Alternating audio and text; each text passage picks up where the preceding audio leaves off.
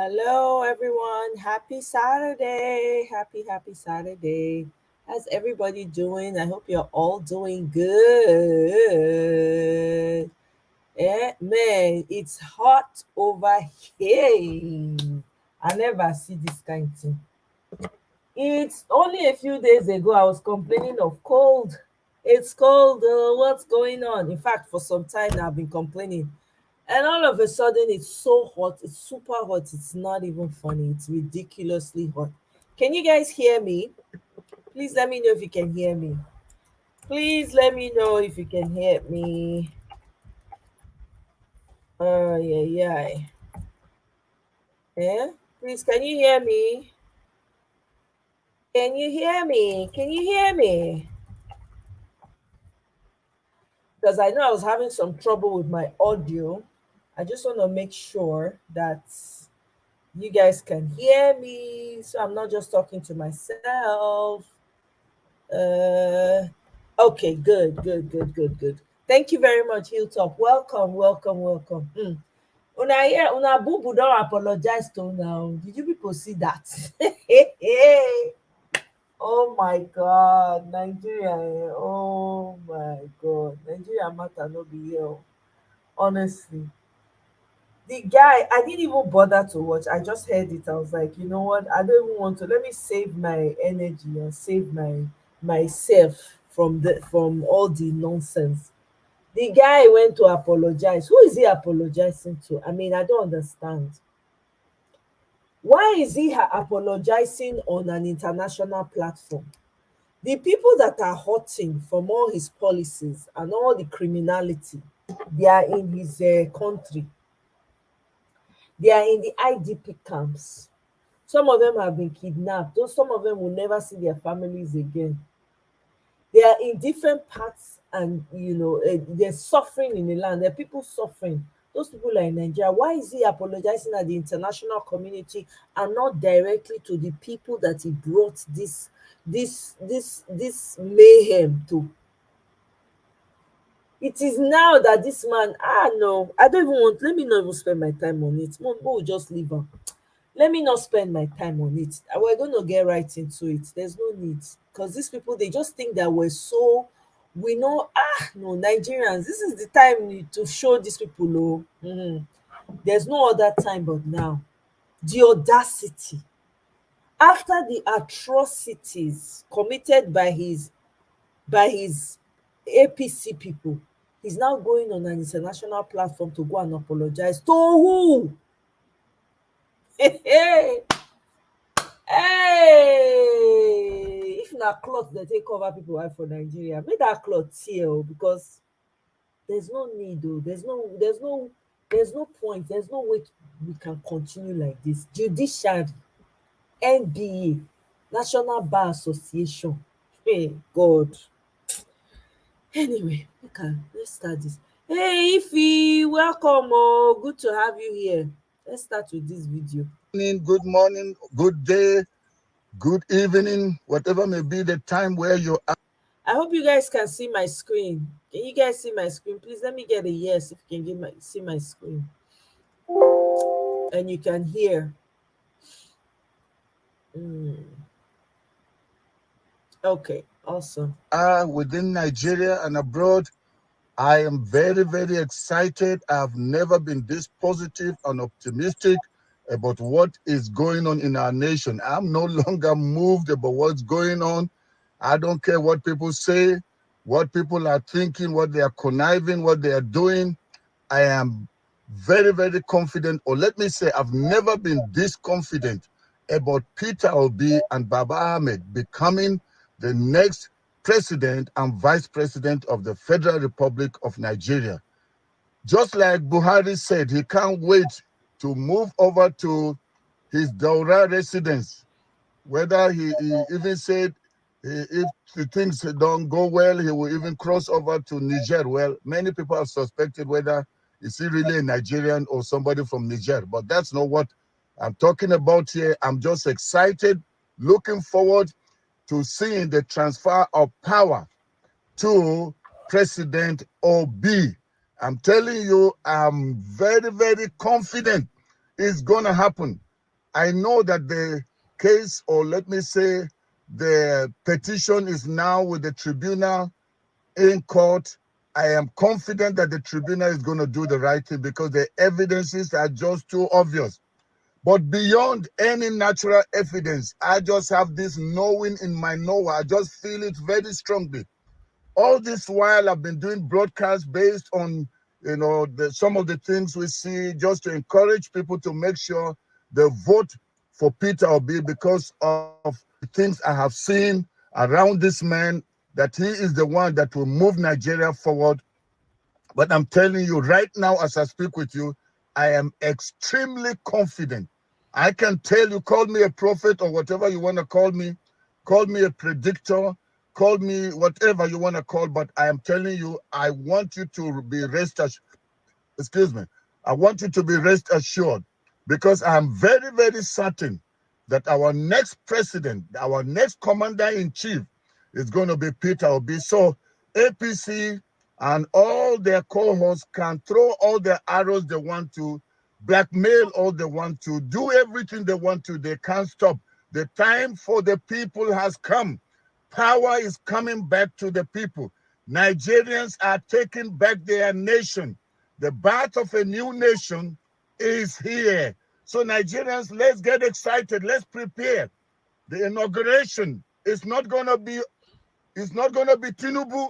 No, it will never, never, never, never happen.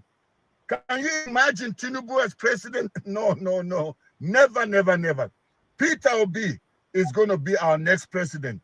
I've never been this confident. I've never been this deeply assured of the certainty of Peter Obi becoming our next president. So I want everybody out there, the obedience, don't get discouraged, don't get frustrated, because the birth of a new nation, Nigeria, is here. And Peter Obi is going to Aso Rock. So start preparing your dancing shoe. Start preparing your celebration clothes, because Nigeria is about to take a new turn. Yes, you may call me a prophet. Whatever you call me, that's not what matters. The thing is that I am confident, and I want to build that same confidence inside every Nigerian. Those of you that are going out on peaceful protests, you don't have to stop, but let's just be assured that we are taking our nation back. INEC, Mahmoud Yakubu, and all the APC people that stole the mandate that rightfully belongs to us, we are reclaiming it. I am confident that the Nigerian judiciary will do the right thing. I am confident that the CJN will do the right thing. I'm confident that the judges will do the right thing. But our trust is not in them, but in God Almighty, who has said Nigeria's time is now to be free from these political charlatans and these political rogues. So in advance, Nigerians, I want to say congratulations, because nobody can stop the birth of this new Nigeria. So be confident the way I am confident. I know I've made broadcasts where I was almost frustrated, but my confidence is back, and we are taking our nation back. Congratulations. Look forward to meeting with you during the transfer of power, during the time that Peter Obi will be sworn in as the next president and commander-in-chief of our wonderful nation called Nigeria. Well, this is your friend and brother, Dr. Haruna Goro. God bless you. Have a great weekend, and we connect next time. Love you all. Love you all. Love you all. All right. Ify, are you sure? My connection is fine over here. Oh. Can you guys hear me very well? Ify, you're on mute, so I can't hear you in case you're speaking. I was just, at some point it was, I think it was buffering sort of, but it went back to normal. So I think you're good. Yeah. Okay, interesting. I didn't even show at all on my end. My sister, welcome. Oh. Welcome, welcome. I know you have something to say. Please go ahead because we're gonna get started right away. Hopefully, I can leave here early and I will let me go early. Hmm. Yeah, I'm assuming that what you're talking about is that begging way Buhari the beg us, shey? Now that I one. Na that one. I don't want to focus on that one. I just saw it, but I Okay. don't bother to watch him. I know it dey interest. I don't get waiting. I don't get interested with that man get to talk because he knows So exactly what mm, he's doing. mm. So I don't know whether you've heard about the petition. There's a petition link going around. I don't know whether you've signed it. No, what Hopefully, petition is then we'll that? hear. Say, Weddy. What petition is There's a that? petition requesting that the tribunal be televised. It is this normal petition, but say those ones, those kind of petition, they feel they honor them outside Nigeria. You sure That's say this our Nigerians go honor them? That that's normal petition where would they sign now? yeah, yeah. Have you seen I it? think Have you I signed think it? I signed it. Yeah, I Oh, think I you signed did. it a while back. Yeah, Oh, I see, I see. So yeah. yeah, if them fit televise them, it will make sense because one of the things where the important parts we say people need to see this fact where Peter will be the talk say and we will prove it. We want to see the proof that he has, the evidence that he has that made him so confident about it, which we know he has them. There's no doubt about it. Dr. Aaron Ogoro is one person that I respect so much. I know that I watch his channel grow from like waiting like 500 subscribers to thousands of subscribers right now. Everything started, on the back of the election and all of that. And I believe him. I believe what he's saying. I had a chat. Oh my, yeah, I'm sure you were in London when the election was held in Nigeria. You were visiting Yeah, with Auntie Bridgie. yeah. And remember, I was talking about that pastor that I said I called him because I needed inspiration. And he was like, I am so angry. I am so angry. I was looking for inspiration from him, but I ended up being the person pacifying him. I spoke with him today. And Oh, we had a chat today. I was surprised I got a call from him. I was like, whoa, I know Saturdays are usually interesting. busy because he's always marrying people off, well, joining people in weddings. So I was so shocked to see his call this morning. And I said, Yeah. hey, Pastor, you're calling today. And he was of a good cheer. He was so excited and happy. And I said, something has changed. The Which last time pastor? we Is talked, it the same pastor that we played this video that day that you? no, no, not be Pastor Okuwe. I don't know Pastor Okuwe one on one. No, Pastor Kingsley Okuwe is somebody that I know on YouTube, right? And I, you know, So which pastor are you talking about? Another pastor? yes, you remember I don't know, we were in London then now with Auntie B when we Mm, were talking about how I was so disappointed, very disappointed about what INEC did. And mm. then remember, I said, okay, I even called a pastor friend and I wanted to get some inspiration from him. You were there now, maybe you weren't Yeah, paying attention. yeah, I think so. Yeah, I think I heard that. Yeah. When the pastor come, they vex. They talk, say, this thing we then do us for Nigeria. Now God go judge them all for this bad thing we then do us and all of that. And everybody started laughing in Auntie B's channel that day. Oh yeah, I think I remember. Yes, yes, The yes. same pastor I spoke with, he called me this morning and we chatted and we talked. Okay. He was very excited. He said, if he go and mark it, he's a Yoruba man. Oh. He said, if he go and mark it, Tinubu will never be sworn in. I said, Pastor, you're sounding very different from the way you sounded that day after the election. He said, he said, with all this evidence that we have, he said they never born judiciary well. He said Hmm. they never bond them well. To swear that man in with all this evidence, we don't full ground. He said it's like God is saying, see, you want me to show you more. There is plenty. I will release plenty more and everything. He was and he told me to go and mark. I said, Pastor, I will hold you to your word. Though. I said, Pastor, say me, I don't get time for all this, but I'll hold you to your word. And he said, see, if I'm mark this date, mark it that I told you that Tinubu will never be sworn in. He tried to bring in some spiritual dimension to it. And, he was making reference to Abacha. And I said, Abacha was a military dictator. And Tinubu has done worse than Abacha.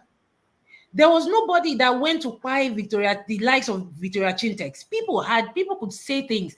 Abiola's wife was the only woman with them buy during that Abacha time. I'm not sure say them buy women plenty.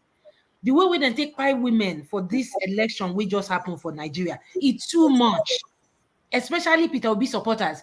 You get one woman leader with the Edo State with them carry go. I don't know whether you hear that story. One Labour Party woman leader like that with them carry for weeks. I don't know how much we them pay the people we can't release them. On top of saying they support Peter Obi. Oh.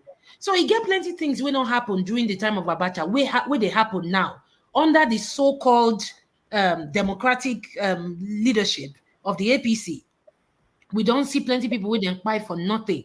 So now they tell the pastor say, even Abacha self not do reach this guy. Now he come they tell me say, now that one you go take no say the kind punishment we God go give this Agbado, you not go get part two. He said the kind disgrace we go meet him. I said, Pastor, I don't hear you. I go hold him with my left hand like this. I not go take and chop. So that when that May 29th reach, we'll go see what thing will happen.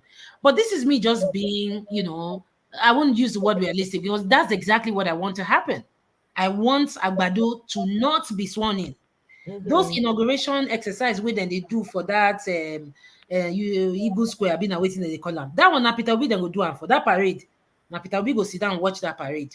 It's So yeah, so by this is God's grace. what does the pastor know that we don't know? I'm just curious. Oh, he's just like everyone. One of the things that I like him for. He's not the type where go say, "Oh my, yeah, they see vision for where you they know." This one's not very realistic, pastor. Now he be not get time for all this. I sleep yesterday. I see vision. No, no, no.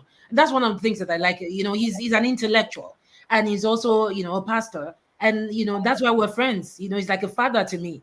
But when we're talking, you go think say me and I'm na mate. In can they tell me some things where they happen for 1993. Now can they talk say, I not hear that one. I say, I still small that time, I don't know. He say, no worry, I will teach you history. He talked about how, Abacha formed parties. He said there were people loyal to Abacha at that time. Say and I don't hear that one before. Youths in support of Abacha or something, one party where them formed. He said Abacha formed 10 parties. There were loyalists lining up for Abacha. If you talk him against Abacha, they will fight you in those days. He said that the same thing they happen. Say everybody know say this Agbado na one kind person, but he still get people where they support him. He said, but he go shock him.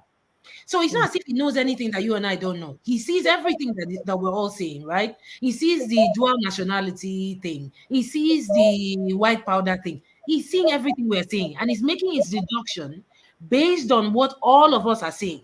And he's saying it will be wrong, absolutely against anything that has to do with justice if the Nigerian judiciary allow this guy to this sworn in.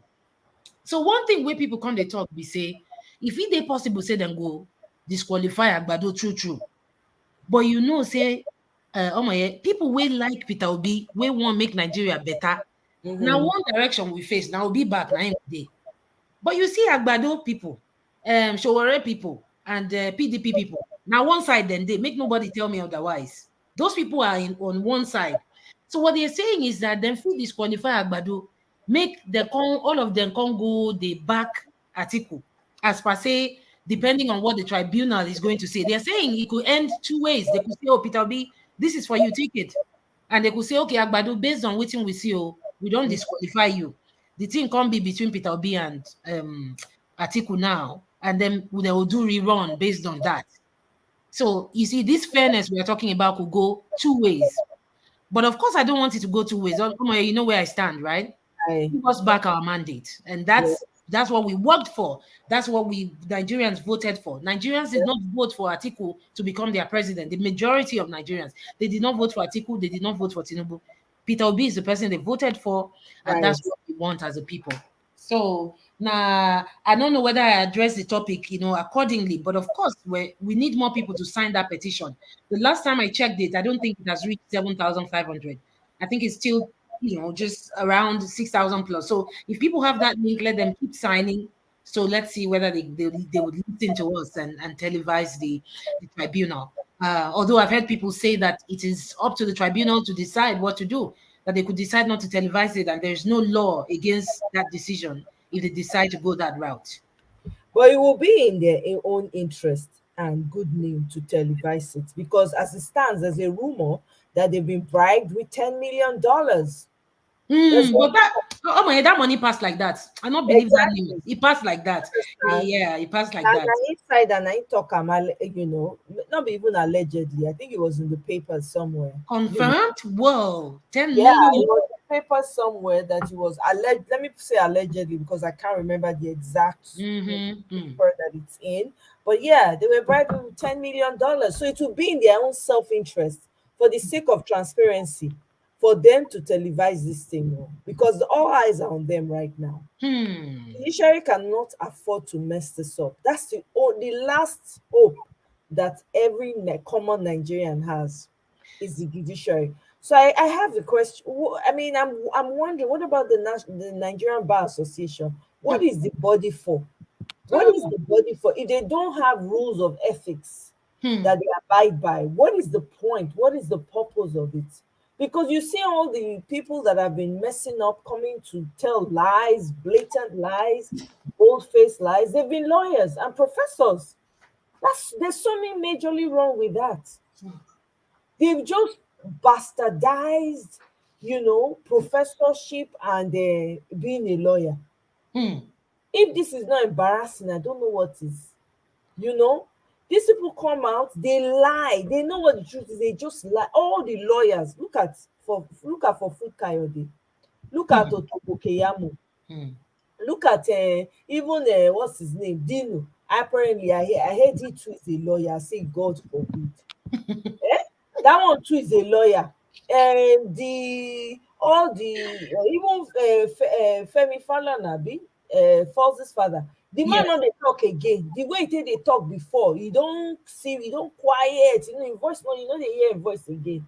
So my question is he now towing the tribal line? Because I don't understand. You Why know, is he oh continue my, question? about these lawyers. I was recently duped by a Nigerian lawyer. Anyways, there was a case that he was supposed to handle for me. I have known this Nigerian lawyer for 15 years. Here now, you dealt with the person here or back home? No, back home in Nigeria, there was a case I wanted him to handle. So I made a transfer from my Nigerian account here. Of course, my Nigerian account is up to date. So because last time I traveled, I had to go and just fix everything, and I transferred money to him. And this guy carry my money run. Good. I couldn't, I sent a message. I said, I never get your time. I say, it be like say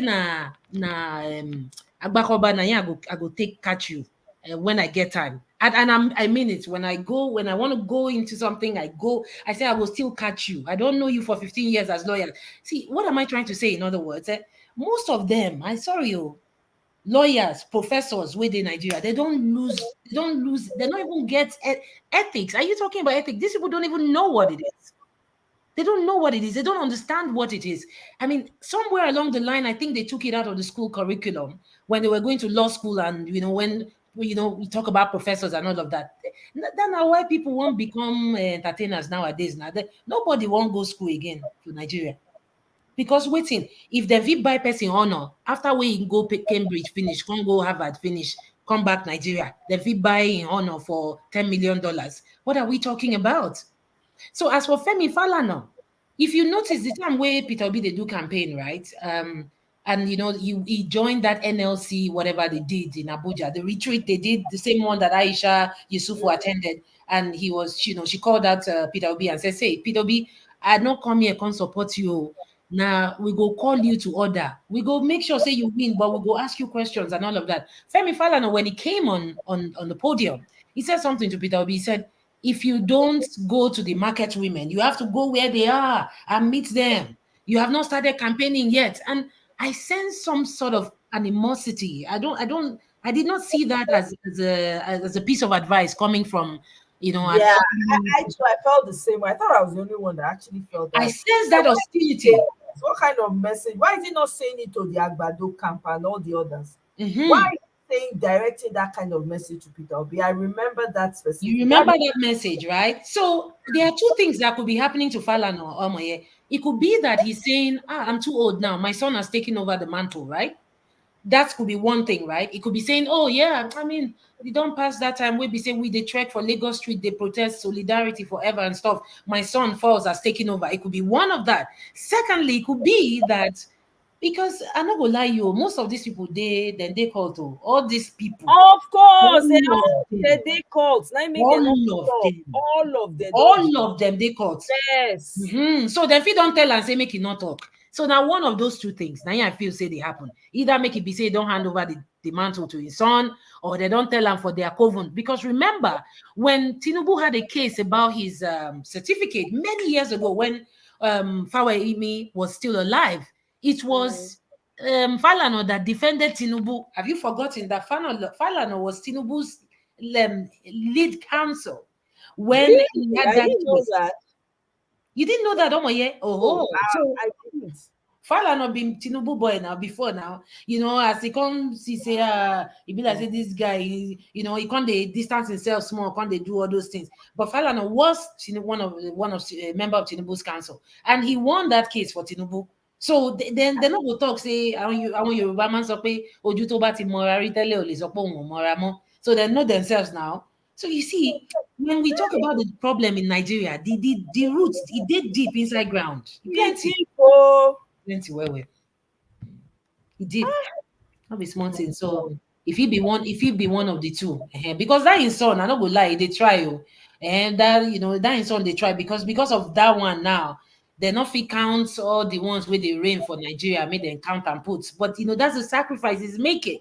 He came out and said he's even willing to cry on top of this election matter as they take cheat Obi and all of that. So when I see his son, I know they too vex with him, Papa. I go say, okay, at least in son they do small for the things where the papa supposed to do.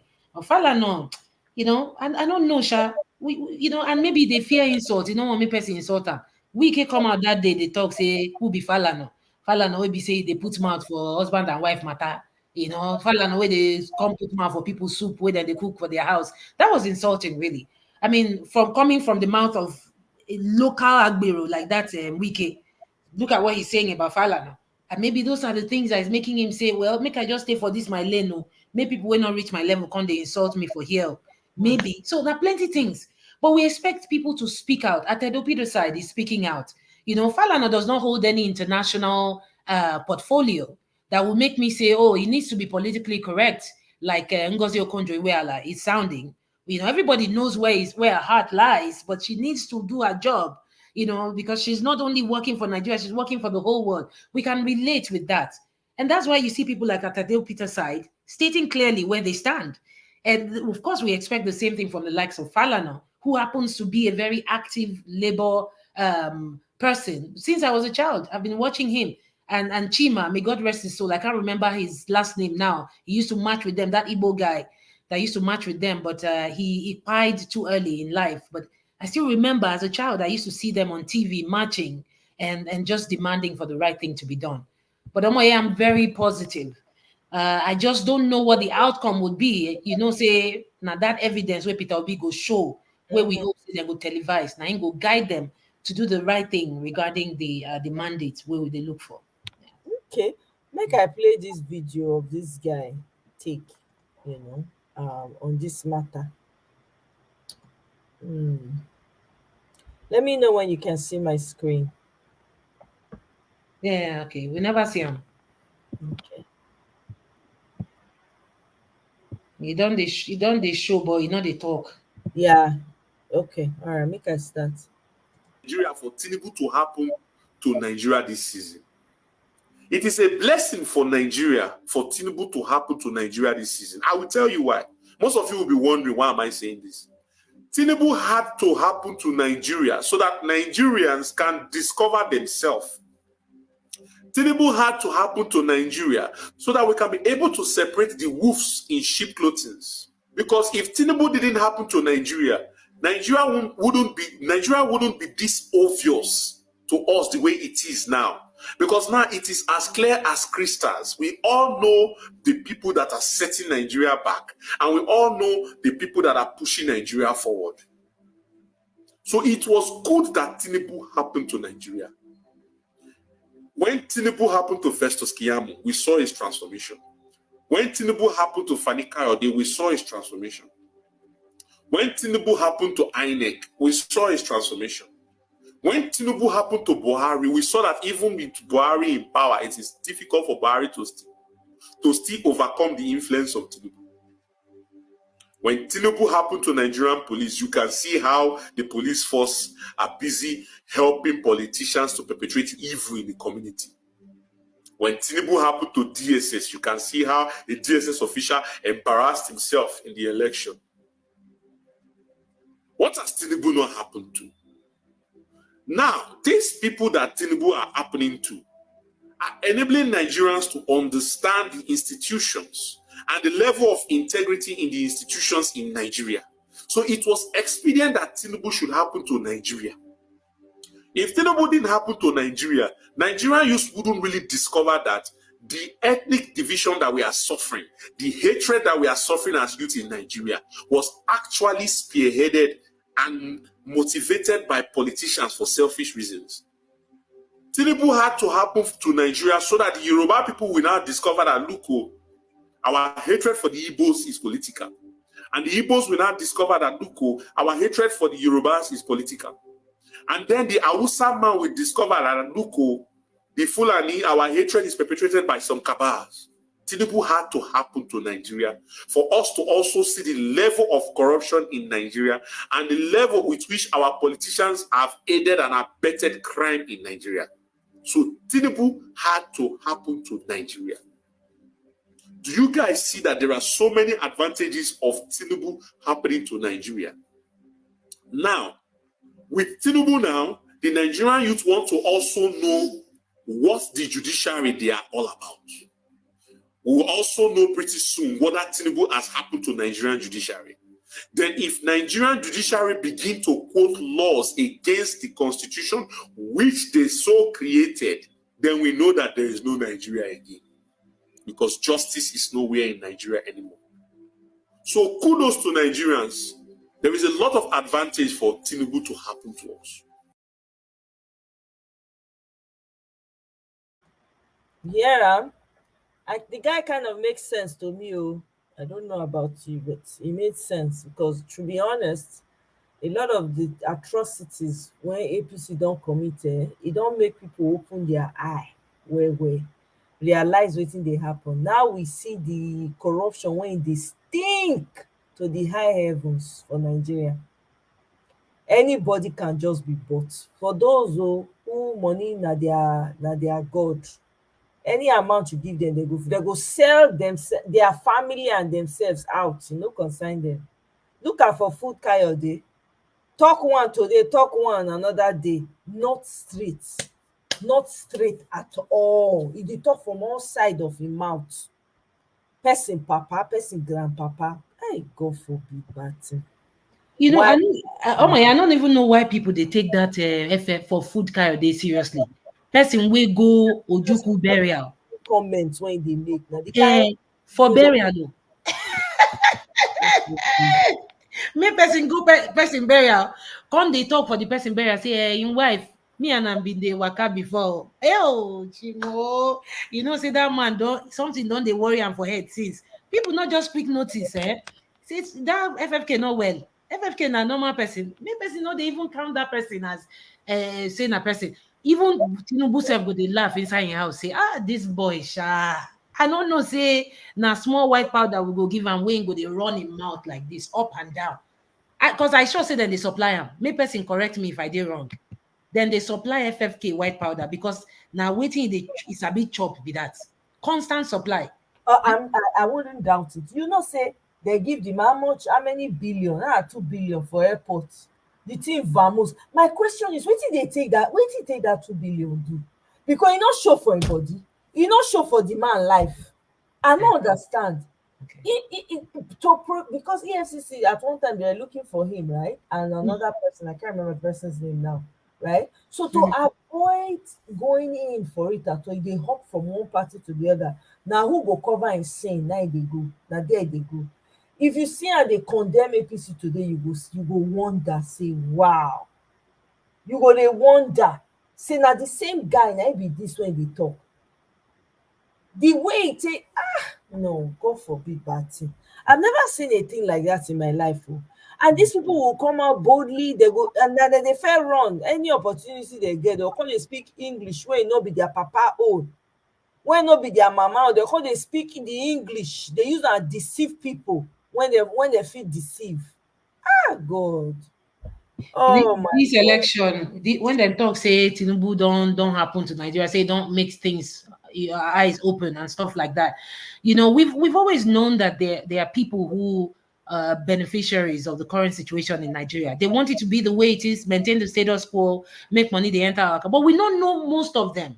You know, we don't know, you know, you see as all of them, they come out from their shell. Because with Tinubu, when he gives you a dime, you have to pay him back one way or the other. If to say somebody been get sickness with the worry and wait Tinubu paying your hospital bill like 30 years ago. Now this kind of time Tinubu they go knock on their door, say, "Can come, me don't reach time where you will come pay me back for that hospital bill where I pay for you. Or you come and come support me." That's now why all of them they come out from inside the hole where they right now. Where I be say, remember that Yoruba actor now when it come out. I don't hey, know. that one way open, way Oh, open yash. exactly. Say when he dey sick, hey God. Even Soyinka say they burn him house down. Abi na Tinubu wife buy everything when he God. I say look at these people for crying out loud. How about our brother Asari? Not be so Asari come out, they talk, say, hey, let me tell you something. There's something fundamentally wrong with this crop of Nigerians who feel, say, because Tinubu rub my back the time when they scratch me. All of una see what he do me. Now you will do something for now. How will take help me? How Tinubu take help me? Now they ask. You Na know, kind I no understand how they take he goes deep. When he wants to help, he goes deep. I remember my first year in Unilag, I was in the same room with the daughter of the head of Loma. Loma, you know all this one where Loma waste management waiting for Lagos then. yeah, The daughter, me and they stay for the same room. This girl now 19 years old, he don't go Mecca like 3 times already. can you At imagine? the age of 19, now Tinubu they send and go. Because of sake of as him take tell me the story, because they do story time, you go say, Tinubu. Say we get one time where that time where Abacha they pursue Tinubu way they find them, say he won't catch him. All those ones na story, na lie. I not believe those stories. Because Abacha Pikin, Gumsu, and Folashade, them be best friends today. Everybody knows that. So you see, when they come up with this 1993 story, this BS story about how Abacha is trying to catch Tinubu and Tinubu escaped. One, let me just cut the long story short. This man was hiding, Tinubu was hiding in the one-room apartment, one room face me, I face you, that this my roommate and the father and the Alaji father were living when Abacha was looking for Tinubu. So Tinubu stayed in that one room for like 2 days before he escaped Nigeria. And Tinubu told the father that I will never forget you, according to what the story that this girl told me. He doesn't forget people, there's no doubt, but you will pay. If he do something for you, you must pay. This girl went ahead and I think she's still in charge of this Sisi Ologe beauty pageant that they do in Lagos. At 20, while we were still in school, this girl got married. I remember that the whole Lagos shut down because of this girl. We be saying 110 he get for jump. Oh my, yeah. 110. It was Wow. Tinubu's connection they used to get her into Unilag. 110. 110. You see this mama, whether they call her Bibat, we be saying na in train Tinubu, we be saying na in teach Tinubu how to be hardened criminal. Na in carry phone call the VC of Unilag. Tell am say come, I beg, may you find admission, give this girl. Oh. Now 110 he get, he not pass. When I heard about her jam score, she told me with her mouth. I was like, what? What are you doing here with a 110 jam score? As an Igbo girl that I am, half Igbo, half Niger Delta that I am, I had to score 280, 290 in jam to get into Unilag. Exactly. I mean, the truth, look at the difference. And then we ended up in the same room. Of course, after some time, all of us separate. Because in Unilag, if you are on first class, you stay in Moremi Hall. And that was where I started staying in my second year. Somehow they tend to separate people after first year. You go tell us, say, you belong in this hostel, Abi, you not belong. But I stayed with that girl in the same room for 1 year. And it was Tinubu's story from morning till night, morning till night.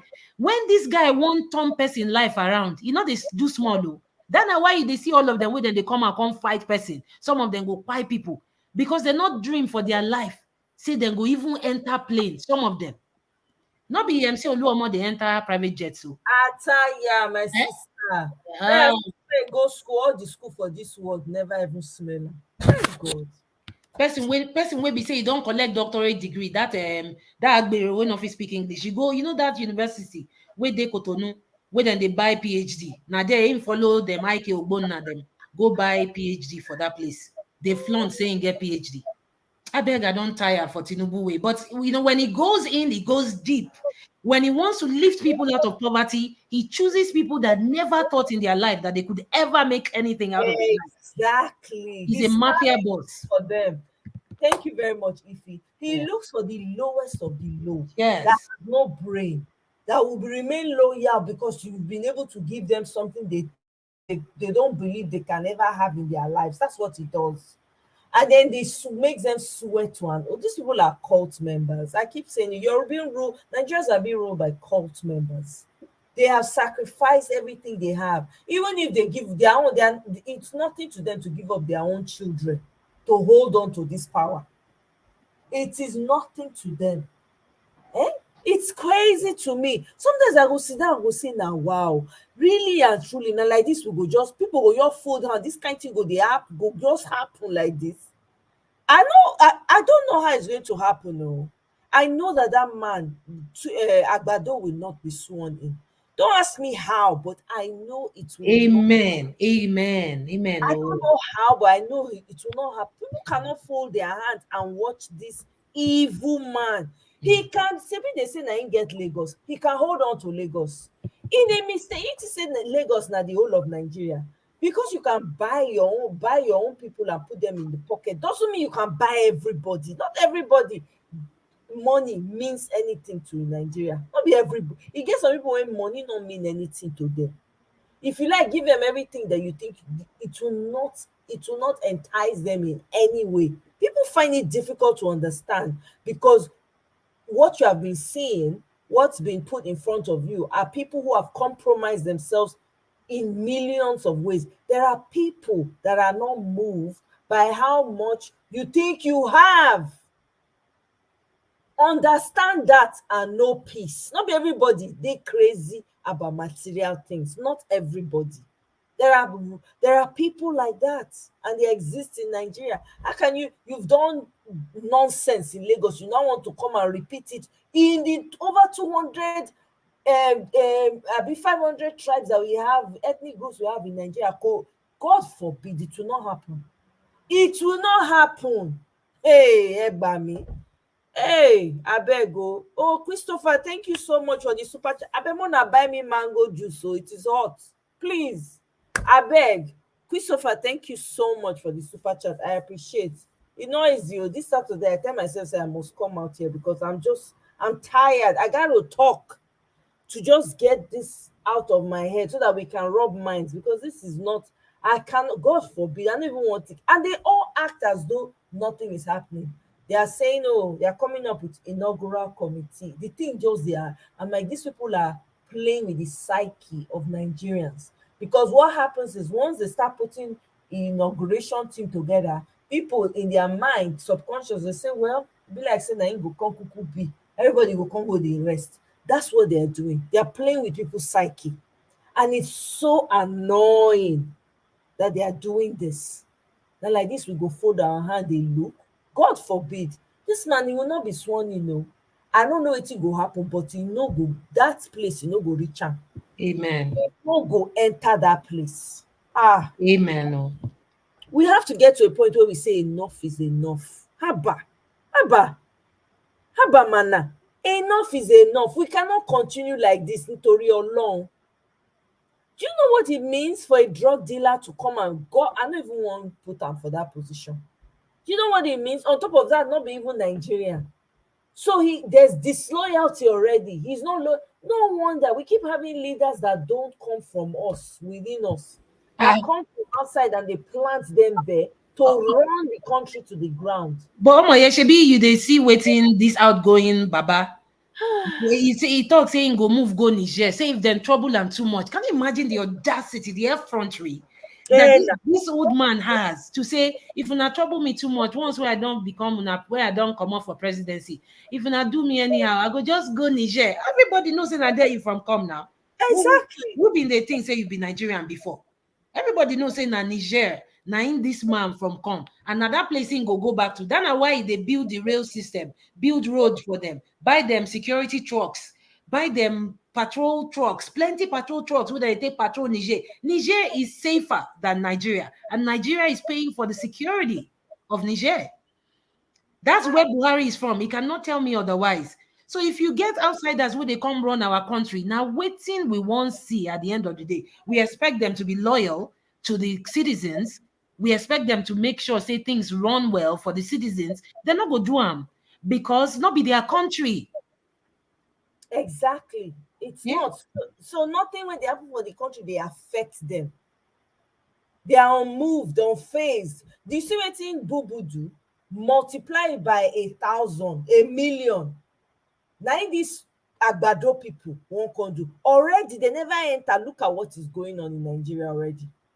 Oh my, Just you don't know, say you know that something Lawa where we say then say Naim be was spokesperson for Buhari. He talks say Nigerians go miss Buhari. You know what in that one mean now? Now now you I say remember that in I think na media person or media whatever person. You know what information. they try talk? He say una never see anything. If Agbado enter, una go hear when. Now waiting they try tell us be that. You know Exactly. they warn us. He know, he himself know, is he not part of them? He's part of the cult now. He know he don't collect money. Oh, for all you know, the guy don't already sort the family out. They are moving out of Nigeria immediately. Ah no. Nigerians, you cannot allow this happen. No. It cannot happen. There's no way you can allow. See, don't think nothing say outside that go come help you. They're not they come. Because now exactly wetin dem wan make happen na im dey happen so. You know how many things dem come collect for your land if dis man enter? You know how many dis man wey be say e like money, e go negotiate everybody destiny. E go divide am. China go collect, France go collect, America go collect, UK go collect, Ukraine go come collect. Hey! Hey Osalogba o! Abeg. That Ukraine where you mention I just a pity that one. I don't go no kuna no vex so for my mind.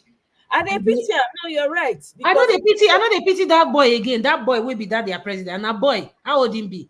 Come they talk, say make Agbado come. When they don't swear I mean, him go give him tour of Ukraine. I say make Putin bagbo her for that Ukraine with them day. Putin never start to. I won't make it finish them. Shebi that war never serious for him eye, because the suffering when Nigerians they suffer for Nigeria, he never, they never tell them about how people they go farm, where they not go come back. Where be say now they are by body they will go bring come from farm. People go enter bus for Lagos, they not go see them again. They don't lost, they don't traffic them. It be like say all those ones, it not they hear as things they bad for Nigeria. Then why in they talk say he won't give Agbado tour. I say make Putin finish work for him body because then still they Putin still they look am. That's why still they get mouth, they put mouth for Nigeria matter. But the truth here is, oh my, is that we don't want Agbado to happen to us because not be this one where we they talk. I say even me and you, we not go fit go Nigeria or say we won't go I'm visit our telling cousins. you, Ah, I'm telling you, we will not. Facts on facts. We won't. One love, welcome, oh, welcome. Happy Saturday to you. You're on mute, oh, we can't hear you.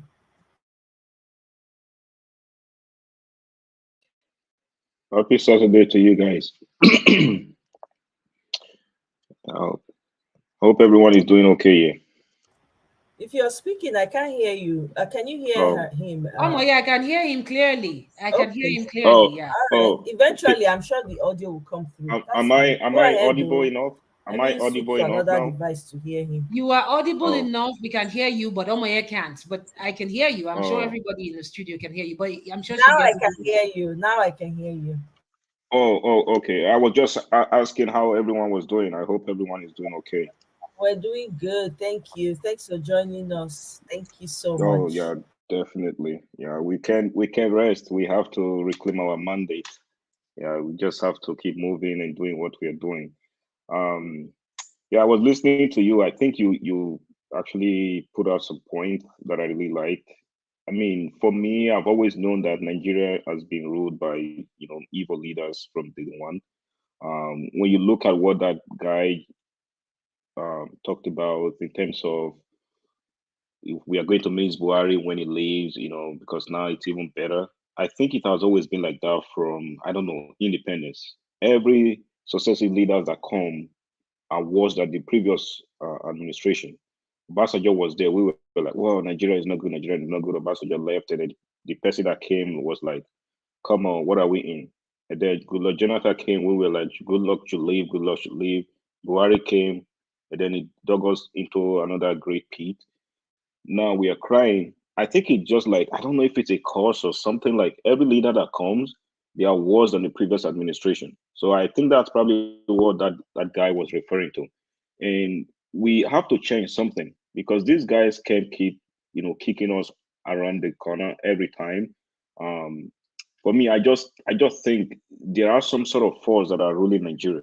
Because I watched a documentary on BBC. There was a guy who talked about how even up to the parliament, the president, the government, and everybody in Nigerian government are involved in cultism. Um, I think when you look at what is going on in Nigeria, every one of them are just after their own pocket. Like they want to make sure if my guy is there, I favor him. We are in the same house, we are all in the same group, so nothing is going to happen, sort of thing. But I don't understand why even in this group and the various groups that these guys are into, different courts that they are into, if this court don't teach them how to be progressive, I don't know. Like if you are going to be a member of any group, you have to be able to put something forth. Like look at what people are doing in Japan, look at what people are doing in China. People are designing handmade, say people are designing telecommunication devices. Why can't these groups be productive? But they can't because the politicians are after them. The politicians use them to do some stupid stuff, and the politicians back them up. And every corners of the Nigerian government has been pretty much raped with this nonsense that young guys are doing. That's the reason why we can get rid of all this mess in Nigeria. And it's difficult when you see people in government are actually also doing the same thing that they appear to be preaching against. So I think the forces that are ruling Nigeria, we have to uproot them. And the only way to go is by going neutral, by bringing Obi in. If Adbado gets in there, it's just going to be worse. I know he has, even MC Oloma and all of them, they have these groups that they are into. They are into different cult and different houses. And once Adbado get there, they will be like the ones in power. So they are going to be the one controlling everything. Maybe when Adbado leaves and another person, I don't know, they could be in PDP or some sort of other party, when they come in, maybe their own house is in power. So these things are just going to be going back and forth. And they never come up with any good idea. Our GDP is a mess. People are not even in school.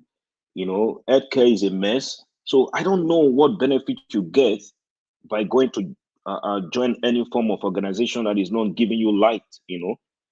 People join organizations all over the world to move forward. 2023, we still don't have electricity. I don't know why these courts, why they don't teach people how to be productive. Why they don't teach people how to think. We have Inosu motors in Nigeria. By now, if Nigeria was a productive country, Inosun branches will be all over the state of Nigeria. Look at what's going on in the US. General Motors is what we know as an American car. Because the government is responsible, they were able to champion them and invest in that company.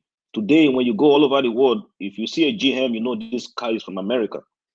But we have the opportunity to champion a guy who came up and tried to assemble cars. The government messed it up because they don't know what they are doing. So Agbado has to forget about it because he's not going to make it there. It's not about bluffing or anything because I know he's not going to make it there. Um, every other part of the country that has been pretty much messed up by PDP, APC, we have to try our best to reclaim it. Because at the end of the day, we only have one country, and that's the country called Nigeria. I can go anywhere. I can hold a passport of any country, Japan, the US, Germany, or whatever it is. But at the end of the day, I was not born there. You know, an American is different from someone who is an American citizen. You understand? So if I was born in New York or if I was born in California, it's different from someone who is holding an American passport. We have to defend our own land because if we don't, no one is going to do it.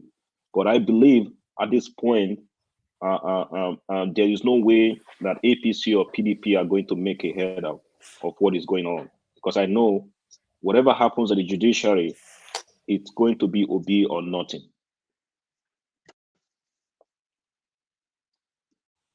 Thank you very much, One Love.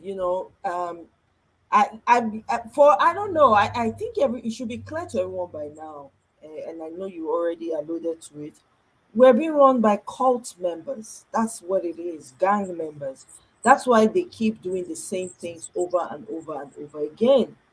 you know so expecting someone to grow a conscience from within them, it's a tall dream. They're not going to grow a conscience because they've already seared their conscience. They've already, it's like telling on themselves. They're not going to tell on themselves. So Nigerians have to be the ones to decide to pull it down altogether. They keep throwing all these things out, inaugural, whatever, committee, whatever, to mess with the psyche of the people, to make you feel like what you're doing is not working. What you're doing is working. That's why they're throwing all that out. They know. I guarantee you they are shaking in their boots because they've never seen this type of thing before. However, it's just so frustrating when you see. It's almost like the news outlet, with the exception of a few, the professional organizations, everybody just seems to be under their control. I mean, look at a whole judiciary, for crying out loud. They have a body that guides them. They ought to have ethics and rules by which they rule, or give their judgments. No, nothing. They give, you have sons like people they dash, e be like people they dash 30 kobo for streets. Na sand be for Nigeria, that know nothing at all about civic responsibility, about caring for other people. It's all selfish. Hey, hey, Mr. J, welcome. Oh, thank you very much. Hey, my sister, how are you? And every other person online. Good evening to you. Welcome. I will just say this. Hmm. It goes back to what I've been saying all along. You see, the problem we have in Nigeria is we have to sort of kind of conceptualize it.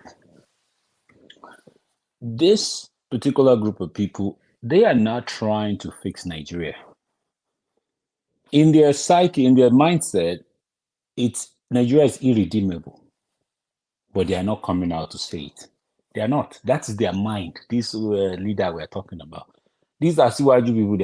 They are not trying to come in and make Nigeria okay. It's gonna be great, because if you don't love something, why would you make it great? No, they don't care. I'm not saying people that want the country to move forward are not in Nigeria. There are people that are truthfully trying to fix Nigeria, like our principal, but they will not give it to people like that. Now, the question is, we have two different set of people. Some people in Nigeria think, okay, we can turn back and change things and make it move forward. But there are some people that have signed out mentally, and these are the people that are in charge of Nigeria. Boo Boo came in only to come and drain the country. He had no plans to fix Nigeria. It's a means to an end. Okay, I'm coming in. I'm going to do this, and that is why we have seen it in 8 years. Look at it. Nothing has changed. No, I mean not changed, but it has gotten worse. Like they have agenda. They had their plans made up. They enrich their own people, and that's the plan. Because I will use the example of a credit card. Some people that will take credit card and they will clean it up. They will take they are destroying their own credit too, but they will take the card and not pay it back. Then they will now go bankrupt. Or some people will take this thing on their house. What do you call it? A loan on their house, home equity. The financing. This happened way back in 2008 when the housing crisis happened. A lot of people did that. They were taking money. Then next thing, they say, hey, you buy a house, this and you already grew by 200,000. Next thing, boom, they refinance, they cash out. Then they go bankrupt. That is what they are doing. That is what this set of people are doing. Boo Boo, especially. He came in, took loan, and if you kind of look at the way they were taking that loan in the name of infrastructure, Yes, he was taking a loan from Nigeria. The thing is, if you take a loan, you take 10% or 15% of it to do the thing, the whatever project. 95 or 85% of it is in private pockets. That is a scam. The amount of loan they have taken, our principal always said it, if they actually spend it the way they projected, Nigeria will have turned around overnight. But what they did was because what they are taking is they're taking dollar, they are taking international currency. So it's easy to siphon the dollar out of the country, to go and finance their own life outside the country. And I mean, look at Atiku. Look at what he's doing. He's living in Dubai. It's Nigeria's money that is using to spend outside the country. These are people that don't mean well for the country. Agbado is in France.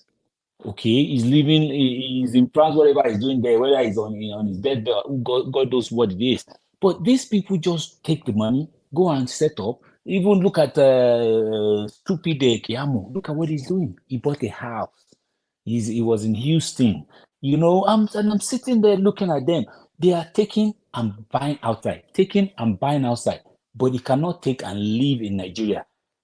Agbado, we don't know any industry this guy has. Industry. We don't even know if he has a vegetable farm. A vegetable farm. Don't talk less of an industry. And look at it. Enterprise. Our principal said enterprise without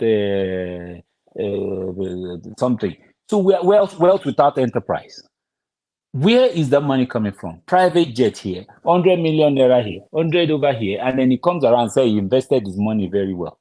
They are dealing with people that have been impoverished mindset, that cannot think. I heard your conversation earlier about this Yoruba actors that these are all unijekuje. These are all nonsense. I know I come from that culture, but I can just see through it. And I don't care about, one thing that I really, really, really dislike is this culture of respect. Àgbàlagbà ni wọ́n, don't talk to him like that. Don't do this. These are the so-called ways they have been using to you call yourself Àgbàlagbà, but you are one of then you will now take what belongs to your child. Is that the way? Is that respectful? You shouldn't respect people like that. And that's what these people have done over the years. They will take what belongs to their children. They will take what belongs to their children's children. They will take everything for generations. Then you now come out here and say, we should just be Baba, Baba. What is Baba? What is that? And that's what we've misunderstood. This cultural thing has destroyed Nigeria. The culture is apart. Good society is apart. You are using your Agbalagba, this Baba, I'm your Baba, I'm your grandfather, I'm not your mate. You are using it to do this on us, to take the enterprise of the country. Then we now sit down there and say, don't let us talk to them, let's just leave them alone. The solution, because if you look back, if you look at exactly what they did during the election, it was a systematic, it was a planned work. Let's do this. Nigerians will never do anything about it because we know their number. Because, if you take it back to the military days, there are so many things that were done wrong and people just decided. And also remember this whole thing. This thing that they've done over the years is planned work. I'll give you an example. There were crimes going on in Nigeria, and they will say, no, private citizen, no, you can't have your own personal this thing. I don't want to call it. You can't have your own personal this to fight back the crime. There was even a time they said that they would take it away from people. Even the local ones they have, they said they will take it away. So it's illegal for you to do this thing. But the reason is because if there's an uprising, it will be easy for them to start an uprising as an individual, because what they are doing is not, they know that people cannot take it, but they are doing it because they know they have taken away power from people. Now, in a Western world like Nigeria, America, you can't do that. If the citizens, you can't take away, you cannot, and that is the argument here. You cannot, because people will rise up, and guess what? They're going to fight back. But Nigeria, where do you start? If paramilitary no day your side or something like in Sudan, you can't start anything. And that is the problem. So they know, they have a plan. It's already planned that we know your number. The most you can do is you go outside, you take your tire in the backyard, you burn it, and the flame will go up, will come out, will spray you hot water, and you go back inside. That is what they are doing. So the only thing is that can be done is an overwhelming. It has to be overwhelming. When it's an occupy. That is it. We cannot fight. We know we can't. So the people have to come out and paralyze the system. I'm not saying after the judgment, because look, before they did the pronouncement, INEC did whatever they did in February. They knew that what they are doing is wrong, and it's in places that have more. Let's say in France, for example, the citizen came out after they passed the law that they said this thing is not good for us. If they have that kind of mindset before announcing that people will come out to, let's not do it, they won't do it.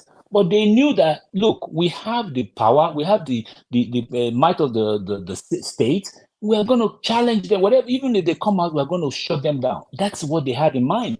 Now look at it. They've done it. Nothing happened. Only a few people came out. And I know we are saying, we cannot match them with this. We cannot be doing their tactics. We cannot fall for their prank. It's true. But at the same time, there's got to be an overwhelming shutdown. And that is basically what needs to happen. That is Yeah, the only thing that is going to scare judiciary. That's the only right. thing that will scare those people. So, Mr. J, let me ask you a question. Yes. When they announced the fraudulent announcement that they made on the 25th, just imagine Yeah. that people came out, Nigerians came out on the streets and took Yes. over. Mind you, there were already boots on the ground, mounted, especially in Lagos. Yes. What do you think would have happened?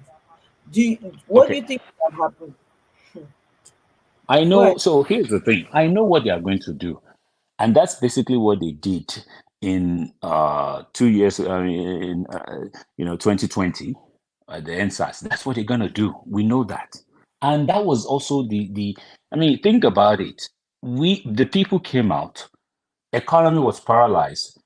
To what extent was it paralyzed? That's a question, because even the naira change that they did paralyzed the whole country more than whatever NSAS did. So they couldn't tolerate the fact that this is becoming an uprising, and they are looking at it from the fact that, look, these people are not scared of anything anymore, so they are coming, so they will come out and do exactly what they did back in. They will quiet the people.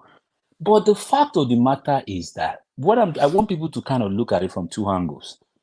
There's nothing that's scaring these people. There's nothing. There's the elite. There's nothing at this point, because they are like, okay, wait a minute, this thing we have calmed it down for 2 months already. The people have the pocket of people. They will say pocket. People like El-Rufai will say pockets, enclaves.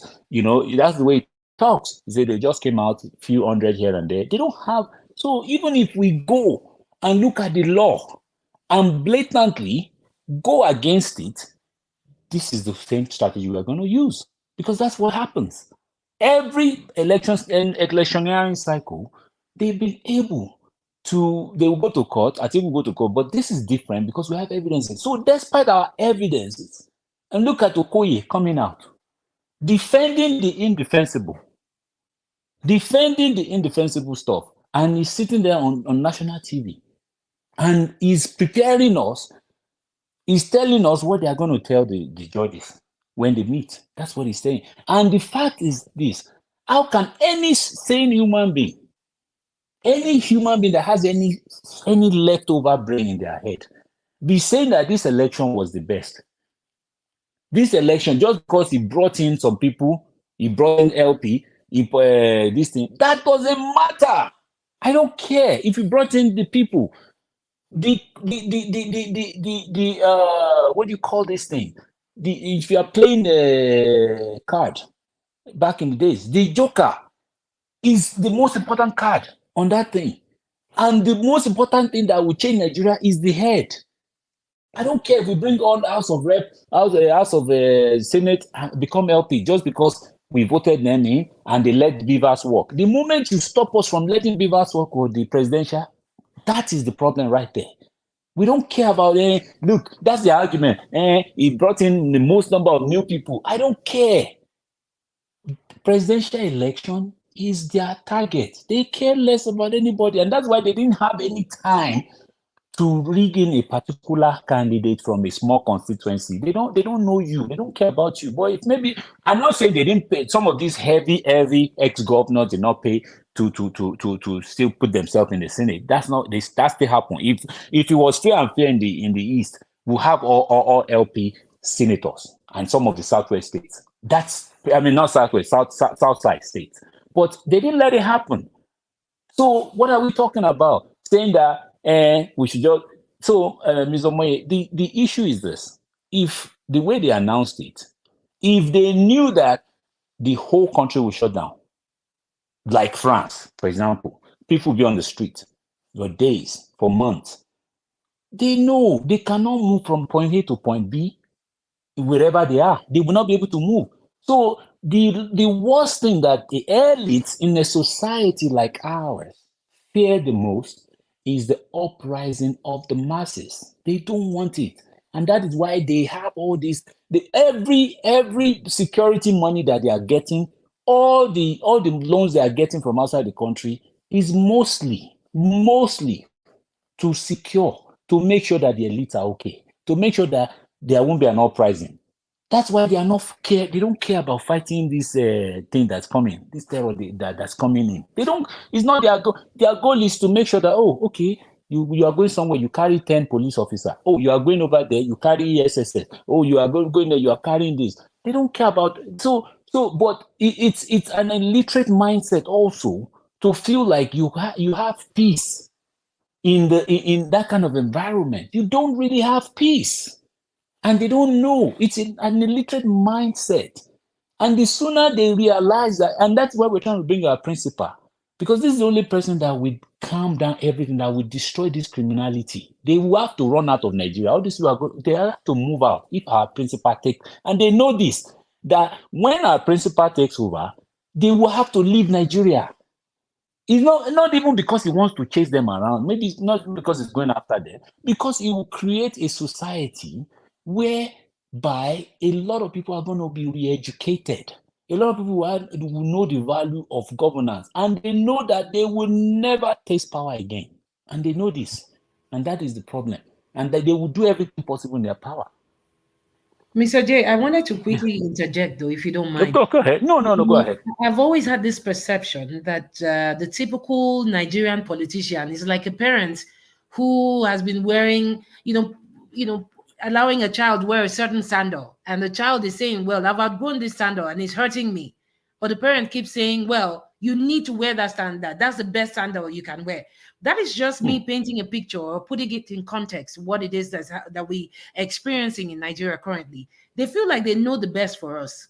Until now, ask me, I have not been, I was telling my friend, I said, I never thought I was this patriotic until Peter Obi came on the scene. I never thought that a day would come when we'll have a politician who is as honest as Peter Obi is. And what will make me say Peter Obi is honest is because he paints the picture as it is. None of these elites will come to us and calculate how many barrels of crude oil people are stealing from the Nigerian Niger Delta region. None of these people will come out and tell us, well, it could be like this, it could be like that. Recently, I heard a story about 10 ships. These ships are ship containers. They came into the country. They imported stuffs with it. And typically, when you have an economy that is functioning, those containers that were used to bring in something into Nigeria are supposed to be taking something out of Nigeria as well. And that is how you know a country that is functioning. It is Peter Obi that opened the eyes of Nigerians to see why it is detrimental to the economy of Nigeria when you have ships coming in with containers into Nigeria, and then these containers are going back empty. When we have plenty, somebody talked about the mango juice industry that they have in Jos, or is it Benue now? Nobody's buying those mango juices. We can ship them out.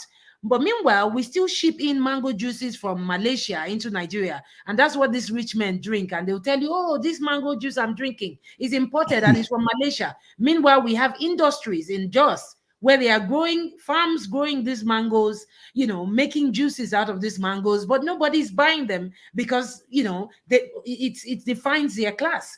I say again, and I agree with you 100% when you say, we need some kind of uprising. Let us not be naive. When we come here and we confess, positive things, positive thinking, we say, okay, Agbado would never be sworn in. At the back of our mind, we need to also be prepared for the shenanigans of these people. They are never, I say they are hydra-headed snake. If you cut one head, come out. As you won't cut the second one, the first one where you cut, they grow back. They're never tired of scheming. Never tired. I've seen a video of Keyamo in the United States. I think he caught an octopus or something, and just torturing the octopus. If you know, say you not go chop them, put them back inside the water. But of course, they go out with their sadist mentality, where they go out and torture even American fish. Things that Nigerians in they deal with. I mean, I digress. But the bottom line is we have to be prepared, just like you said, Mr. J. We have to be prepared. A friend of mine was suggesting to me that we can't use that Lekki toll gate formula again. We can't use it because they're going to come at us. That the best thing we can do is for the students to say we're not going to school, for the market woman to say, hey, I'm not selling market today, for the bus driver to say, if you don't do the right thing, judiciary, I'm not running this bus. That was what they did in South Africa when during the apartheid. People walked long distances. People refused to open their stores to sell food. The whole economy was grounded. I don't know if we can do that in Nigeria, but that would be ideal. If people say, if you don't do the right thing, we're not going to just protest. We're going to protest by shutting down our shops. We're not going to open the companies and the offices. Nigeria is going to record a negative, number when it comes to the economy. We need to come up with ways that we're going to use to deal with these people because we should be ready for anything. Nobody says it's going to be easy. You think they're just going to hand everything to Peter Obi and say, well, you've presented the fact, so now take this presidency because it's you deserve it. They know he won. He won right from the day that they finished the election, February 25th. They knew it, but they're not going to hand it to him on a platter of gold. And that's why we have to strategize and be ready. We just need to be creative with what it is. But again, I say we probably need to start listening to the tribunal from the get-go. Because when you read the body language of these people, then you can tell where they're going. If they are creating a smoke screen or not, if they are serious about giving us back our mandates, or they want to play any funny game. We need to be ready.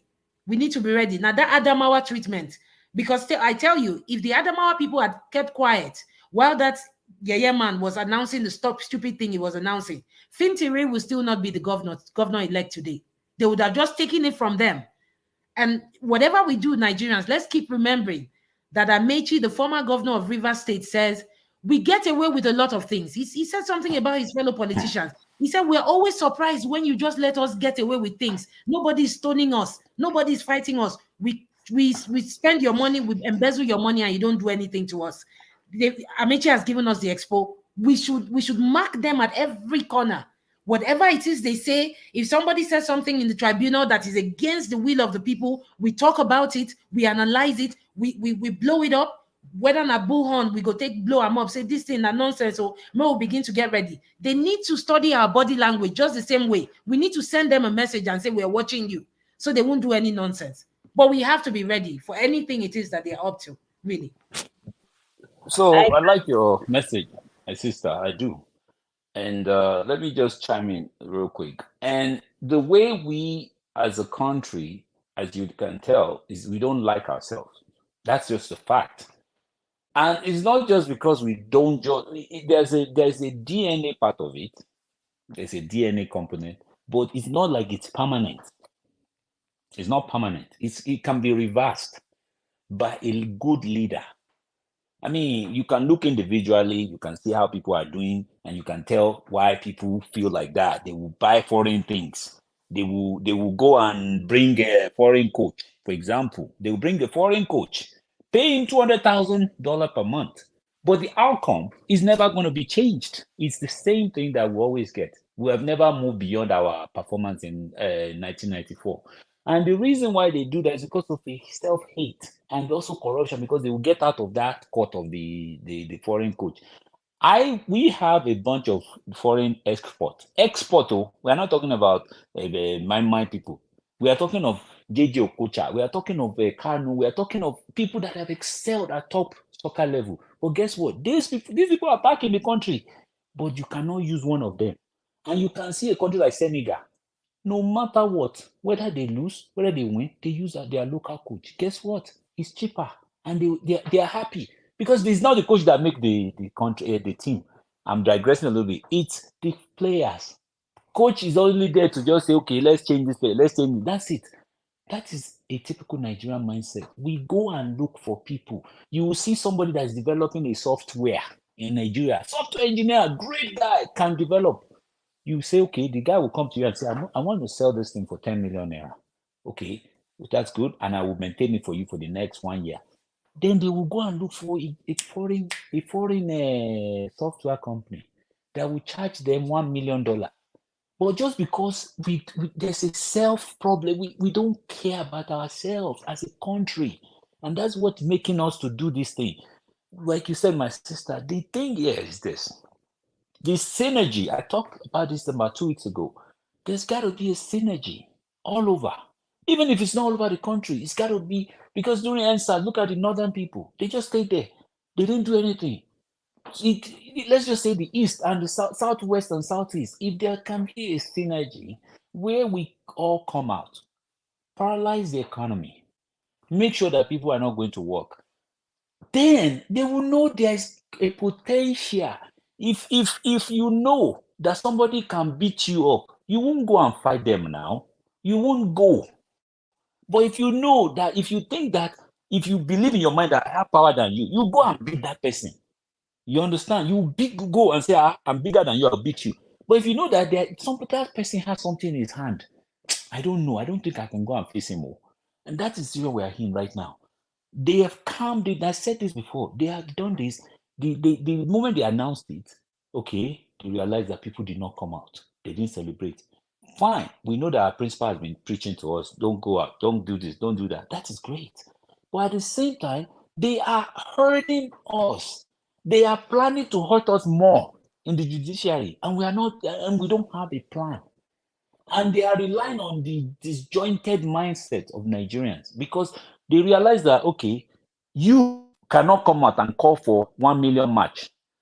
If you do and come out on the internet and say it, and you are still in Nigeria, they will come for you. They will come for arrowheads. That's their plan. They will say, okay, you are the one, you're cause they have a way of twisting the law and say you are trying to overthrow the government. That is what, let's say Showere's name once. That was what he was saying after the election of 2019. He said, okay, this thing is not going to work. Let's just destroy the whole thing. Let's just go for a revolution. And they came after him because they realized that is the only way out of this thing. They know the solution. Oh, these are our leaders. They know that until the people come out, we will never have peace in that country. And that's the thing. You have a country of 200 million people, and very few people are in charge of the country, and they are. We don't realize that they don't have any power. We don't. If we overwhelm them, they will leave. We are talking about that country. They took over the palace on somewhere. My sister, you mentioned it the last time. You said it was that Sri forgot that Lanka. country. Sri Sri Lanka? Lanka. Yes. Look at those people. Their mindset is different from ours. These are all how many millions is that country now? They came out. They said this enough. You have 1 million people facing you on the road. What are you going to do? You carry one this thing, you pack before you do it, they will rush you and take your this thing, and that is the worst. But the problem is, who wants to be the one to go? Who wants to be the one that will first of all buy? No, we don't want to do that. You understand? If to say our people in 2020 no say that our people, these people will come out and buy them, they will run. They don't. If the people that were standing there didn't believe, they were going to shoot. But guess what? They did. So that fear is there. And even all of us in 2020, we're so proud of our citizens. Like, wow, these things are going to change. Nigeria is going to change. And it was going to change. It was on the verge of changing. Nigeria was going to change. But the problem also is that the people in power are also thinking they are going to overthrow them. They are thinking that's what's going to happen, and they don't want that. The ones they've done in 83, in 70 something, where all these people take over. Remember, there's arms involved, and they were able to overcome whoever was there. That is how it works. It's not something you take by just talk here. The institution of government have been colonized. They have been colonized by these people. And we saw the way they did the Hope. They went in and twisted the law and twisted here and there, and they came up with an outcome. They went to Yobe State. All these are minor cases that are not national interest. You understand? They just went in there. But we are at the point where we can start to think, oh, this case is too big for them to do that. This case is too big, they won't do it on this one. But at the same time, we also have to have that 10% in our mind that believe that they are going to deal with us. And we have to prepare for them. And the sooner we realize that everything we've thrown at these people, like my sister said, it's like a hydra-headed snake. You cut one, another one grows. You cut that, another one grows. And we think, even the fact that they have drained the country, okay, to the point where it's no longer attractive. It's a use and dump strategy. Anybody that comes in will come in, dump, use, dump. They are taking the loan. They will use the name of the country because it's a country that can get a loan. Buhari cannot get a loan for himself. He has to get it under the name Nigeria. And when he gets it, immediately the money comes in, they share it. They share the money. And everybody will siphon the money out of the country to go and buy house in London, Paris, Dubai, and they set up. Their children will now go to school in those countries, and they will now sit here and start looking. What else can we steal from here? What else can we take from this country? Then the next thing. That's why you are seeing that even oil. Look at it. Look at the strategy they've been using to steal oil. They've been tapping the thing as if it's something you can take like that. It's the government. They are taking everything. They take the soil. They connive with foreigners to come and take everything possible. So they are using it. They are taking from it. No plan of building it. It's just a plan of taking away from it. Now, the fact of the matter is, we have to have that 10% mind that they will treat us the same way they did. The Supreme Court did in Yobe State, where it was obvious. Okay, look at what happened in Yobe. That's exactly what the VP, what's his name, Shetima. That's exactly what he did. You understand? And if they did that with Yobe, we know that particular point that a principal brought up about Shetima, they are going to upturn that one easily. They will say, they will just come up with some stupid English. And then we all start looking. Is it what I'm clear?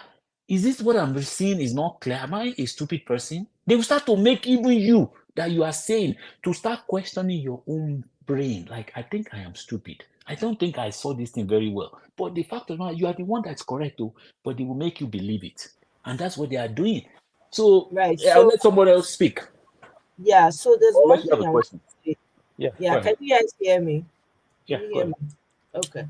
So something I want to say is this: we have to respect Peter Obi's strategy in this. You made mention of Showore. Like if it was Showore, if it was Showore, half of Nigeria would have been slaughtered right now on the streets, and nothing would have happened. Nothing. Absolutely nothing. Matter of fact, we would have been talking about something else by now. We'd have been talking about healing.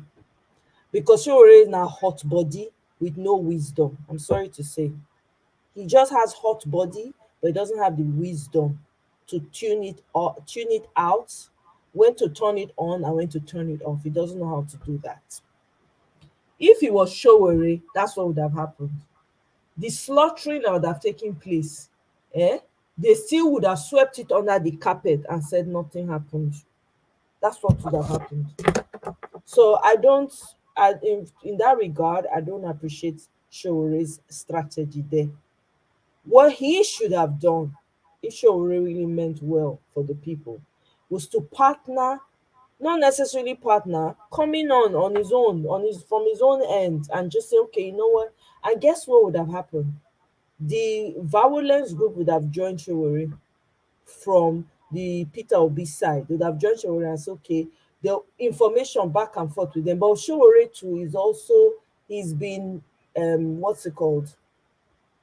He's been compromised. Showore seems like someone that has been compromised. Because the way he fights, the way he keeps attacking Peter Obi, it begs the question. I mean, literally, we have information about Agbado drug dealer, not a Nigerian citizen. You don't hear him say peep. The only thing he commented on was why is Peter Obi not responding to Agbado being a non-Nigerian. It don't make it make sense. What side are you on? That's on the one side. So Showore is a small, it's like a small portion of the entire problem we have in Nigeria. This is what happens. There are people who are ready to fight and take this thing to the extent you can take, like, if he suggested shutting down, I've been saying that for a long time. If everybody just shuts down and say, I'm not going to work, nothing's going to happen, all the taxi drivers park their cars. Matter of fact, somebody who came up on another platform, somebody came up with, people can just go and park their cars. When I was here on another platform, I can't remember who said it. Park their cars on the freeway, everywhere, block everywhere. That's a good strategy. But as we dey talk you still have people from within that will go and announce to the enemies what we are planning to do, which comes to the point you raised, Jay, that the problem is that Nigerians, we don't love ourselves. Even if we try to love ourselves, because of tribalism that we are seeing right now rearing its ugly head, a lot of people will choose their tribe over anything else. That's what will happen. Even if the other one side says, okay, you know what, we get what's going to happen, and we're in on this, another tribe will say, no, not be my person, no concern me, I won't go with my people. That's what's going to happen. I mean, I heard on some platforms where people say, I only care about my people. I only care about, I beg, let's break away. I have more, they'll see, you hear comments like, I have more similarity with someone in Togo than I do someone in Nigeria. I have more similarity with someone in another place than someone in Nigeria. It's madness. So, to that, based on everything that I just stated, there's no way that that can even work. Because I have been the ones, I've been singing it for a long time. Everywhere should just shut down. No office work. Who get banks? Not be the same elites. Not be part of them get the banks. Where they work? Not be them get them. It almost feels like Nigerians, they've put them under a spell. That's what it feels like. Let's say just blow powder. Somebody said something some time ago where they said, you'll be surprised, these people could get on aircraft, their private jets, and they get maybe some of these evil people on their private to spread spells all over so that the people will always be asleep. I won't take it past your leaders. I will not take it past them. So you see that the fight that we are considering is beyond the physical. It's not just the physical. It's one thing to get the people to say, yes, let's do this. It's another thing to carry it through. The angle that Peter Obi is coming from, I tell you, is the most strategic and the wisest way ever. Because they don't know what angle is going to come from.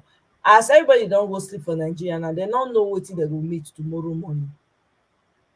When this revolution will take place, or when this overturning is going to take place, it will be organic. That's the only way that this revolution can work, when it is organic. Just like something like what happened during NSAS, where they did not know who was in charge, who was who. It will be raised to power 1 million when it happens. Then at that time, nobody will see themselves as a tribe. You go just think, go just surprise everybody, say, wow, nobody was talking about my tribe, my brother, or whatever. Everybody will see themselves as one. And the only way we can win this battle if we all come together. That's just a fact. If we're not unified, we're not going to win this. Forget it. If we're still having people saying, oh, Yoruba people, oh, Igbo, oh, let me go to my Fulani people, it will not work. Let's not just even that one na dream, na we go dey dream. We need to be preaching unity in whatever we do and encouraging ourselves to be unified and not see ourselves divided. Other than that, no matter how all wetin we dey talk, if unity no dey, that revolution no work. Not because na true. E go just turn to e go just become slaughtering of each other like what's happening in Sudan right now. Is that what we want? Nobody wants that kind of thing. You know how many people will be displaced? Sudan is crying today. It's heart wrenching to watch brothers doing this to each other. It's heart wrenching. So this is why sometimes I wonder, the women in Nigeria, are they asleep? Why are you people still borning and having children and marrying? It makes no sense. Wake up. Do you know what time it is? You go to Nigeria now, like a huge percentage of people have the HIV because of all the nonsense that they've subjected people to. So, we can go on and on about the issues in Nigeria. My take on this is, me, I don't know how it's going to happen, because now the nature, now the force of nature, now the creator of the world know as it dey organize this thing. Me, I no get that kind of organizational skill. Now talk, we fit talk, right? The one we fit do, now we fit do. Now the creator of all things, now we fit put all these things together in a way that we ourselves will take a step back and say, this definitely did not come from us. This whole movement, look at what's happening with the obedient movement. Look at the organic movement. Did anybody plan it? Nobody planned it. There were a lot of Yoruba people that voted for Peter Obi, but they make it look like, oh, all the people in Yoruba. No, that's not the case. People from different parts of the different ethnic groups in Nigeria voted overwhelmingly for someone from a different tribe. Nobody cared about the tribe he came from. Everybody was thinking consistently, who is going to work for us? And everybody bought into that vision and they ran with it. Look at the Obi, I call it Obi movement. It's bigger than that. It's actually bigger than Obi movement. It's a movement of the people that are tired of the status quo, that have been standing for the truth, but their voices have been gagged. Those are the people coming now. Look at how organic it is. We have journalists, we have IT people, we have lawyers, we have brilliant literary people, we have all manners of people specialized in their skills doing this, not by anybody leading anybody. That is how the revolution is going to take place. That's what I see. But that's what do they call am, May 29. Agbado should forget it. I don't know how it will happen. Don't ask me. I don't know. But he will not sit. That seat, he will not sit on it. As the Yeah. yet, As we dey as big confess as the positive. sky is, right? As sure as the wind, nobody knows the direction of the wind. As sure as the wind, as sure as the elements of the skies that the creator made, Agbado will not sit on that throne. He will not. Amen. Souls Amen. that he has destroyed, the blood that has been shed, all the suffering, the tears of widows and innocent people that have been slaughtered for no reason. Agbado will not, I don't care what cult he belongs to. Nobody lives forever. As sure as the earth that I stand on is, that man, Agbado, by whatever name he's called or known or goes by, will not sit on that seat. Whatever name, that's it. That you prayed the right prayer. We don't even know his name. That's the We don't truth. even know his name, Abi na Jack Chirac be that him Guinean name. Because he be like say he go get French name as he did, so as he That not come guy out. look like he look Guinean self, to be honest with Yes, you. now he don't resemble Yoruba at all. He I don't doesn't resemble believe. anybody that I know. Yes. I been they talk. When you they talk, and I sure say you not hear me. But when we make these pronouncements, right? When we stand in gap for Nigeria and we say he will never be, I think what Jay is trying to say here is Jay is trying to say yes. We agree that he's not. I mean, all things being equal, Agbado would never be sworn in. All things being equal. She na the white powder way they do wait and see for that chopper. I been at the Guinean passport. Which one we want to talk? But because na Nigeria we must always get backup plan. And that backup plan be say, just in case they do this kind of thing. Remember, when Peter Obi won in Lagos during the presidential election, I told you a story about how my friend called me. And, she was so excited. She said, we have shown them that obedience are the ones that own Lagos. They are going to be so cold. Or during the governorship election, they are going to be calm. Don't mind them. I said, have you heard about Tinubu? I know her. We grew up in Lagos together. I said, but you know this guy. By the time he's coming, he's going to come with double portion of violence. And that's exactly what he did. And I'm sure, I'm sorry, I'm sounding like David Hondeyin right now when he sounds so sure about what he's saying. We must not let our guards down. No. Even as we did here, where we be say, we know, say, all things being normal, that guy is not supposed to smell that inauguration. But because we they deal with this kind of people, we go get 10% plan, say, in case they try anything where they're not supposed to try. And you're right. I mean, if we are taking the show route, not be this one where they talk, because that's where they see now hot head as you they see I'm so. So we thank God say we not following way. But whether Naka we go take block road or whether na waiting wherever we want do. Now from as that tribunal they go on, as we they read their own handwriting, make them they read our own too. We would they tell them say make una not do anyhow because anyhow go happen if una try anyhow. Then self go come know say we don't dey ready for them. I feel say the reason why we dey get this conversation now because the tribunal never start proper. We never feel sabi know say okay now waiting they want to be this.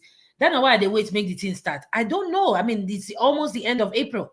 Let that tribunal start so that we can start talking about how we're going to strategize and how Nigerians need to be aware of what is going on and whatever legal terms they are using there. People continue to talk about it. People continue to read the body language of all these judges. May we see whether that $10 million where they say them pay them, whether they don't collect them true. We go know when this tribunal don't start. And of course, now when it start, now you go know as we go. For now, we not go use that Shawara method. But make them they hear because we know say them plant people where they come here, all this kind of meeting where would they do. Make them go tell their oga, say it not go be business as usual. Things go change.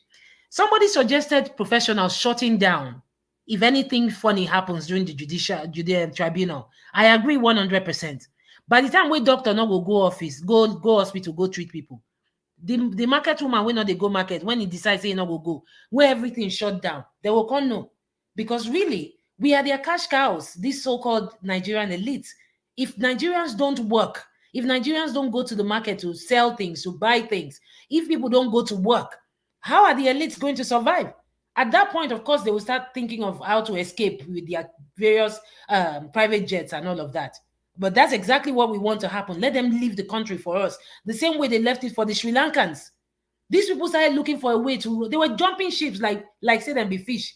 When the Sri Lankan people attack their presidential palace, maybe at the end of the day, now waiting will happen with that. But now the tribunal go guide us on what we go do. We just still they speculate as far what we fit do. But when it starts, we go no. When Exactly.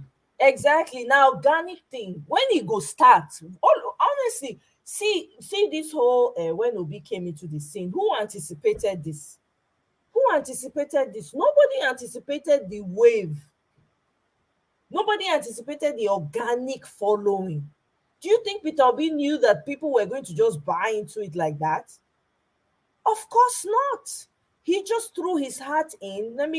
I'm tired of seeing this country the way it is. Let me throw my hat in. And of course, there were people who had support, who supported him and who knew him and knew what his capacity was. But not the whole Nigeria. But look at what the man did. I don't know him personally. Look at me. On my Saturday, I should be sleeping, sleep in my eye. But I'm here discussing how we're going to move the country forward. You don't know me, I don't know him. I may never ever know him.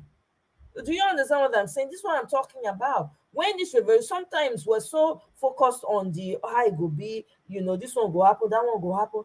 Perhaps everything when we talk, if it become, as in maybe the market women go just decide now, or they'll just carry themselves talk say, you know wetin, make we no come market again. House girl go say make we no cook for oga again, make we no even go work again. Washerman go say no washing of ogas cloth. People with drivers go say no driving anymore. All the so-called professionals, if we still have any professionals left, all the doctors, all the lawyers, all the professors, all of them go say we no dey go class anymore, make we see wetin dis people wan do. All the nepa people go say we no dey work again, everybody just dey inside darkness. Now what's the point? I tell you. And all the drivers just go park all their cars for everywhere, every drive, every freeway, right? Just park am, leave am for there. Everywhere, no movement. It's possible that it can happen, but we don't even know how it will happen. All we're just saying here is putting ideas together, like going back and forth with ideas to see which one will stick. We don't know. Tomorrow now, if we wake up, we'll say, oh my, it don't start. Oh. Because now, My sister, we say they enter dance. Go ahead, sir. can I say something? So Go ahead. I agree with you. Showores, I'm not okay. I'm not supporting him in any way. That's number one. The problem with Showore, what he was saying is exactly what I was trying to say.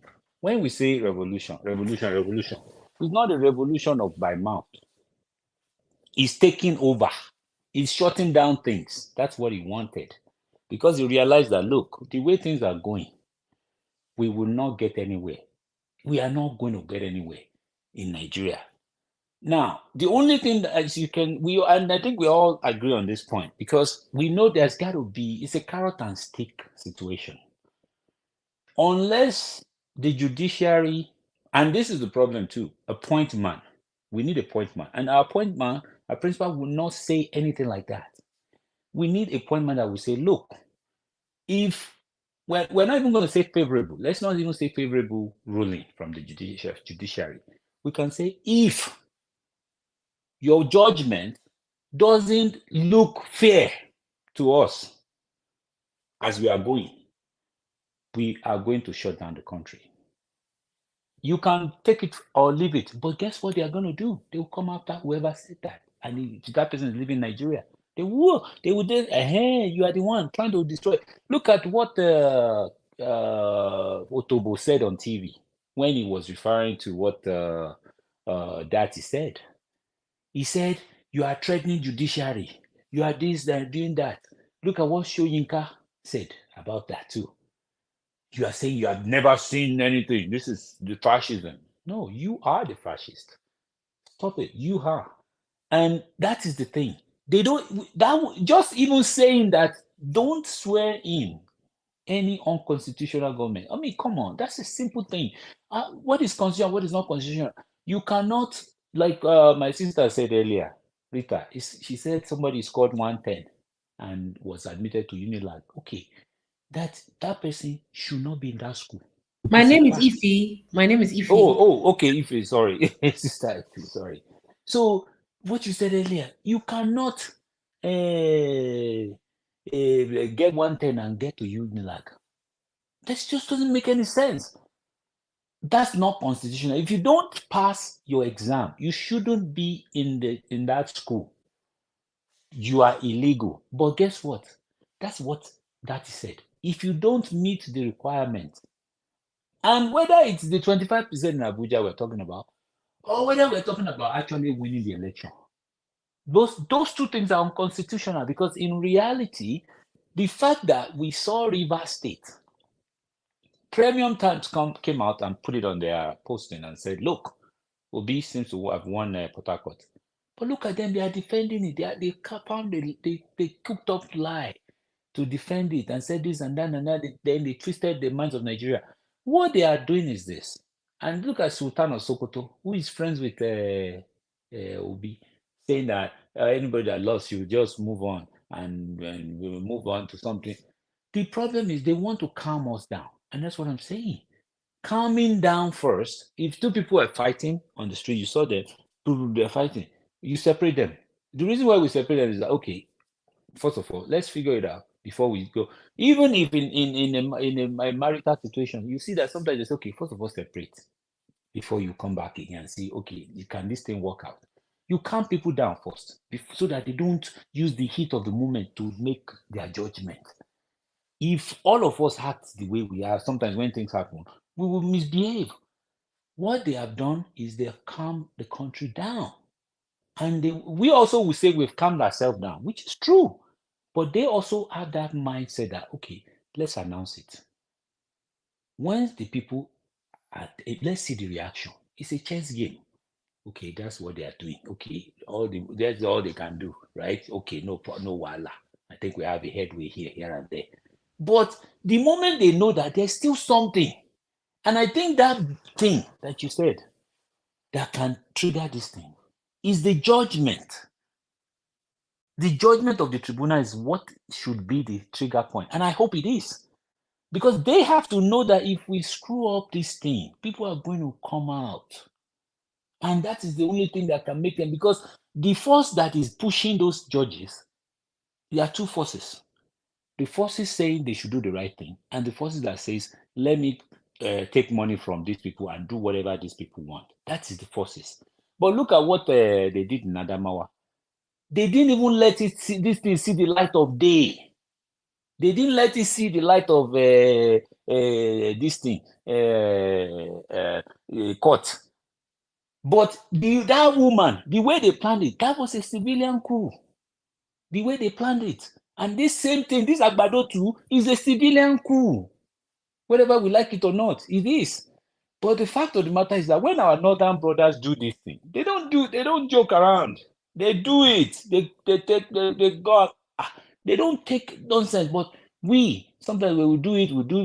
People will cry here. Cry. Do you know how many states that they cheated on the election? Do you know how many states that should have gotten the Adamawa treatment?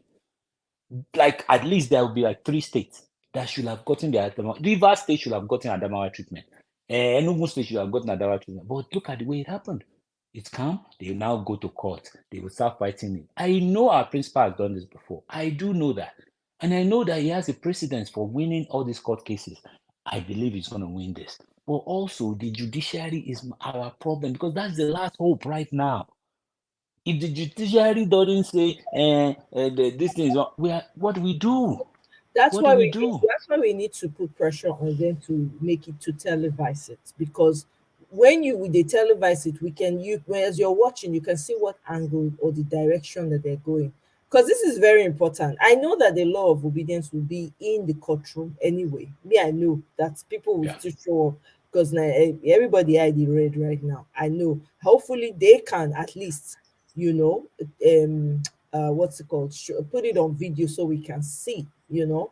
But having said that, thank you very much, Mr. yeah, J. Let sure. me come to the new Yeah. person in the studio. Hi, Dr. Paul. Welcome. Good afternoon. Happy Saturday. Good to have you here. Hi, Amoy. Good evening from here. Good evening. Right here in the United States. Um, I am currently at work, and we'll just be brief, and then I'll go back while I listen. Okay. First of all, uh, the first time I heard Ify speak, I actually was listening to Malita. Your connection, Is my connection bad? it's breaking. It's Okay. static. Oh, okay. No. Okay, give me a minute. Because I Okay, we think can it's hear you from. now. You can hear me now? Yeah. Okay. I'm sorry about um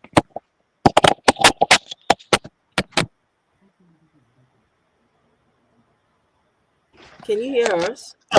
yes, I can hear you. Can you hear me? Yeah, there was something scratching in the background, but you can talk now. All right, thank you. So Mhm. I was saying that I got used to reader's voice and yours as well, and on the other channel with Elvis. Um, Okay. and so when I came to your corner and was listening to Ify, I actually thought it was Rita that was speaking. So and um, you guys have you pack a lot of punch on the things that you talk about, and points that you make, and I really just want to encourage you to keep it going. You know, Nigeria is a place that kills a lot of dreams. You know, as a doctor back home, it was really difficult.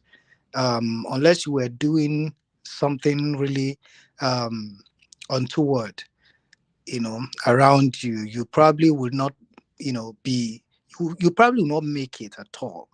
And leaving Nigeria 2019 was like, for me.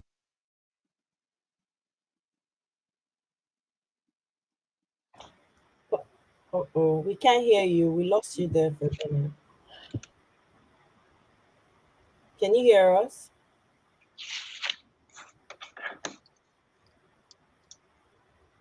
Dr. I Paul? think we lost him. Yeah, I think so. The audio. Okay. I don't.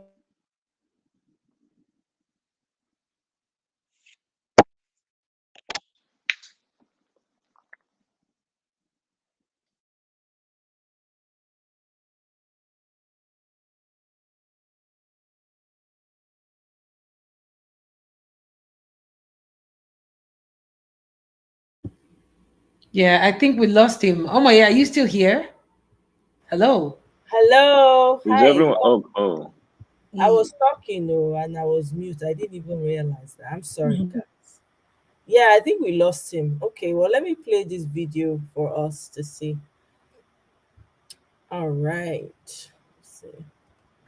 It is really so amazing how the Nigerian youth who really want to, should I say, who want to get out of the shackles and slavery of the established political class, how they are able to crowdsource, how they are able to come together, work together.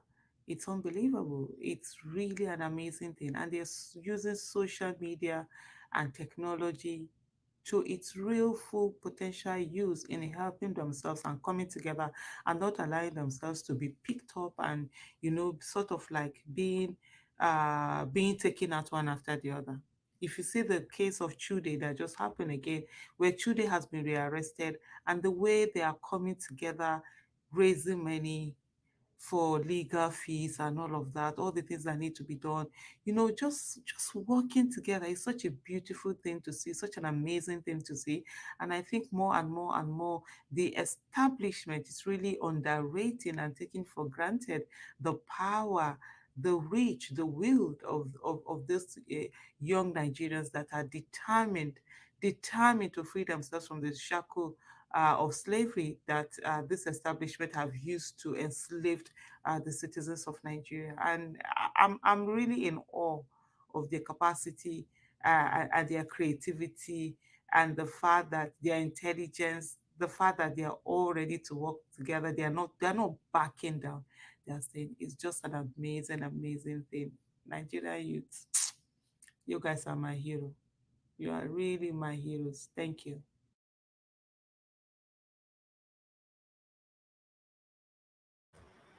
Yeah, I mean, we have to give kudos to them. The Nigerian youth, it's not easy.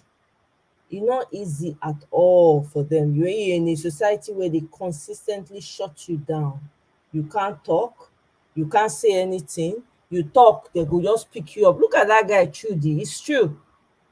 Since Elon Musk mess up Twitter, person no fit know wetin dey happen again unless those that are on Twitter. Me, I'm not on Twitter, so I can't really get information like I used to anymore. I don't know what's up with this Elon Musk guy, but anyway, they picked up Trudy again. I think they released the information of the man that made them pick him up again, and the obedient people are digging into the man.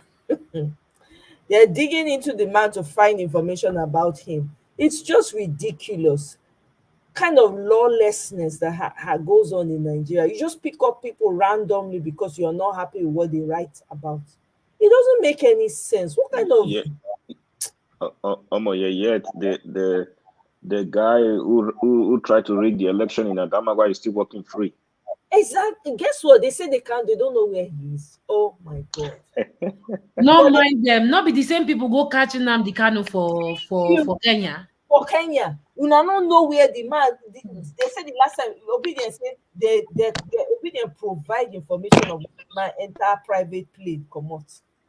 They say they don't know where the man. They can you imagine that? Yeah, you Eh? know, if you know the people I go vex for pass, if to say APC get away with the nonsense where they won't try, you know the people I go vex for pass, now American government, and I tell you why. Now they make Jonathan carry the presidency give Buhari o. Because all this one where people go they insult Jonathan on top internet, weak man. Now him carry this one. I know say America call him, then why him carry that and give Buhari. Now America now then join among people where carry us put for. So when it reach time where we they call them now, if them burn them where may they not put mouth. I curse the day we Buhari enter as the president of Nigeria. I curse that day. I'm sorry to say, but look how low Nigeria has descended. Sorry about is a fact. Are we not seeing Ha! My sister, don't be sorry. You are blessed for saying that. please oh, it's a curse now. Don't Look be at what's sorry. happening in Nigeria. It's a curse, literally. People cannot feed themselves anymore. Husbands are selling their wives at the borders, selling their children. Are you kidding me? Ha! My people, see, there's something I want to say. I don't know if anybody feels that way, and I might sound funny saying it. I don't want to believe it, but every time there's something when I see this Buhari, sometimes I'm looking at him like, is this really? Is this Buhari? You understand? I'm like, I don't even get it. It's like there are two different people. It's almost like you are seeing two different people. I don't know if it's makeup. I don't know. Some places you look so young. Some places you look so. I'm like, what is going on?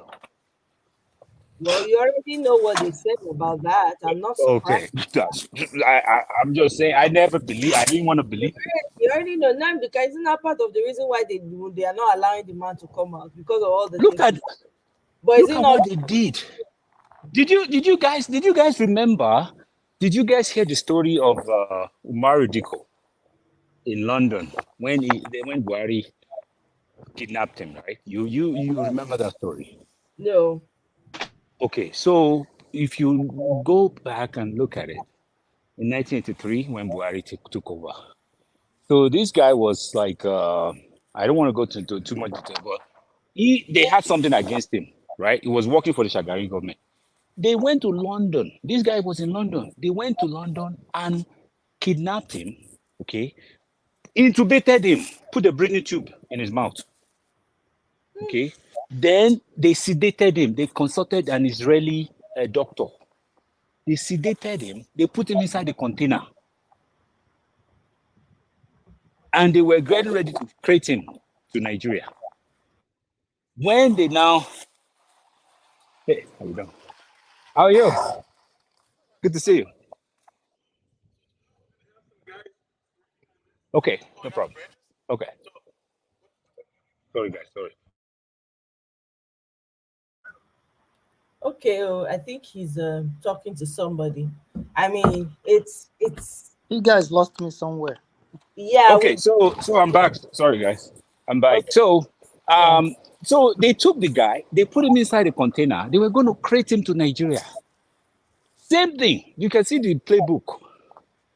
Until the British government got hold of it, then they before they could take off, they went ahead and what do you call it, hijacked the whole plan, and that was why they found out. You can Google it. It should be on YouTube.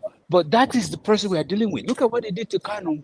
Look at how they did espionage. They went to another country to pick him up and bring him to Nigeria. But you have people in Nigeria that are committing crimes daily. You have Fulani terrorists, but you are unable to prosecute one single soul. But you can take a plane and fly to this thing. And what did the guy do? What did he do?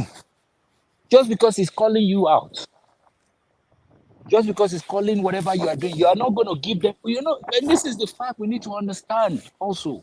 If you are not going to let an evil man rule, because you are the so-called people that said, go and do politics, go and partake in politics. And we have done that. The same thing they told the youth, go and join politics so that you can use it to change government. We have done it, but you didn't let the will of the people come to pass. How can a particular group of people be ruling the country? Yes, I'm Yoruba, but still, it's wrong. It's wrong. You cannot have a country where people are ruling and you can say, no, you cannot rule. We're not talking of a tribe of maybe 5,000 people, or let's say just a minor tribe in Nigeria, where we say, oh, maybe the thief cannot rule. That's a different ballgame. But we have three major ethnic groups in Nigeria. Or you can say four, I don't know.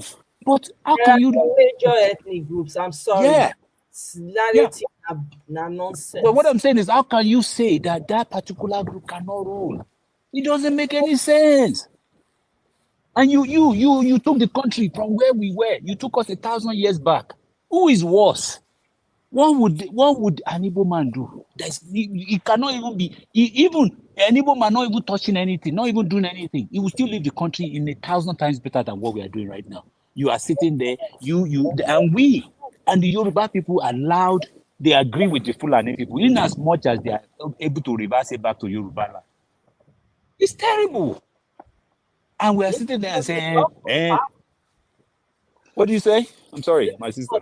It's because of power. They want to be It's in just charge. terrible. It They doesn't mean you cannot sustain. mind. You can't sustain this thing for long. It's not sustainable. Something will happen. You Oh yeah, cannot Mr. continue to J, enslave people. did you guys get a chance to listen to the phone conversation between Shatima and Amosun, or is it Amuson or whatever? Oh Yeah, no. You heard yeah, that phone conversation where you were, if you see the way he dismissed the South and the yeah, Southeast, yeah. ah, if you They listen to hate, that phone they call, hate, they South hate, they hate these people. They hate our South Eastern brother. They and do. South, so please don't it's leave not us that South. Yes. It's the same South, thing now. Look at the way they treated Jonathan. Look at the way they treated Jonathan. They South. As long treated him as bad. South, it doesn't matter. Only the West, which is Yoruba people, they It's gonna this terrible. when they get the conversation with over the telephone. It's Now, crazy. let me tell you, okay, let me say this here. Okay, I'm sorry. Yorubas are the problem of Nigeria. Simple as ABC. I'm Thank saying, you I'll for say it. saying I'm so. sorry. I Mr. will get away J, with. thank you. God Thank you bless for you for saying that it. comment. I know this. I Uh-huh. know this. I know this. Without the support of the Yorubas, Thank you. these northern people will not be able to do what they are doing. Thank You you. Thank cannot you, do Mr. it by J. yourself. The North cannot make themselves president unless they look for, and it's easier for them. You know why? Because they have a bunch of. I'm sorry, I have nothing against Muslim religion, but because they still can see. Sorry for the sound. Sorry. So they can still see the, what do you call that thing? Oh, they can still see themselves together. Oh yeah, You it's a understand? religious Yes. commonality. The Look at religious Lagos. commonality. Do you know about Muslims in Lagos? Do you know about Muslims in Lagos? There are a lot. A lot of people are Muslims in Lagos. A lot of people are Muslims in Lagos. For some reason, I don't know why. Can you hear me? Yeah, we can hear you Yeah, Yes, clearly we okay, can sorry. hear you. I'm You are just using making my too much vehicle. sense. You are making Yeah, sense. so a lot of Muslims are in Lagos, and sometimes you say, Hamza, this thing. Lagos, it has become, and that is why. Look at Tinubu, Muslim. Look at all these people. There are so many of them. MC Oluom, there are so many Muslims, all these Yoruba actors. So they are able to connect with these Fulani people. In as much as you can eat and let me eat. That is what they are doing. They are sharing this thing. They neglected the section of the country. Put them behind, put them, and that is where the wealth of the country is. You are taking the wealth of. We are saying something about Lagos. What is Lagos? What about the oil in the south? That is what is running the country now. We need to talk about that. 2 million barrels production per day. We are not talking about the one they've stolen. We are not exactly. talking about what they are stealing every day. We are not talking about that one. And we are sitting down there saying Lagos is this commercial capital of what? What You know, commercial Jay, capital? Chika Debia in the comment section is saying Yoruba is not the problem. Well, we're saying the Yoruba It, Muslims in the political it class. is the it The is a Yoruba problem. Muslims in the Let political me class are the tell you, problem. Chuka, if you are hearing me in Yoruba, okay, in Yoruba, and I will say this, yes, we are the problem of Nigeria. Let me go back to Awolowo days. Go back to everything. You go and read the history now. The Yoruba people have been doing this. If you know Yoruba, there's something called Ote. Or Yoruba is very good with Ote. And we are very good with Abosi. Alabosi niwa. It's terrible. And that's what is going on right now. That's why you see people are not able to come out and say the truth. Because of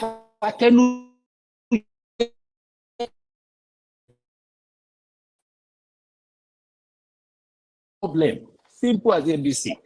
If you don't allow these people, we should bond together with the South people, not the North.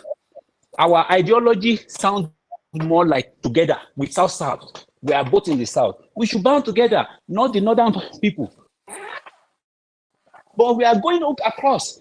Say we are building bridges across the Niger. What are we building? Which bridge? Bridge of terrorism. Eh? And look at what they have done. Successfully, they brought in. That phone call paid me. That phone call that I heard, I was so livid. They I was successfully so brought. livid. Look at it. They brought a religious this thing across. They brought in the southwest. That's when they start talking. They are killing our people. But even on top of that, did Agbado say anything towards that? No, he can't. And that's what I'm telling you. Look at all the people. Look at MK Abiola. Do you not know that those are the people? It was Yoruba people that sold him out. MKO. Thank Go you and find very out. much. Yes, I know that very well. Yep. Yes, all these Oba, all these people that are supposed to be respected, they are the problem of Nigeria. These Oba people, and when they want to do their damage, look at what they do. They go to the Obas and tell them their plan. We want to do this, we want to do that. Tommy Abacha had to call all the Obas to Aso Rock before they did what they wanted to do. Abdul Salam, sorry. They called them because they are telling them that we are going to let him go. And they sold him out. They sold him out. And that was it. That was the end of it. And 30 years ago, we moved on. We are done. Nobody's talking about it. So let's tell ourselves the truth. Until we come out and say the truth. It's like America. Exactly. Until everybody is able to come to the table and realize, okay, there's racism, okay, there's profiling, this police brutality in America. Until we're able to say that, but some people are saying, no, it's not that. No, we need to agree. There's profiling here. That's the problem. Yep. Yeah, until we agree that what Yorubas have done historically has been to sabotage us, to sabotage the country. And that is what I'm trying to tell you now. Yes. How can Tinubu not think look at what what do you call the Afenifere group? Look at what they did. They divided the thing. They went to Fashion Roti, Baba Fashion Roti. It should be on his deathbed supporting Agbado. Baba Adesanya is the only one that God is going to bless. That he decided, look, I'm going to follow this my son to everything, every campaign. He followed him to all these places and campaigned for him. That is what we are saying. Not sitting around there and looking, it's my people. The so-called people that are so tribalistic, they are not even half. 90% of them are not going to benefit anything from this thing. Because guess what? It's all about associating with a Yoruba man. We've lost you there, OJ. We've lost you there. In August or something like that. Play this video for us. Okay, go ahead. Go ahead, please. Yeah, for context, for what you just said. Let's quickly take it. Yoruba people, come, let's talk. I don't even know whether to use the name of the word Yoruba, because do you know the origin of that word? Did you know? I'm going to shock you. Yoruba originated from a Hausa derogatory term, Yariba, which means dishonest and cunning. Did you know? So we are all just talking about being called dishonest and cunning. In the ancient times, when the Yoruba people had dealings with the Hausa people, they always saw the Yoruba people as trying to be tricky and cunning with business and everything. And we know. So they address them as Yariba, I think.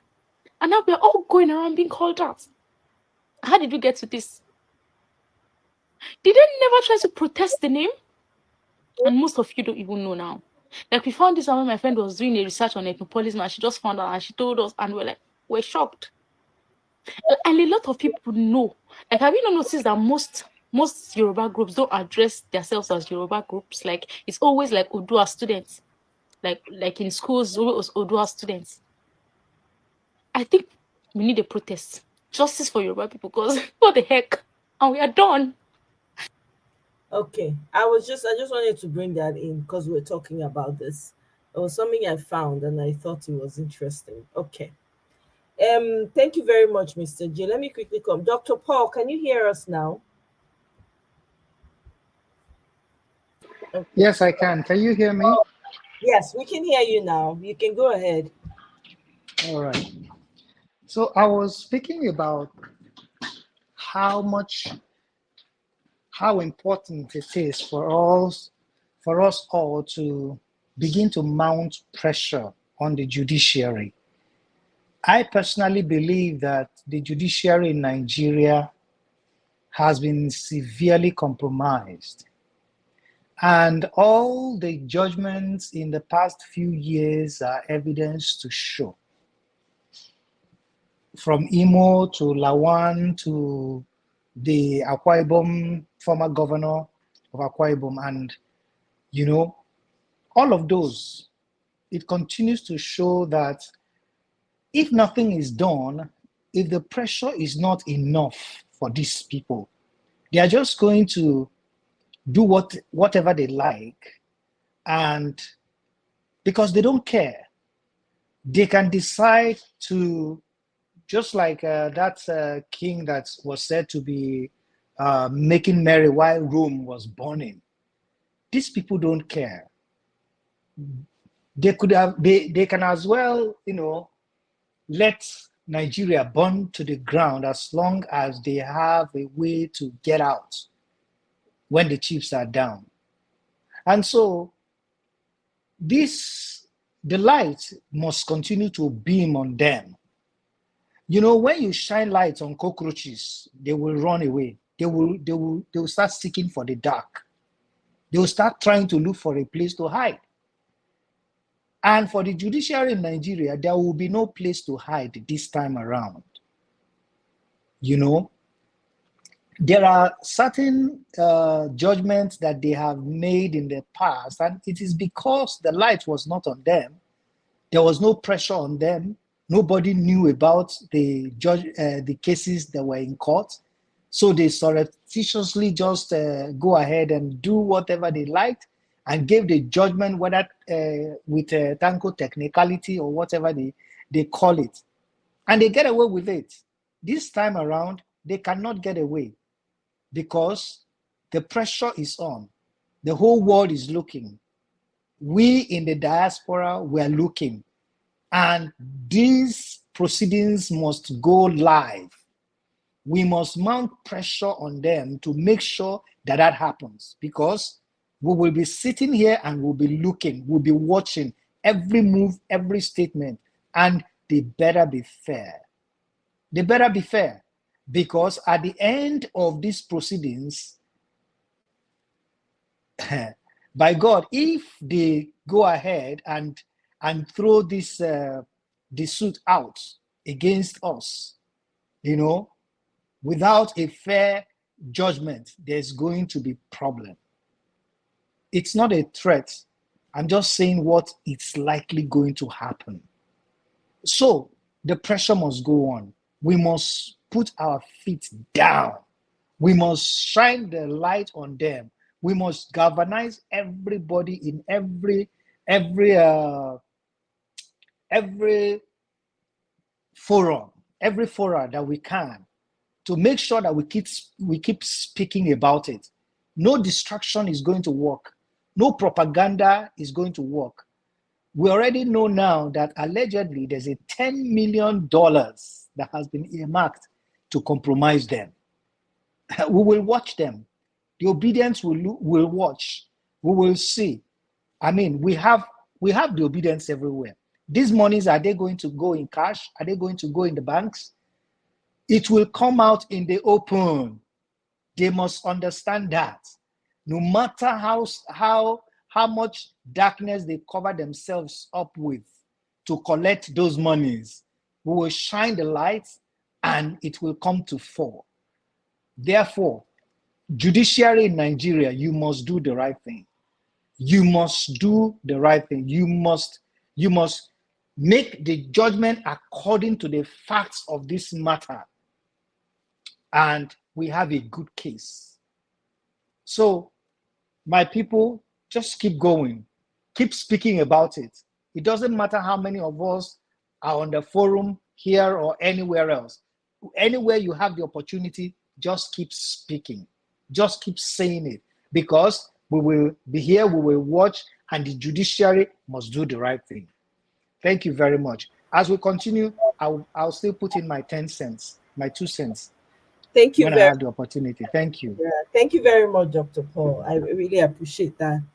So, my people, they took down this person, some guy on Twitter. I don't know if it's a guy who wants it. 99% oppressed, right? He had shared what's his name, Otobo Keyamo's address, and the location of the property he just bought in Texas. So they took that information down. Otobo Keyamo reported it, so they took it down from Twitter. But the information has traveled wide. Everybody don't download everything. You see what I'm saying? The Hmm. obedience are everywhere. They can run, but they cannot hide. They cannot hide. They took it down. So the guy now came back and says, Barrister Festus Keyamo, if you are not a common thief, why did you report my account? You claimed more videos will come out, but you went ahead to report my account for Twitter to take down that tweet. Sorry to inform you, that message has traveled far and wide. And it's true. These people, they are jokers, honestly. We just have to shine our torchlight on the judiciary. Let me see. I put it up a second ago. Let me put it up again so we can see all these people, all these judges there. I don't know why they see they wear this their gown when they wear. I don't understand. All this gown when they carry wear, whether na they make their brain no dey function well, I don't know. This colonial era something. Please let me know when you can see my screen. Can you see my screen?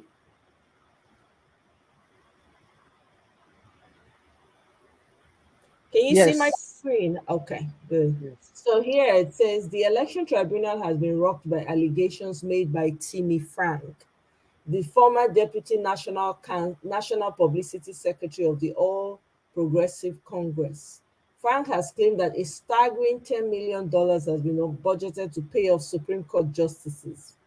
These allegations are extremely serious and have sent shockwaves through the political world. If true, they would represent a gross violation of the principles of justice and democracy. It is imperative that a thorough investigation is carried out to determine the veracity of these claims. The integrity of our judicial system must be upheld at all costs, and any attempt to undermine it must be met with the full force of the law. We must remain vigilant and ensure that our democratic institutions are not corrupted by the influence of money and power. Only then can we truly claim to be a nation that upholds the rule of law and respects the rights of all its citizens. So apparently they say na 10 million and they want share give them. Hey God, I beg go 8 billion naira. Hey God. Hey Nigeria, oh. Now what? You see this one, so we must win this fight too. I shudder to think of a Nigeria in the hands of these mad people, honestly. So I we hope. cannot imagine it. I shudder. I cannot imagine Oh my God, 10 million. Meanwhile, there are people starving. And by the way, I heard that what's it called? Is it Jigawa State? They budgeted, is it 10 billion or some ridiculous amount for them to go to Hajj? Hey! In a state where it's almost 88% of the children are not in school. 88%. Poverty. This is the time, oh, Nigerians, that you take back your country. This one, there's no grammar to be spoken, just action. I get it too. Let's be watching, but I'm praying that they televise this thing because that's the only way we can monitor their body movement, monitor everything. Anyway, I trust obedience. I'm sure we're going to be getting glimpse of this tribunal thing, whether they televise it or not. But we need to be ready, my people. No joke. We really, really need to be ready. You sure they are going to allow phones into That's the another chambers? thing. Well, they have different devices now. You don't have to take a Okay. phone. Yeah. So many ways Cameras. Yes. you Body can do. cameras. Yeah, I don't even want to put the word out there, but people I'm sure know what to do. There's so many ways you can do this thing. You don't even have to take camera. If you even go with empty hand, you just sit down. You just position yourself in a way. You'll be collecting everything. So because we can't afford this. God abeg, oh, God abeg, God forbid. See our see better person. Oh, anytime I see these two people picture, I go tears. I go just wan cry. See better people, see president and vice president. We never even hear from Dati again after that channels news saga. We never hear from the man. I really like to hear from him again. I dey like him violence. I dey like am. He's not as gentle as Peter Obi. I like his fire. Let him come and throw fire again so that they will be running headless like they did before. This will be fun. Yeah, you. I just wanted to bring up something. Go ahead. If you guys actually pay close attention to what happened in Adamawa, um, there's something I'm thinking here. Do you guys think if PDP and the guys in the north, if they hadn't threatened these guys, if they were not out there, like they were not actively there voicing their concern, don't you think that stuff would have went through? Because I feel like they just took us for granted. Like, you know, these guys really won't do nothing. That's the reason why Yakubu was able to perpetrate what he did. Because I feel like the north is a little different from those in the south and the west. I just feel like there's no way to avoid that nonsense. That's the reason why they quickly retract what they were planning to do. Because people were already trying to beat up that guy, that resident electoral commissioner, before they found out that he was the wrong guy that they were beating up. So, like what Dr. Paul said, I just feel like at some point we really need to put in people on the ground, like really need to put out some sort of force for these guys to see. Because just like Dati, who is being active, I know Obi has a different way of doing things, but sometimes when they see some actions, they are sort of scared and afraid and try they are afraid to carry out whatever plan they have. Amechi said it all. He's so surprised that with all they've done, they are not being stoned or something like I that. bet you should go and sit somewhere, please. I beg. I don't know why people use him as a yardstick. So for him to I even mean, and fix his mouth to say that they are waiting. Why should you be waiting for people to come and stone you to know the right thing to do? Isn't that madness? For your own people. It's not as if they're out your own, now your country, now your own. Okay, do something for your own people, for your village. You not do. You are coming out, fix your mind. I'm surprised that they did not. So you know that what you're doing is wrong. That statement alone is problematic. So so why do it? Okay, if you know that if we do these things, not like Nigerians will do anything but for the sake of posterity, why not refuse to do evil? Must you wait for people to come and stone you? But Omoye, you are thinking like these people, they're not get shame. Oh. You see, I know they don't have shame. they're not wired the same way you're wired, though. They don't I'm think it's wrong. alluding to the fact that Amechi came out, fixed his mouth because this is not the first time I'm hearing it. People will fix his mouth and say, "I'm surprised that we get away with what we get away." So you already know that what you are doing is wrong. Why do it? And then it's come a out and say, it's a "I'm tactics, surprised." yeah. It's a way to try to play on the intelligence of the people. Like he's trying to play out to be like the good Precisely. guy.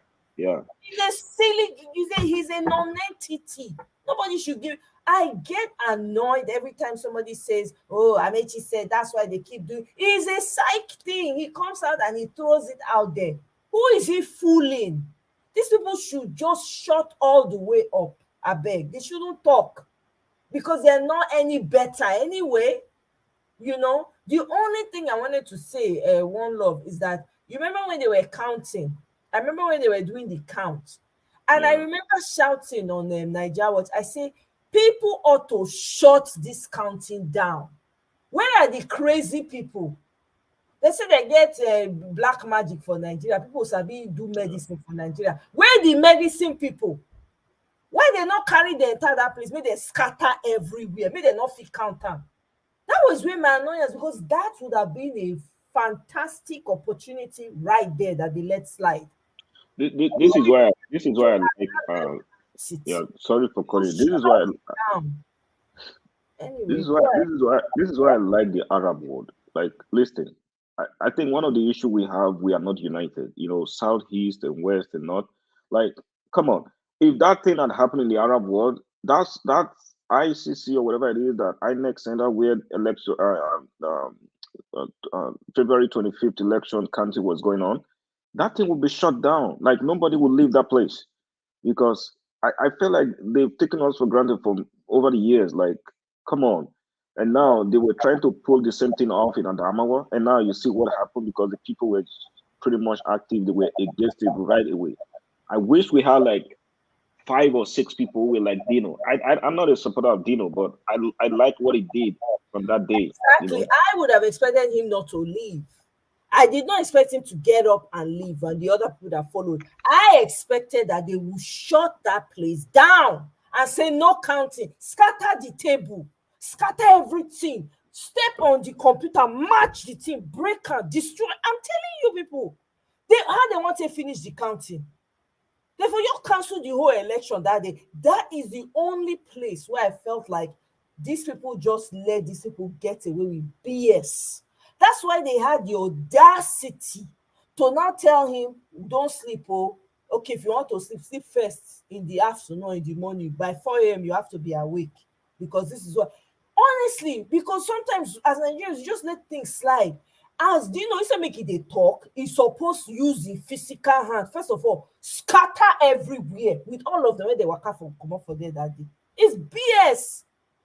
You know, it's not just Yeah, particular group of people that are in Nigeria. For crying out loud, we have a lot of ethnic groups. We don't like Agbado. If they like him where he's coming from, they can have him. Because this is too much. It's annoying and frustrating to see this. That opportunity was a golden one that they missed. Okay, fine. We're not gonna. Well, let's move past that now. Now that we're where we are, my point is, we should not. I don't know how it's going. I'm not in Nigeria, right? That 29th is critical. Even prior to this tribunal, we never even reach 29. This tribunal thing is critical. Body language needs to be watched. Everything needs to be watched like a hawk. Because what happened when they were counting cannot repeat itself. it cannot. These people are determined to carry out the evil act they want to carry out. As a The, people, they mhm, have to say Nehi Baba, not yeah. happening. You have to be looking anywhere they want. You lose guard right there, and there. I don't care how many security people, because guess what? If you don't do that now, the death that people are running from, it will come. It will even come easily because they'll be knocking on. They will even knock. What am I saying? Knock on So, their door. We'll just can I say this real The, quick? okay. Go sorry. ahead, my Let me. brother. Go ahead, my brother. Okay, I Go just ahead. wanted to say quickly that you see, Nigeria is such a crime scene. It's a place that pretends to be civil. There's this pretentious civility that they try to portray Nigerian system as, whereas it is a violent system, physically violent.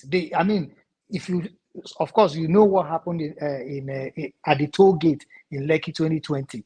It is that show of violence that Nigerian state is known for. Now it comes to things like counting the ballot and all those collation things that was happening on that day. And Mahmoud was saying, "Oh, that you people are being disruptive." He was talking to Dino Melaye and saying, "You are being disruptive. You are being," as if what Omoye is saying is what should have happened. They should have stopped everything right there and then and say, this cannot continue. Because that's the language they seem to understand. They don't understand the language of peace. When you begin to show them that you too can be as they are, that is when they begin to listen to you. If you don't, they will use, oh, be civil, be this, be gentle, do what yourself, rule of law, and all of those things. They will use that to make sure that they keep you down while they are doing what they are doing and being violent against you in many ways. So for this particular proceeding that is going to happen, no matter the pseudo civility that they show, we must rise up with our voices high in the sky and demanding that they do the right thing with our eyes open. Because if we don't do it, they are not going to know how desperate we are for justice. They will not know. So, my brother, go on with So my brother, you have said exactly what I've been saying. Mr. J, you can speak now. Yeah, can you hear me? Can you hear me now? Okay, we Can you hear can me? hear you, Mr. J. Oh, okay. Can you hear me Yeah, now? I can hear him. I can hear him. Okay. Okay. Maybe you should check your stuff. So this is what I'm telling you. This is what I've been You can saying. go ahead. This is what I've been saying. We cannot. There's got to be something, and there's got to be something that prevents them from making the wrong judgment. I get it that they are going. We shouldn't follow this. We shouldn't follow. But they are successful. They are already successful at this point, to the point where they've been able to calm us down. Okay, and we didn't do anything. They said, "Hey, our plan is working. Our plan is working." They are happy, and that's why they are announcing inauguration. That's why they are setting up inauguration team, because they know that nothing is going to happen. The fact of the matter is this: if they know that, look, people are outside, waiting to do something, they would not do the wrong thing now. So there's got to be pressure. I know we are doing this online. Everybody is posting this and there, but it's got to be more. It's got to be physical. People have to go out, and the synergy is the problem. I will use this example that I hope it's the same. It's like the church. You know, the church. They will tell us, don't complain, don't go against the spirit of God. Don't do this. You know, they use that thing a lot for us in church. When we're growing up, they say, you cannot say whatever they are doing with the money. Don't complain. Don't say this. So that was why a lot of things also were happening in the church. Let's agree there are problems in the church. If you are Christian, you can agree or disagree with me. We have problems in the church. But that is also the same scenario whereby they've been able to calm everybody down. Nigeria is civil, like what my brother is saying. That is what they've been able to brainwash us. No, don't come against the government. Nigeria is a civil society. But when they want to do their harm, they will do it. And that's exactly what they did on the 25th. If there was the fear of the masses in him, he will not do it. And there has been a synergy. So the synergy that we don't have on the street, they have it. They have it. Synergy is this: they have the people, they have the military in their pocket. Before you announce that thing, you think the police people did not know? You think the IG did not know they are going to announce Tinubu? You think the head of the army, you think they don't know? They have the synergy in terms of doing the wrong thing. And they have some of their own touts on the street also ready to unleash. So they have that synergy. We don't know how they communicate, but they are communicating. But when we talk, they are monitoring us. They are checking everything we are saying so that they can counter us. And like my brother said, you have to be able to reply them back. And what they are successful at doing, like I said earlier, is they kept the weapons out of the hands of common man in Nigeria. That election day, for example, look at the people that carried things out. They were carrying things out. Who are those people? They were the tout. They were the thugs of the governors, of the people in power. But the people on the street, that day I was watching that and I was thinking, if this were to be America, the people will carry their own thing out, and this will not happen. And that's basically what it is. The most you can see the common man bring out is a cutlass. That's it. Then, if you happen to have that this thing, they took it away. There was a time they said, "Let's start taking it out. We have to arrest everybody that has an illegal this thing." They took it from people's hands. So the violence, in terms of the violence, they're in charge of the state. And when you're in charge of the state, it's difficult to go against. But the only thing that can work is massive, massive, massive unrest. They cannot counter it. They will try, but they will not be successful at it. They will kill some people, but they will buy some people, I'm sorry. But they will not be successful in the long run if the people stay the ground. Go and look at all this French Revolution. All the countries in Europe, they have gone through their own revolution before they got to where they are today. All those societies didn't just start out being okay. It didn't just start out to look okay, normal. They had their revolution and they uprising. And that is what has kept them till today. There was a reset in the West. That's why we are coming to the West to live in the West. We are not ready to reset our own society because there's also a part of us. There's also a DNA in us that's preventing us from doing the right thing. There's something that calms us down. As an African, they say all these things, let's not do it. Thankfully, our youths today are not having the same DNA. They are different generation. They're able to snap out of it. But some of us that grew up in a certain time, we are so, let's not do it. Let's not talk. Let's wait. If you want to say, you're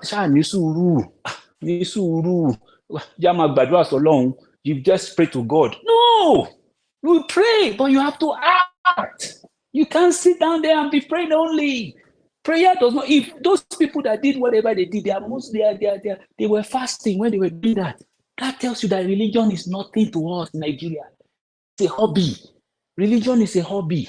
If truthfully we are practicing what we're supposed to practice, they will have the fear of God. This one that is announcing that if we should forgive him, he just celebrated the Ramadan. He just did the Salah. Oh, I don't know. I'm sorry. He just did it. But guess what?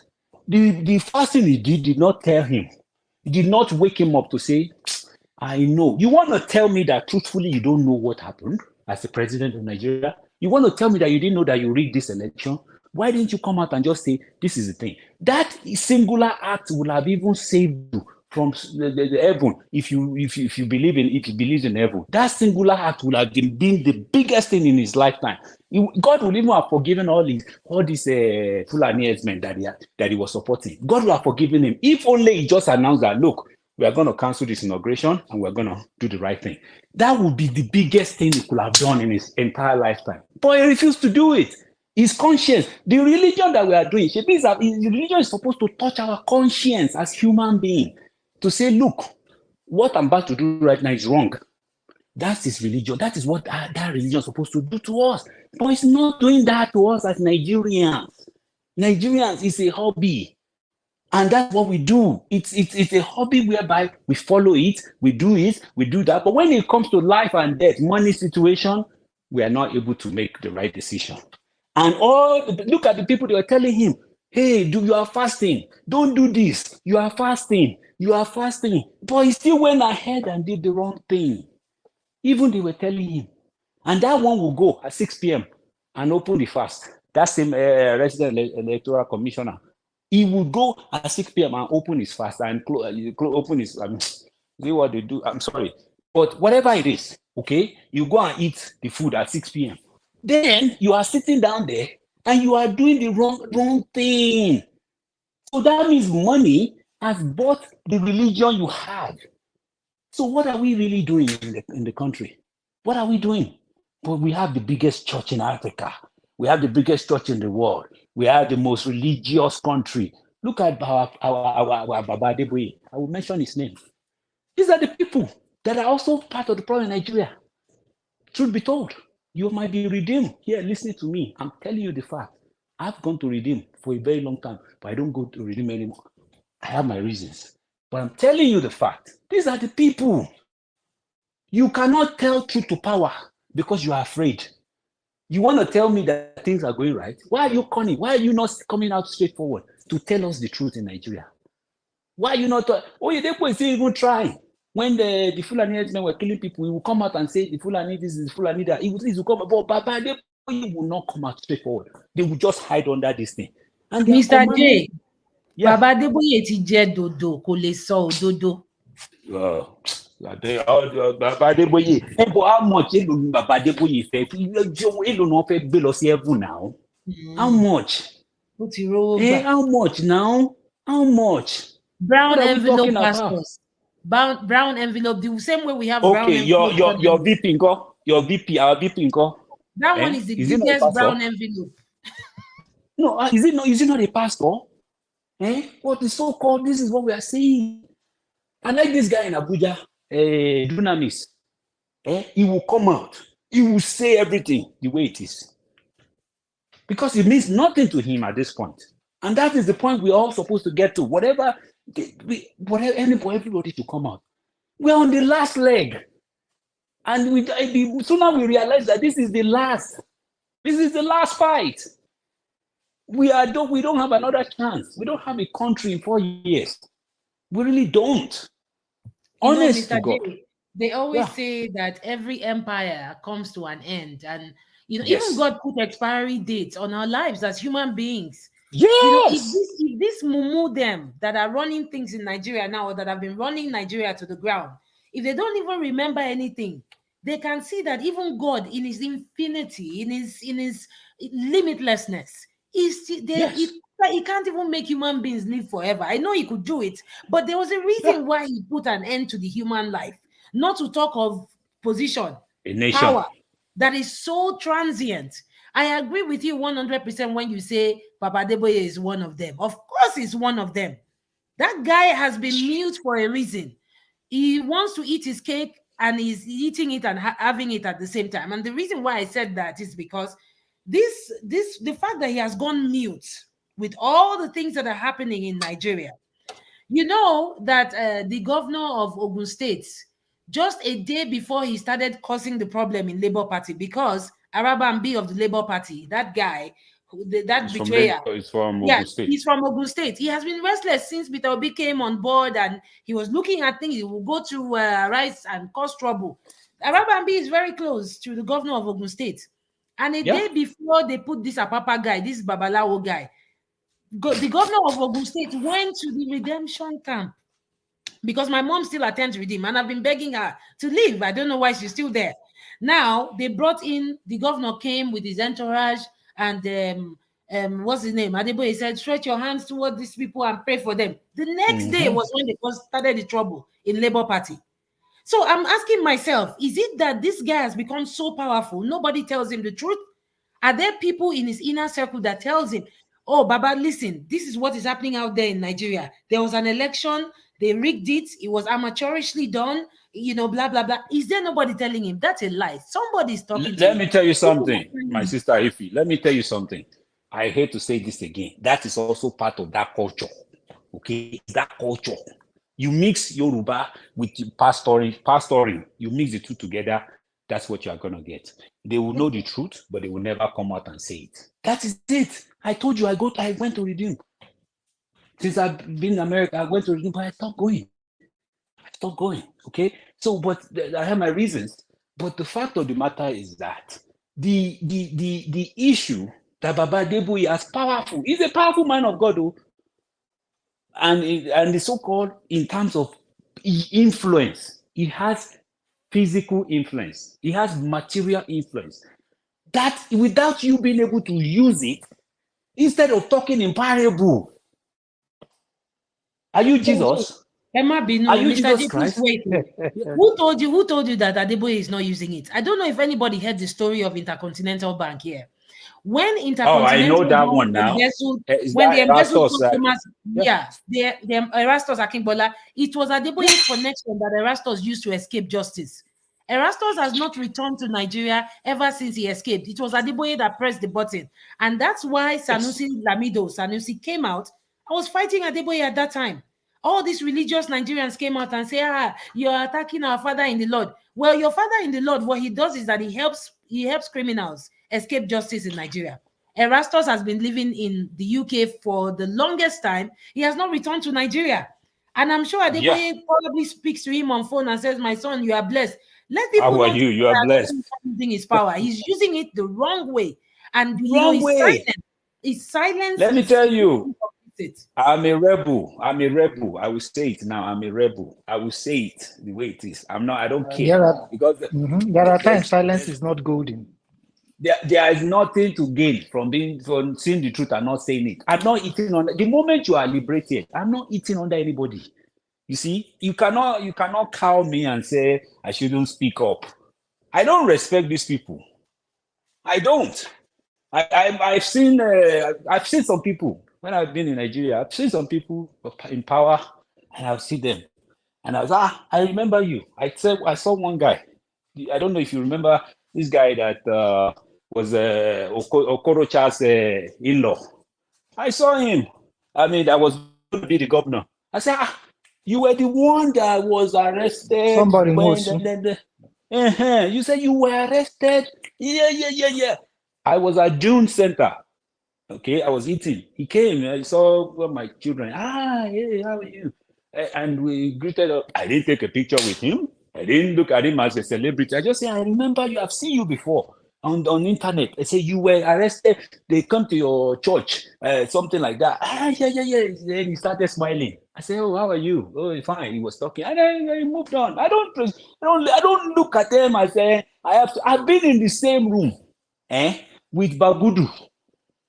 You know Bagudu, this Bagudu, governor of Kebbi State, multiple times. But it doesn't affect me. I don't need to look at him and say, I need a contract here. I don't need your money. Whatever I have is enough for me. That's simple as ABC. That is me for you. There's a guy that is in part of this person, Agbado's team. He's on part of the Guinea. I won't mention his name to save him. My junior and secondary school. I can pick up the phone and say, you have this guy's number now. She been an alumni. He was in that room when they announced this thing at 4 a.m. He was one of the people in the back with Sheyi. It was Sheyi Tinubu. I looked at him and said, look at this guy. He came to America, went to this thing, did the masters. But at the end of the day, he went back home to start doing politics. Now he's on top. I don't respect these people. So Baba Adeboye, we are talking about these people. I can say to you, whatever, if God will punish me for saying, don't talk here about the God of God is not going to punish you anything. Now I don't care. I don't care. Let me tell you, I don't care about these people because they are the problem of Nigeria. They are the problem of Nigeria. They have used religion as a weapon. They have. And unfortunately, the fact of the matter is that people have not been able to be liberated no matter how much. The way they are preaching the gospel is not the right way. They're supposed to be helping. What is the essence of religion if the society is not transformed? What is the essence? What is the essence of you being a man of God or being in church and you cannot use your influence? So-called Sunday Adelaja, even though I disagree with that guy now, okay, when he went after the pastor, all these pastors, okay, he was like, okay, yes, he's saying the truth, but now it seems like he has lost his brain. Adelaja, we should go and look at what he did in Ukraine, the Orange Revolution. The church Mr. J, was I wanted to quickly add to what you're saying, though. Do you know how these pastors will lose business when we have good roads in Nigeria? If people know they go church again. You think Nigerians are the most religious people? Nigerians are not religious. Give Nigerians half of what we have in America right now. They're not going to go church again. And that's why most of these pastors, they work hand in hand with these politicians. Because if Nigeria is fixed, that the boy is toast. I'm sorry to say. He will have to feed and rely on the money he has saved for the past how many years that he has been pastoring. Because no more money for him. People not going to come church again. Then go stay for house on Sunday. They watch movie when lights day. So that's why they are fighting tooth and nail to make sure that the likes of Peter Obi don't come on. They don't want him there. Yes. Because if he fixes the road, if he fixes the electricity problem, if he does everything and it starts to work, people won't go to church again. That's when you now see religious Nigerians who will continue to go to church whether the road is fixed or not. And there are very few of them. Give Nigerians the good things of life, just a hint of it, and you're not going to see them for church. These people know that they are dealing with Nigerians who don't care for church, right? But they don't want it to be fixed, because if they fix there, that Adeboye Pikin will get wide hips like woman, he go slim on. And the butter food not go there for him again. Leke go become Leke. Adeboye Pikin go become Mashandi. No money again to chop Ajebota to go holiday and all of that. Leave them. They know what they do. They are working hand in hand. All when we talk about cultism, where they talk about when this program starts, you think say now only politicians did the cult, even pastors self-join. Where we say them go arrange well so that they go confuse their members and things like that. Let me tell you, I mean, my first ever boyfriend that I ever had in my life is a Yoruba guy. He's a staunch member of the Redeemed Christian Church of God. If you see the way he makes fun of Peter Obi when they declared, their Shiwaju as winner, I was not surprised. He was so excited. Most staunch Redeemed members who are followers of Adeboye, they are supporters of Tinubu. Let's not even kid ourselves. They are supporters of Tinubu because they know that's where they had to non-Yorubas from their choir, from as pastors. They kicked them out of some of their redeemed churches because they did not vote Agbado. Mr. Kel, welcome. Welcome, sir. Good to have you. Happy Saturday. You're on mute, Mr. Kel. We can't hear you. Okay, I was talking in about 3 minutes. Yep, no problem. Okay.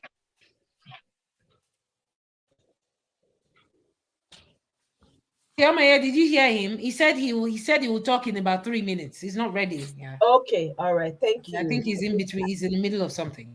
Okay, I didn't hear that. Yeah. So, did you finish up your thoughts, Ify, so that Jay can talk? I think, I interjected Mr. J, but I just wanted to help us understand the connection. These people are interconnected. Then they work hand in hand, well. See that poverty thing where then they take play on people. I mean, these people have duped us, eh? A politician go come, he go do us wayo. Pastor go come, he go do us wayo. Imam go come, do us wayo. I just want to bless God for the likes of Enenche. I never used to be his fan until I saw what he did. I never been his fan, but now I actually respect him. Honest to God, I respect him. See, you are right, my sister. I like what you said. They also are in cult. Those pastors, they are also there. They are together. They are in bed together. What you said about Baba Adeboye regarding Erastus Akimbola, that is the height of it. Now, do you know that Baba Adeboye, all this, I don't want to say all the pastors, but I know for a fact Baba Adeboye imports everything they import into Nigeria is import duty free. Do you know that? Do we know this? No. So these are the people that are benefiting from the society. They are there. Mm-hmm. Eh? They are. I'm not shocked. I'm not surprised. Yeah. So these are the people that like the enslavement. Because if you realize that the way church works, remember the church is authoritarian. You know that's the way church works. Now, remember, let's liken our society to the Western society. In as much as I don't like the immorality going on here, you also need to realize that is also in consonance. You have to look at what is going on in the church and what is going on in the society. Now, the Western, especially in the UK, you can realize that all the old churches they're empty. They're empty. They have gone through that period in their history, which is about 200, I forgot, maybe 300 years ago, where they were so religious. Then all those churches sprung up. Then they are out of that zone. Our people are where those people are 300 years ago. And that's the fact. You were right, my sister. If you said, if they start fixing things, there'll be no need. Half of the problem that our people have in Nigeria, not even half, 90% of the problems that we have are man-made problems. Crime, man-made. Unemployment, man-made. Light problem, man-made. Kidnapping, man-made. All these things are man. Now, but you go to church, what are we praying about? We're going to pray about job. When I go here, let God give me this. Let me get a job. Let me find favor. Let me see this. Let me do that. When you remove all those, when you give people job, you think they'll be praying about that? That's when they start thinking about salvation. How am I going to get to heaven? An average Nigerian is not thinking how to get to heaven. They're not thinking of how to get to heaven. They are thinking of how can I get my next meal. And that is why religion has not been effective in Nigeria, and it will never be. Because the priority of a common Nigerian is how do I get from point A to point B today? They don't even know what they will eat next month. They don't talk less. They don't know what to eat their next meal. They eat breakfast. They don't know what they eat for lunch. Then we are sitting down there and telling them to go to heaven. There's nothing like that. And that is why it's not effective. That is why the church is sorry, I'll say it, but it's a scam in Nigeria. It's a scam in Nigeria. That's what I say. Now, I believe in God. I'm a Christian, but at the same time, I have to tell the truth. Because instead, the so-called money that we are getting from this offering, why are you not using it to help everybody in that church? Why are you not using it to celebrate your people? Why? Why are you not speaking up to the common problem that we have in society? You have direct access to Aso Rock. You can go and call Buhari. Baba Adeboye has the phone number of Buhari. He can talk to him directly, one-on-one. But you sit down there, you cannot use your power. And if you are doing so, we are not seeing it, oh, Baba Adeboye, we are not seeing it. We are not seeing it. We have the likes of Papa Adebanjo. He's 90-something, 95 years old. He's speaking truth to power. He's telling them the way it is because there's nothing else. This is the last thing you have to do. You are not doing it. Your Mr. son J, is the do VP. you remember? Yeah. Do you remember when Adeboye led the protest against Jonathan? He carried the I remember placard and he now. was in front. In my mind, I was like, "What is it? What's in it for this guy?" So I'm sure they must have promised him, man, you should not be paying duties on your importation now. Just I let us know. go Let me tell you there. I something. will That see what duty we thing, I do. know that for. I'm telling you now. I know it. I'm not surprised. I'm not surprised. Let me just give you one small gist. My mom, whenever she starts to tell me these stories, I'll be like, I don't want to hear. Adeboye came to church one day and he was preaching to people how you can get free stuffs without paying for something. He told a story about when he started out as a young pastor. There was a guy who came to him and said, you're a young pastor, do you have a land? And he said, no, I don't have a land. Do you have a house? And the guy gave him one big land and built one big house for him. And after building it, the guy said, well, you have to start paying me bit by bit for the land and the house. And he said he was very shocked that the guy was demanding for him to pay back. So, this is a guy who is very used to free things. In fact, this is a guy who would say, before you wake up tomorrow morning, you'll find 10 million in your account. These people contributed to the decadence in the system. And that's why these politicians played into it. They understand his mind and how it works. When Adeboye started dining with the likes of Yahaya Bello, that was when I knew that, Otiton, if you are dining with Yahaya Bello, a Yes. confessed criminal, a very violent man who will do anything, Violent bigger Igiraman. man, he go carry Violent. tambourine and Bible, go Very dey sit down one violent. for in office. For my mind, that they say, wetin light and darkness they do. But I can't forget, say, light self, sometimes darkness, they pretend say na light, wey no be light. Because I don't understand what the connection is. You are dining with the politicians who are in turn impoverishing your members, so they keep running to church to pray to God for jobs when all the industries are being converted to churches. It was Rufai Yeah. Oseni of Arise Today. He was listing the number of companies that have left Nigeria. My Yeah. goodness, a whole thread was not enough to list it. My friend, Yes. who resides in Nigeria, he will be relocating soon. He told me that Unilever is leaving Nigeria. Yeah. Unilever was the only thing that was close to any semblance of international, multinational presence in Nigeria when it comes to household items and, toiletries and stuff like that. They are leaving. Michelin left, Cadbury left, all these things left, and you will see that it's a church that will buy the building. So why won't anybody be able to connect the dot and say, oh, I see. Most of these pastors or some of them are working hand in hand with these politicians to impoverish. Hello, Omoye, how are you doing? I'm fine, thank you, Mr. Kel. Welcome. Wow, thank you very much. So after the General Assembly, you started this one Yes, in so Nigeria. yes, so You're really doing great. I tried to come in to tell Mr. Elvis that I discovered a channel that will produce the first female governor in Nigeria. very funny. Okay. Oh. Thanks for the You're doing great, and the ladies in this platform, they are. I must submit they are. You guys are all intelligent and always on point.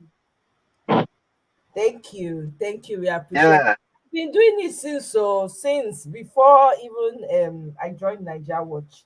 So it's just yeah, I've been doing it since Peter Obi emerged as a candidate. I've been doing my own thing. Yeah. That's great. Thank you. But That's welcome. great. Good to see you here. Happy Saturday. Is this Saturday over there or Sunday? Oh, sorry. It's still Yeah, Saturday. Saturday night. Sorry, I'm trying to be faster. That's okay. Welcome. Yeah. Yes. So I greet everyone in this panel. Greetings. They greet you also. All right. We greet you too. Welcome. Yeah, my brother. God bless you. Yeah, back to our struggle because like we are going off point. We are going off track. I think we should always try to avoid things that will divide us as a people. Nigeria is a very, very religious country. So when we want to talk about certain issue that has to do with our faith, I think we should be careful so that it doesn't divide us. That can easily divide us, right? So How do you so let's mean? go. Okay, so some of the points being raised here, talking about the men of God. Some may be true, but I think it's basically on not knowing much. When we want to talk about the role of men of God in Nigeria today, I don't think that every point, the point we stress out here this evening is based on knowledge of what's actually going on. I want to let us know that the church in Nigeria has played or has been active in our politics. Now, I heard this somebody say Bishop Yerebo is talking, Pastor Enesha is talking, and then that the Gio Adebo is not talking. I don't think it's true. First of all, these three men you mentioned, they are all from one source. The way Nigeria is, Christians play their own politics with wisdom. I have to disagree with you, Mr. Kell. So just to your earlier point that we shouldn't dwell on other issues, but on this particular religious issue, I have to completely disagree with you. No, just allow me to land. If I land, you may understand where I'm coming from. There's no need to land because it's just going to throw us off what exactly, which is the judiciary is our focus. That was just an aside based on a conversation that was started. It was a conversation that was started that had to tie it all in. So it's not a main subject about religion. That's not what we're discussing here. I don't want to discuss religion. So based on what was said, it is true a lot of the preachers have been silent about the devastation in Nigeria. We can't pretend about that, Some people have developed selective hearing. So let's just stay on topic on the judiciary. That's what I'm interjecting. Okay, that's good. So let's keep it at that. But let's try to, if it's possible, we take out religion in our discussion because that is Can't the take it out, Mr. foundation. I'm sorry, we cannot. Can I say this, my brother? Can I respond, Miss Mamaye? Listen, and I said a lot of things. I did speak a lot. Yeah, Here's the problem. This is the how do I say this? This is the problem with us as a society. The inability to say the truth to ourselves. See, first of all, if you are sick as a person, you need to agree you are sick. Then from there we move on. Then we say the problem is this. Our religious leaders have been silent. We know that. This is a fact. This is not something that we are making up. It is not We true. know. Okay, hold it there. It is not true. You've been saying a lot of things, and I want to put you correct. Everything I've centered, you have mentioned here, is said it out of ignorance. Now, For knowledge, when you say ignorant, you call somebody ignorant. You can only speak from not on ignorance. Let him speak. I might be ignorant of what he's saying. Let's just let. No, we are not chasing this out there. We are not fighting. Okay, go ahead. Let me correct myself. I am not saying ignorance on the part that he is ignorant. I'm not taking it personal. I'm not taking it personal. No, I'm not. I want to reverse that one to actually mean what I to support what I want to say. Okay. I want to say that maybe you don't know enough on that area, what has happened or what is happening, right? Okay. Now, the way Christians play their politics in Nigeria, there are men of God that go out to talk, there are ones that stay behind. Yes, I agree with that. For instance, if you hear Oyedebo talk, Adeboye has spoken. If you hear a nation speak, Oyedebo and Adeboye has spoken, because these are his children. If you understand, that's why I say, if you understand how Christian faith function in Nigeria, there are people that stay behind and press the button. Let's go back. If I want to go, let's go back to 2007 when Babangida wanted to contest against Buhari. I mean against Yaradua. Do you remember the role men of God played to make sure Babangida did not come out to contest? They went all the major places in Nigeria, Eagle Square, TBS, the Baptist Stadium to hold a crusade. So there are ones that stay behind. The elder ones that are more powerful, they stay behind and press the button. Remember, in these churches, they have all the politicians, all the generals, members in the church. So all of them can come out to be talking. So anytime you hear someone like Bishop Oyedebo speak, Papa Adeboye has spoken. Anytime you hear people like Eneshe or the one in Port Harcourt, Ibiome talking, these are his children. That is how Christianity functions in Nigeria. So if I hear a pastor talking, first of all, he asks who is his mentor, who is his spiritual father. That's the area I want us to talk. So if we say Adeboye is not talking, he's not talking, but he's doing more. His background. Maybe telling this person do this. If every Christian, Christians are highly persecuted in Nigeria. That's why I said they are playing their own politics with wisdom. If this person gets into problems, one person, there are another one that will come out to bring him out. All of them shouldn't come out and be talking. If someone like Adeboye comes out now to talk, Nigeria will burn. Hello, Omoye. Okay, I disagree. Can I respond to? Can I respond to you quick? I'm sorry. I would. I just wanted to inform you that I would leave now. Yeah, I'm going to leave now. There's a reason why I'm going to leave. I'm sorry to say this, but I sense that Mr. Curl, it might be. I don't like, this scary, the kind of energy he's trying to radiate. I don't like these people who say God go deal with somebody because he talk about one pastor waiting. I'm sensing that energy from him. I'm going to leave now. And I want to say one thing. If Adeboye is sending his children to go and do the work, why didn't Adeboye send all his children to go and protest against Jonathan in 2015? Why did he lead the protest with placard in his hand? Why did he lead the protest with placard in his hand? Nobody is asking him to come out and protest or do anything. Say a word. So please don't come and tell us that we are ignorant. And I'm sure you corrected yourself.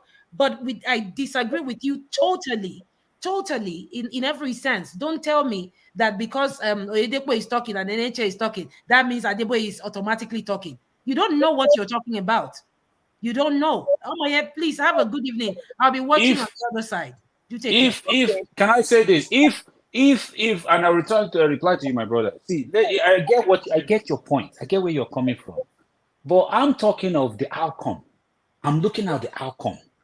If Nigeria of 1997 was this same Nigeria of today, our leaders should be on the street. Things are bad. Things are terrible. And you know this. We should not get this docile, and I said docile response from these religious leaders. Pastor Dunamis, he came out and he said it, and he's made it his main point. A lot of people are saying his story is political. What is the essence of you being a leader of a religious Just group? just allow me to No, have the let me finish my thoughts. Mr. Let me Kel, finish my thought. wait, yeah. Mr. Let me J, finish my thought. Yeah. Mr. J, please just hold your thought for 1 second. Mr. Kel, please. Yes, my. Like I said, I don't want this conversation to derail. It sounds to me that you came here to defend the religion and the religious leaders. You know, not everybody here is a Christian. Number one, nobody is here trying to. It's not a religious thing, but it seems like it's personal to you. And if it's personal to you, that's fine. You can choose not to engage with the conversation rather than come and insult people's intelligence. Because I just lost a panelist because of the comment you made about, call God maybe coming down on people. There are people who don't believe that. If you believe it, there are people who don't. And if that was the case, Nigeria will not be where it is. We have thousands of churches in Nigeria, but everybody is criminal and corrupt. When did I say that? When did I say that God will burn Nigeria? When did I say that? No, I didn't say you said God. No, I don't think he said it. I see, Mr. Moye. Can I let him? I will tell you, Mr. Kel. Derail this conversation. Now, judiciary me get from. Yeah, we started with okay. So let me tell you how this thing started. We were talking of how people are thinking, and we went into that saying that okay, it's also religion is also part of the problem. The fact of the matter is, I said, look, we have so many religious people, but it's really not changing the society. What is the point of going to church or going to mosque? And at the end of the day, you go and doctor your report. You announce result that is not true. I'm just saying generally, whether it's Muslim or Christian. But at the same time, when you said about some people stay behind and fight, I get it. We might see some people might be making phone calls, but the outcome is what we know. It's not doing anything for us. They have not been able to effect any changes. They have not been able to do anything. They have other things they can be doing to show that, look, I'm with you, the masses. Prayer is very good, but remember, prayer without works does nothing. We cannot continue pray till next year, till the kingdom come. If we don't act as a nation, it's the same thing. When they say pray for a good leader, did we not go and collect our PVC? The church has to be active in politics. When I say active, I'm not saying behind the closed door and talking, and because we don't know what you are doing. If you are behind and nothing is happening, how would I know you are doing something? I will never know now. But if I'm on the pulpit and I'm telling you, the judiciary, like Nature said, he said judiciary. This is how you know how to make your decision. He said it directly. You can say everybody has their own approach. I get it. You have your approach. Some people are big talker, some people are less talker, but I'm telling you the fact, we are not seeing its impact. And when you choose a government over another one, you know that people are suffering. You know that this government did not favor the people. We should not sugarcoat it. Things are not well in Nigeria under APC. APC has destroyed Nigeria almost completely beyond repair. But we are sitting down there, and as long as we have our own congregation, as long as everything is going out for us, we sit down there. Yes, Christians are being prosecuted. You speak out, or they go over and speak about it. Yes, Christians were supposed to make peace. We go to people that are causing problem. We go and talk with them. I understand all these things. Okay, I get it. But all I'm telling you is that we are yet. I personally, let me use me. I personally expected more from some of these leaders, and I feel like they have the command. And why do you think they go? All these politicians go to these men of God and give them the envelope. Whether they do or not, let's say, okay, I can say, oh, I don't know. But let's pretend that they give them the envelopes. Why do you think they go there? Because they have a command. They have congregation. They have millions of people. What do you think it takes? If should just announce something. But because they don't want to side with one political, they are ashamed to come out and say, this is who I'm for. What is the meaning of that? You have to take a stand. We are in trouble. The country is burning down. You cannot sit on the fence anymore. The more you say, I don't want to offend the president of Nigeria. Let him. Yeah. Mr. J, can I ask you a question? Yeah, go ahead. So if maybe by the grace of God we get our mandate tomorrow, and the now later discover that these men of God or churches, they played a big role that never, more than what you have ever heard before. What will you say, or how will you feel?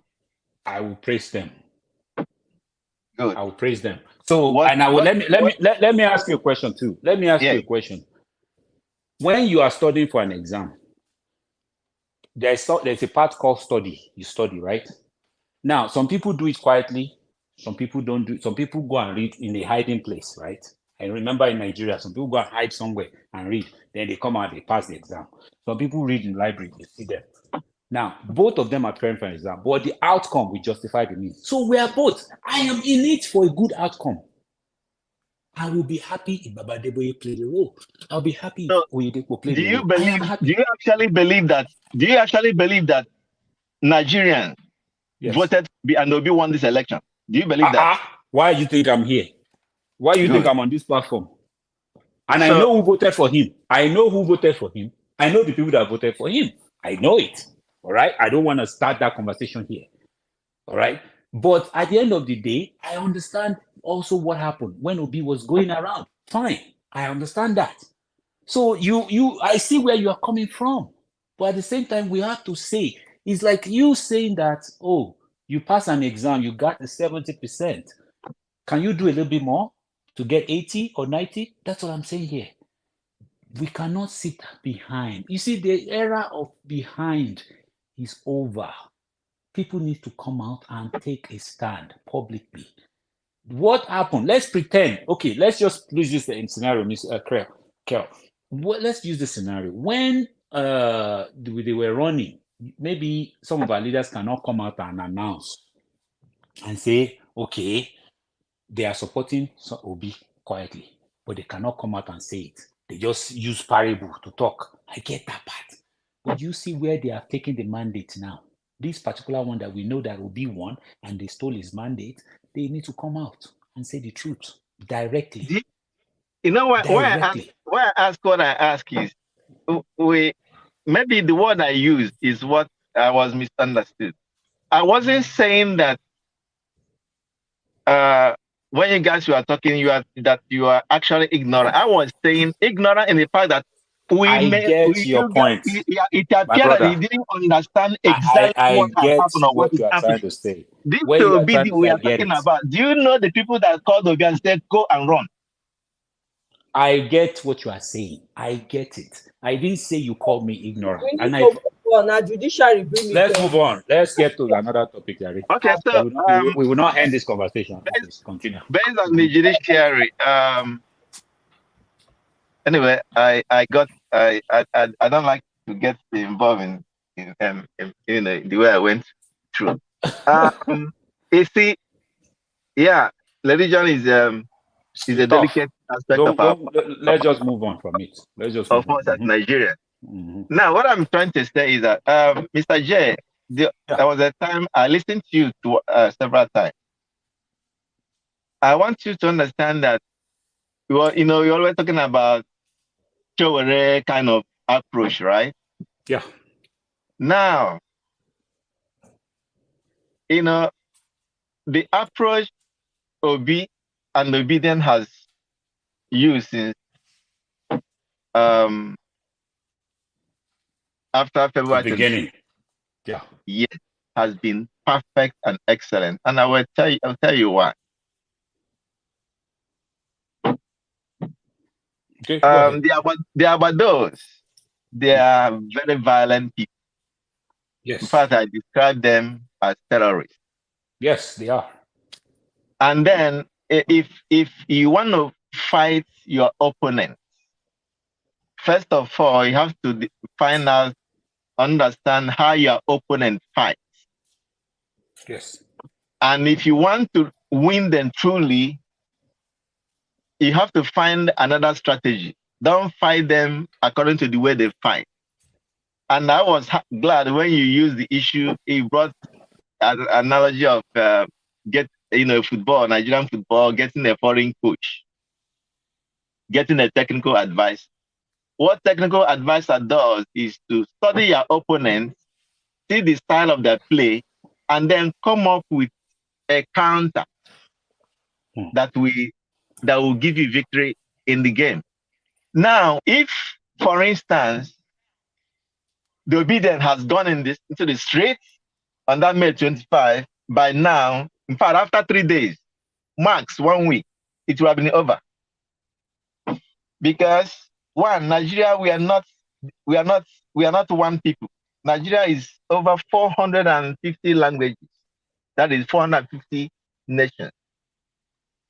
By the time, and the APC wanted, that was they wanted. They wanted Obedience to come out on the street. They will roll the tank on them. By the time 1, 2, 3, 10, 50 people go down, the whole thing will go tribal and religious. That will be the end of it.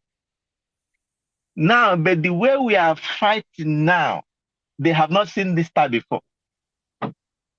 That is why they find it difficult to recover, and they can never recover.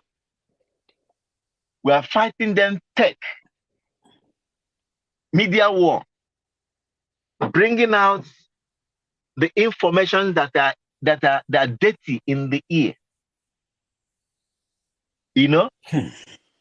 Bringing out this thing, the secrets about the drug, about the Guinean passport. Okay, look at a few days ago now, Kiyamo's house in Texas was brought out. So these are the things that are the level that are higher than them. Now, tell me about judiciary. And I want us to look at it this way. These people, I said in this panel, this platform about 2-3 days ago, they don't have judiciary in their pocket. Let's stop like saying, oh, they have bought over the judiciary. That's what they want us to be saying. Because by the time we keep saying that, then it will begin to deflect the courage and the confidence of Obedience. Let me digress a little. During before the election, they were making us to feel that they will rig this election. They will make us feel that Tinubu has more money, he can buy everybody. That statement, what they are targeting to achieve with that statement is to make you feel there's no need to come out. There's no need to go and waste your time, that they will win after all. But we didn't listen. We went out and voted. We voted en masse and we won. And because we came out en masse and voted, that was why we are out now trying to defend the mandate. Assuming we didn't come out to vote and they rigged, we will not bother. We will not even notice that they rigged. I don't know if you understand what I'm saying. That makes sense. I get you. As it stands today, these people does not have the judiciary. And I will give you 3 instances to prove that to you. If they have the judiciary, they will not be going through this native doctor Apata guy to go and destabilize Labour Party. What they want to achieve with that guy is for that guy to succeed and hijack the party and go to Supreme Court, appeal court, and say they are withdrawing the case. That's what they want to do. That's number one. Number two, before a judge, no matter how corrupt that judge is, will give you a fair hearing. Oh, I mean, a favorable hearing over your opponent. He must have a leeway to do that. He must have an avenue to do that. Obedient has blocked every aspect of this judgment. If they come on the technical aspect, it's blocked. If they come on the merit of the case, it's blocked. So we have strong case. We have strong case. Judiciary cannot just come out like that and give judgment and say, okay, how would they throw it out? Again, look at the response of APC and INEC. If you look at the response of APC and INEC, you will see that these people, you will think that they are not ready to defend it. They don't have nothing to say. They don't know what to say. Their Okay, response, I said that. Yes, I mean. I have a question. Okay. Yes. So you said that the judiciary now there's an allegation, right, by Yes. someone called Timmy Frank. Okay. Yes. He was former deputy national publicity secretary of the APC. I know. Yes.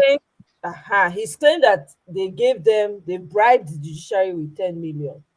It has been budgeted to buy off the Supreme Court justices. Yes. Who is saying that? Timmy Frank of APC, right? Yeah, he's from APC. He used to be a deputy. He's a former deputy. Okay. I know Timmy Frank. Mhm. Let me tell us something. I'm coming. Go for it. Timmy Frank is a politician.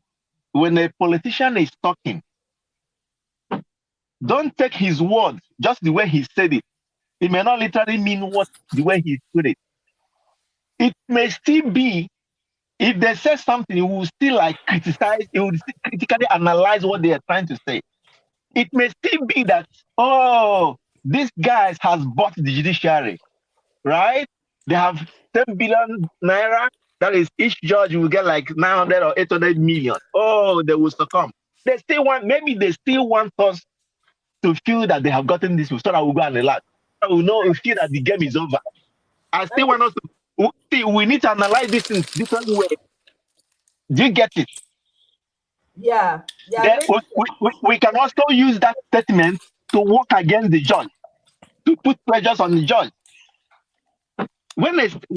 You see, APC people, if you watch the way they talk, especially the Abado supporters, they are politicians. They understand politics. But obedience are not. Obedience are just innocent people who want the good of their country. They are raw. They are the organic people who want the good of their country. So those people, they don't understand the logic or the politics of politics. There are some certain statements that, okay, for instance, if you see someone like Festus Kiamu and Sherifa Kaede come out the airport today and begin to fight, I will show you. I begin to fight. I begin to disgrace themselves. Don't take it that they are fighting. They may be trying to create a scene that will work on your head. That is politics for you. So that statement Timmy Frank made, I will want to wait to see what happens after 1 week. You'll be able to interpret what actually was he trying to say. Let's not look at this. Okay, he's telling us the truth. He's on our side. But don't come, they are divided. No, remember the money exchange thing. Right. They were fighting for us. Remember a week to the election, they rode tanks in Lagos. Say, Buhari is ready for this thing. Without knowing everything was a fin trick. Do you understand where I'm going?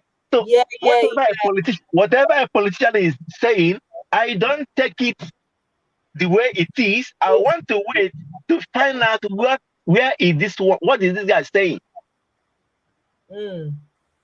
Okay. There was a time around 2 weeks ago, some show already carried in his Tara report that Buhari was telling somebody, I don't see myself handing over power to Tinubu. Those Yeah. things are distraction. They are So messing, so let's they are not messing. So what you're saying is they are messing with the psyche of the people because they understand how to play the game. good. They don't see. They know that obedience are organic and innocent people who takes their no for no and yes for yes. So they Yeah, try to put out things there that will route your head to somewhere else. right. Oh, got it. Okay. You get it? I mean, Mr. Kell, see, I get what you're saying, and I do like what you're saying. Yeah. I like what you're saying, and I like the way you are coming from a different approach. See, we also need to look at what they did on the election date, the election day. The way they got us, because we can't deny the fact that they actually got us. We have to agree. That's what they did. They played You a see, number on us. yeah. You see, let me tell us something. I want to honestly believe that INEC and Buhari, they wanted to do the right thing, but everything changed like 2 or 3 weeks into before Before the before the election. election. And So from the liberation that happened now, I want to look at something. See, this guy is a drug dealer. Is a drug baron. And if we know how these drug barons operate, Mr. J, before they do anything to you with you, they want to get you at point of conviction. They they want are to get bar- you. they are They want to criminals. get you good. They want to get you at the point of indictment, so that if they come up with asking you to do something for them and you refuse, they have gotten something to hold you with. They are something to mess you up with. I think that was what happened with Buhari, and that was what happened with Mahmoud. They must have gotten this guy indirect without knowing, maybe got him into something, right? Into a dirty deal, into a shady deal. And then when they now come up with a so of this thing, of rigging the election, they will not make a presentation to him. Is either you allow us have our way or we mess you up. Look at the evidence. Buhari, the same thing.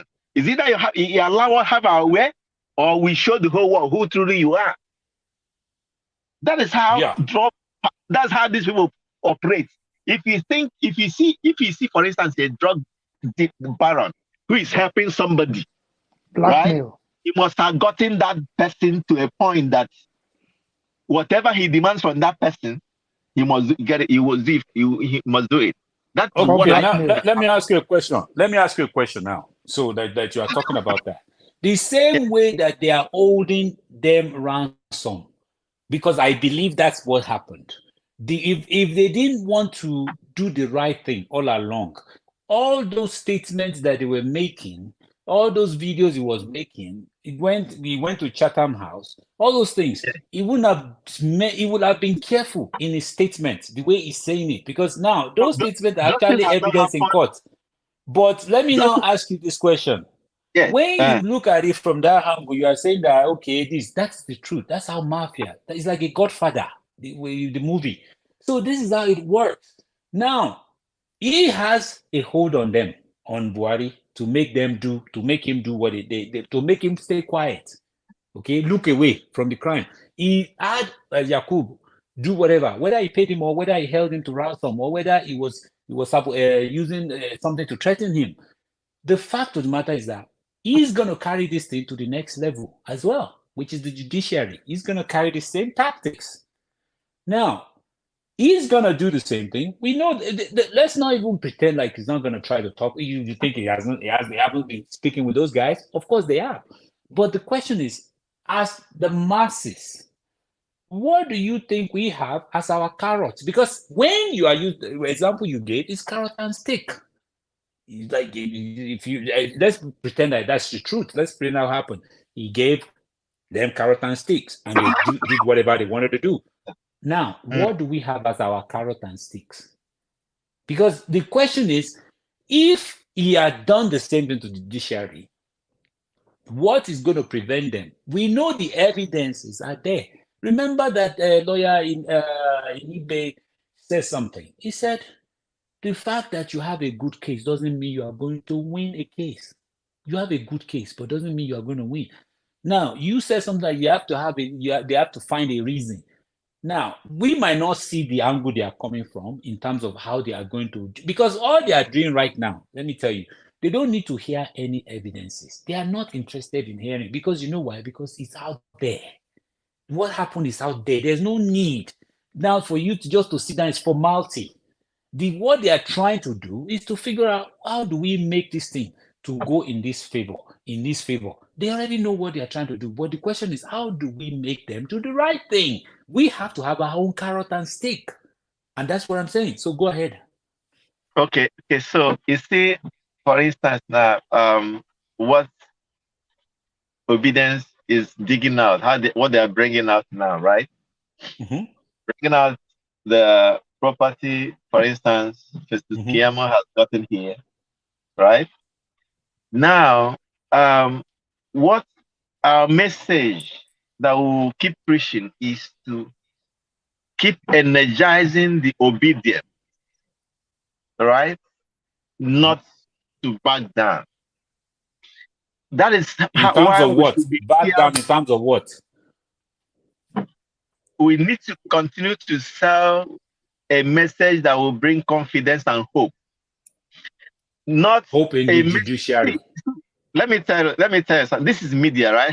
If you look at this platform, you find out that a lot of people are listening. Yes. Now, our words goes a lot to either build them up or to demoralize them. There are words that you have to refine before you put it out, because we are in the midst of war. As just see yourself as a field commander. Okay. There are certain things you don't tell your troops, but based on what you know, you will guide your troops against danger and guide them for success. That is what media does. When you see APC bringing out this propaganda, they have a message. That propaganda you see, may look at it, you as a field commander know that they are lies, right? Yeah. But to them, those propagandas are meeting targets somehow. Do you get it? So our message will be message that will bring hope to the people on ground that are fighting. Confident that we have a good case and this case is winnable. Now that these judges, even though there may be enough money to bribe them, but they will not succeed in bribing them. They will not win their mind over. But let's not be speaking something that sounds like we are giving up. Oh, these people they will buy the judge. They have bought the judge already. They will buy the judges, and the judge is going to give them favor. I don't think you are getting. I don't think you are getting my point. My question. See, the thing is this: we know what the judiciary have done in the past. We know it. There's a precedence. That is, hold on. Just hold on. You see this statement he made now is enough to tell the people that this game is over. Forget about what the judiciary has done in the past. No, you are missing where I'm going. What I'm trying to say is this: everything. I've listened to you even long before now. I've listened to you. I'm not where you're going. Okay, so look at what Agbado did to those guys. Let's assume that's what happened. He played his thing and he achieved his goal, right? But there's a way he got them. Do we all believe that he was going to do what he did? Did we believe this? Did we see this coming? No, we didn't see it coming. So it was a shock. So when did you believe that Agbado has succeeded in what he did? No, let me finish what I'm saying. At this point of the game, this is a game. Let's liken it to football. Who is leading? Agbado is leading the game. Agbado is not leading the game. No. Let me say what I need to say. Who has been declared select?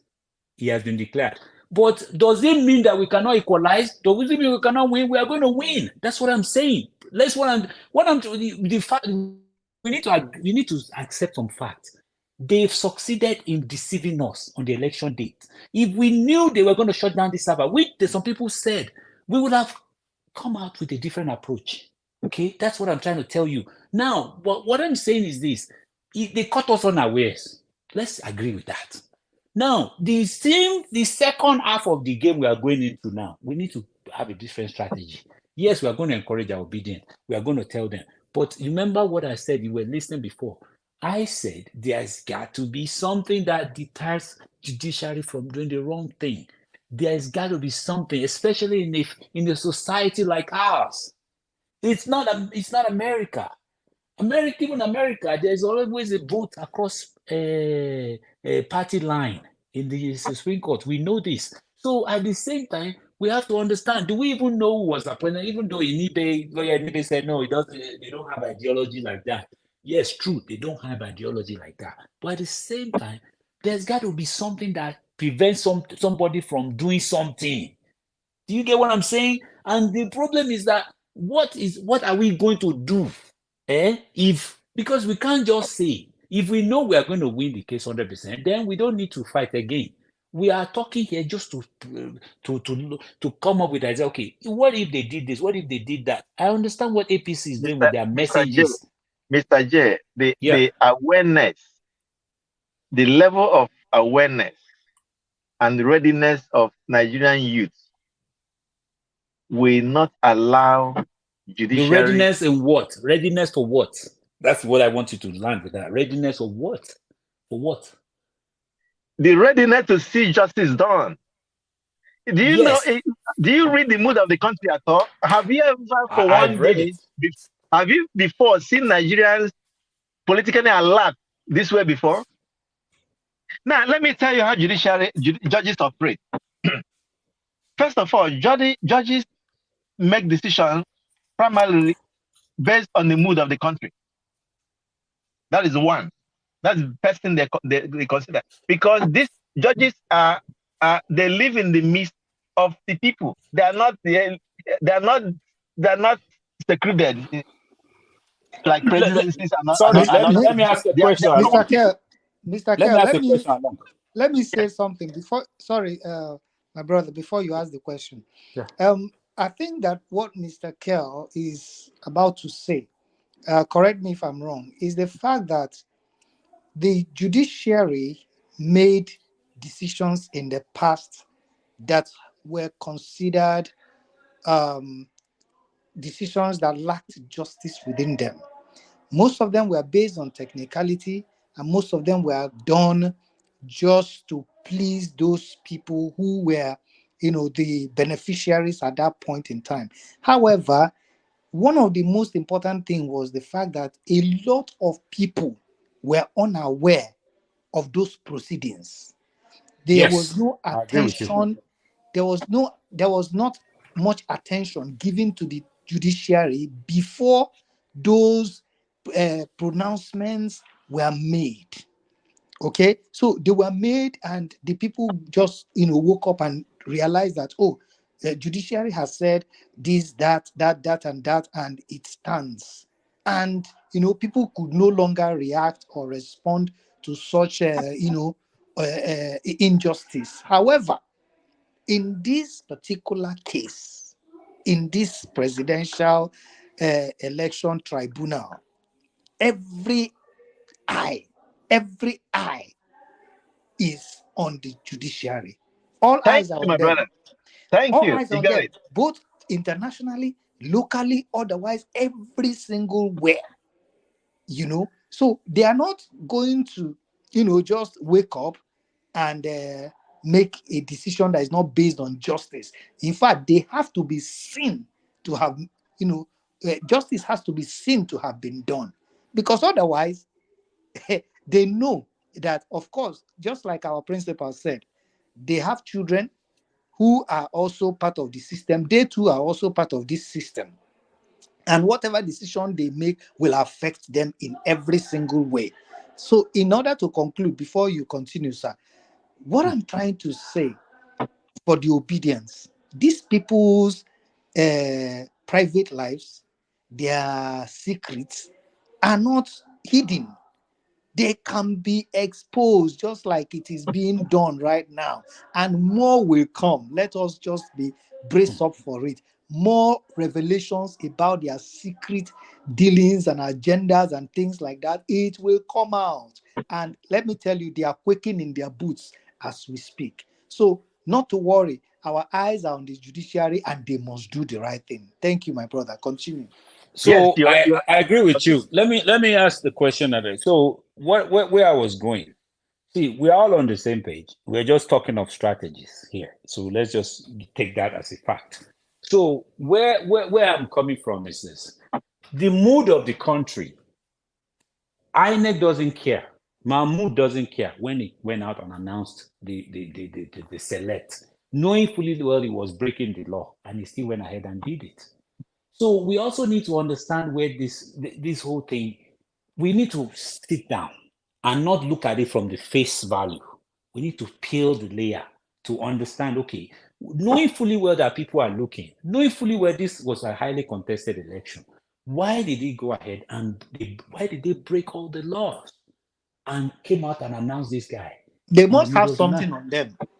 No, that is what I'm agreeing with you. So that what I'm trying to say also is this: in exposing people on internet, these people are criminal. My sister earlier said it. It's like a hydra-headed snake.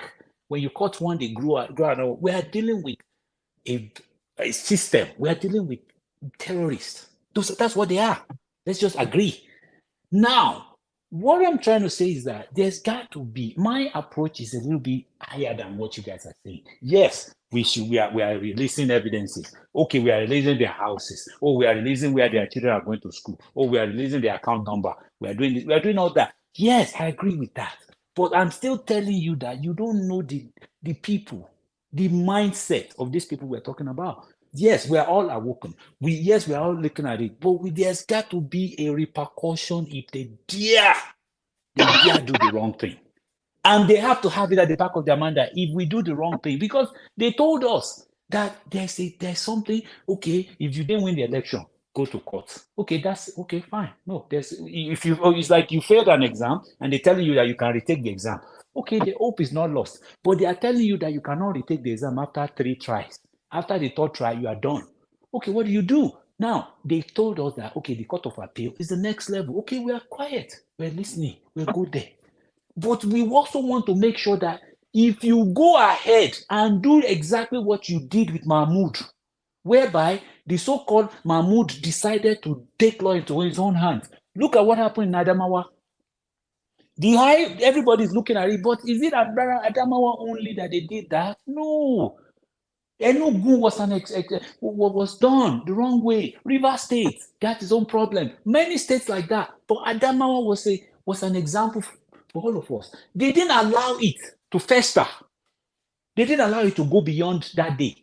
It was when they realized that, oh, okay, you think that guy doesn't have backing from the head office. He does, of course. But at the end of the day, the people didn't allow it. So there is a power in the people. In as much as the people have the power to come out and vote, there's also the power for them to come out and do peaceful. And that is the word peaceful. Now, when something is peaceful, doesn't mean that it does not disrupt. Peaceful means that the roads are no longer motorable. Everybody, the roads are blocked, shut it down. There's no market. So when things like that are happening, that is also going to generate attention. That okay, look, yes, I agree. We are going to hear you. We are going to do this. We are going to do that. And that was why somebody was saying the other day that they might try to do something. They might say, okay, election is cancelled. We're going to do it. Because at the end of the day, if they are trying not to give our principal this thing, they will try to do some shady things. We need to start to think ahead. Hello, What I'm saying is that they got us. They got us on the first round. No, they thought they got us, but they did not. Let me tell you. Yeah, go ahead. As it stands now, we are facing the judiciary, right? Yeah. Now, judiciary, they will be more careful this time. Let me give you an example of, okay, what happened in Adamawa? What happened in Adamawa is just an example of what the judiciary will face if they try to mess up. Because the youth, the obedience, all their strength is now channeled to judiciary, the outcome, what they would do. They want to see justice. Obedience are not asking you to do them favor, to do them favor. They want all those points, all those prayers, all those items. They want to see law, justice done to those things. If at the end of the day they see that justice is done, okay, but our principal didn't win on it, fine. But let's see justice. Let me give another example before you Okay. continue. Do you remember when Nnamdi Kanu was going to court and people, youths, his supporters, they were taking buses from all over the place and going to Abuja to besiege the courts? At the end of, even though they were kept away, they were, kind of suppressed and all of that, at the end of the day, the court did the right thing. Although the government of Buhari, that is never known to be to be law-abiding, is still holding the man captive. Yet the court did the right thing. So the court did their job. The courts did their job. Why did they do the job? Why did they do the right thing? Yes, because there were a lot of people who made sure the eyes of the world and the people were on the judiciary. And that is how it's going to happen this time. People must come out on the days of those proceedings. People We are must talking. beseech That the is what I'm courts. saying. That People is, you must are come getting out me. into the streets.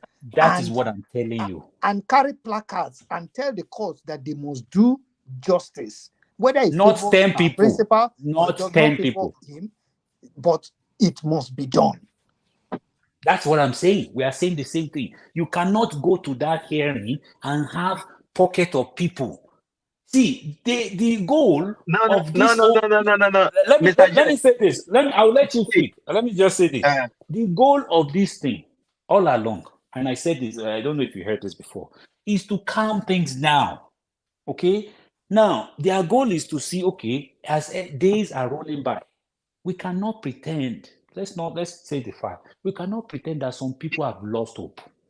We cannot pretend. We cannot pretend that some people are saying that let's wait another 4 years. We cannot pretend that some people are preaching that already. So they've been successful. They are even planning. They are already setting up inauguration. They are marching. So when you see those things, my you brother, just kind of look over. those things are strategies. Oh my God!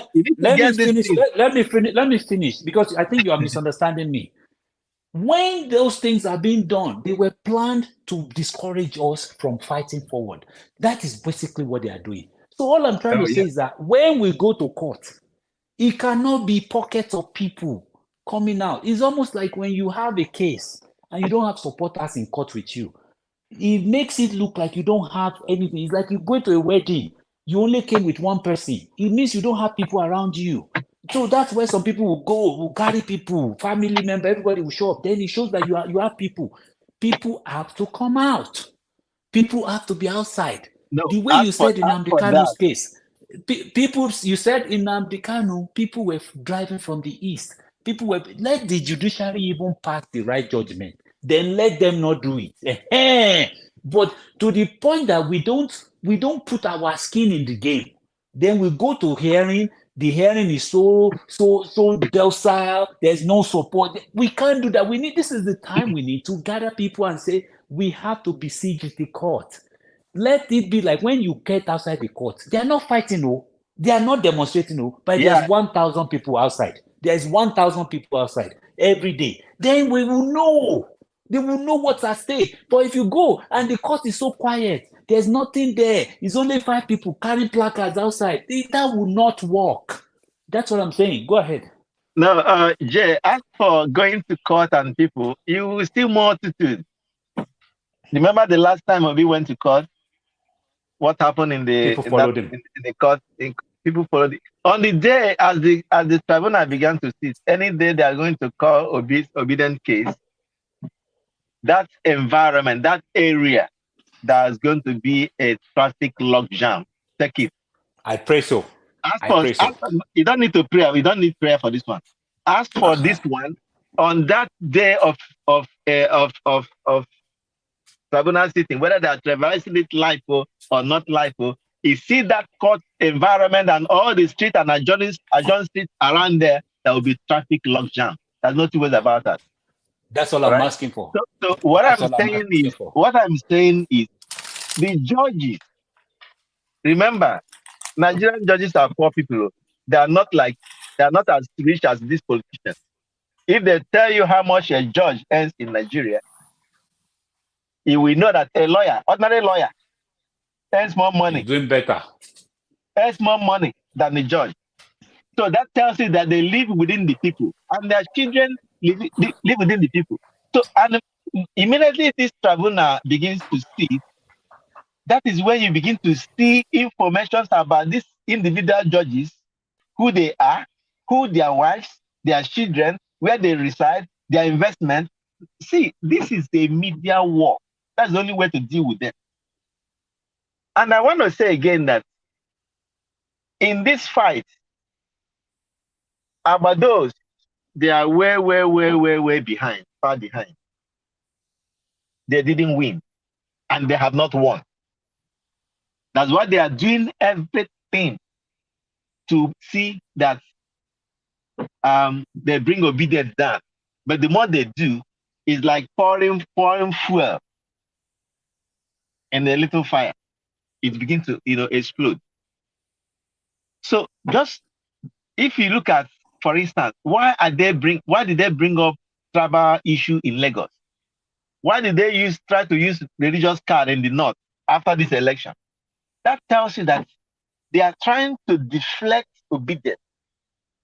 They're trying to divide obedience in the southwest with tribe, go up north, use religion, but it didn't work.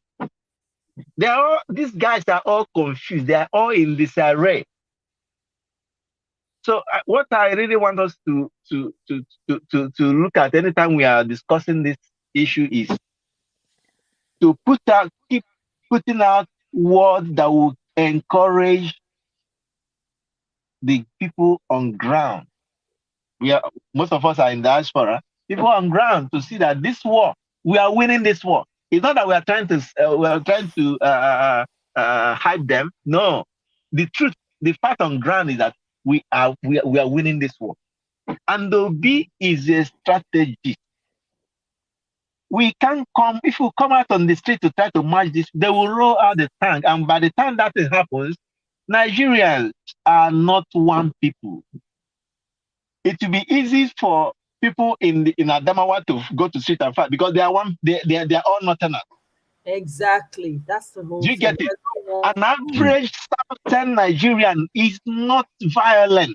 For instance, now if I come to you now and take something that belongs to you, the highest you will do is you will go out and tell everybody, see this Mr. Kel, forget about him, he's not a good person.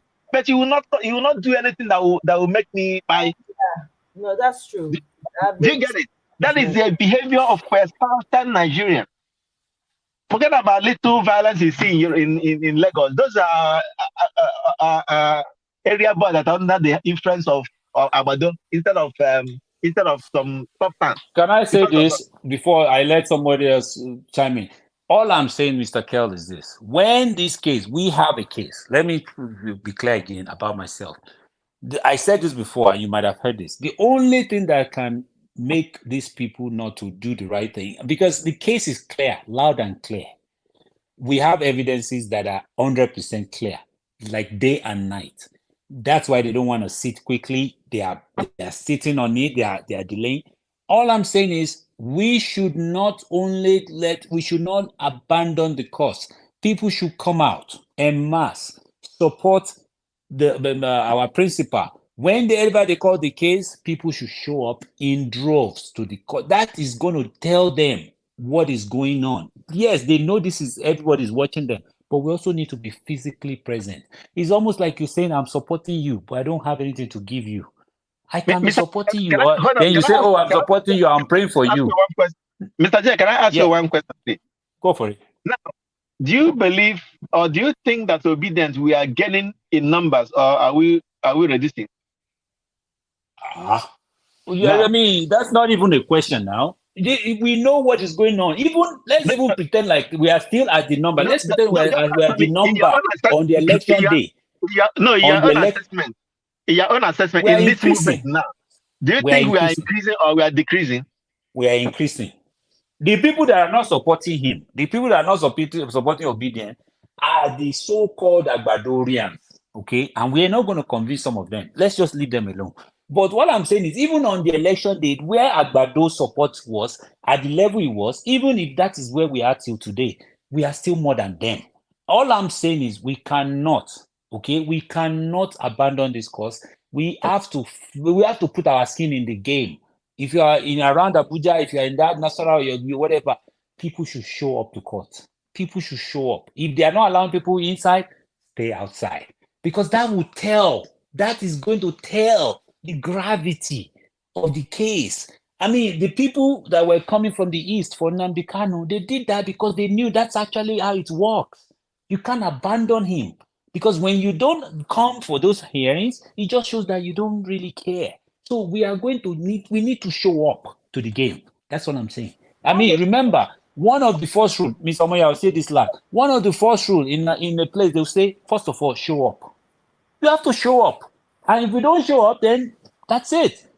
Let's go ahead, please. That makes sense. I mean, solid point though. I have to say, Mr. Kel, bravo. My round of applause to you. And then Mr. J. If we can take what Mr. Kel saying and add what Mr. J is saying, I think we have the answer right there. Take Mr. Kel, add Mr. J. Oh, join now. I think we're good. I agree with like people being in that courthouse outside. If they're not allowed inside, outside. I totally agree with that because we can't. This is the last straw. The court now is the last step for us. And it left to me, let's not wait till the tribunal. We will not just let everybody go rest, sit down.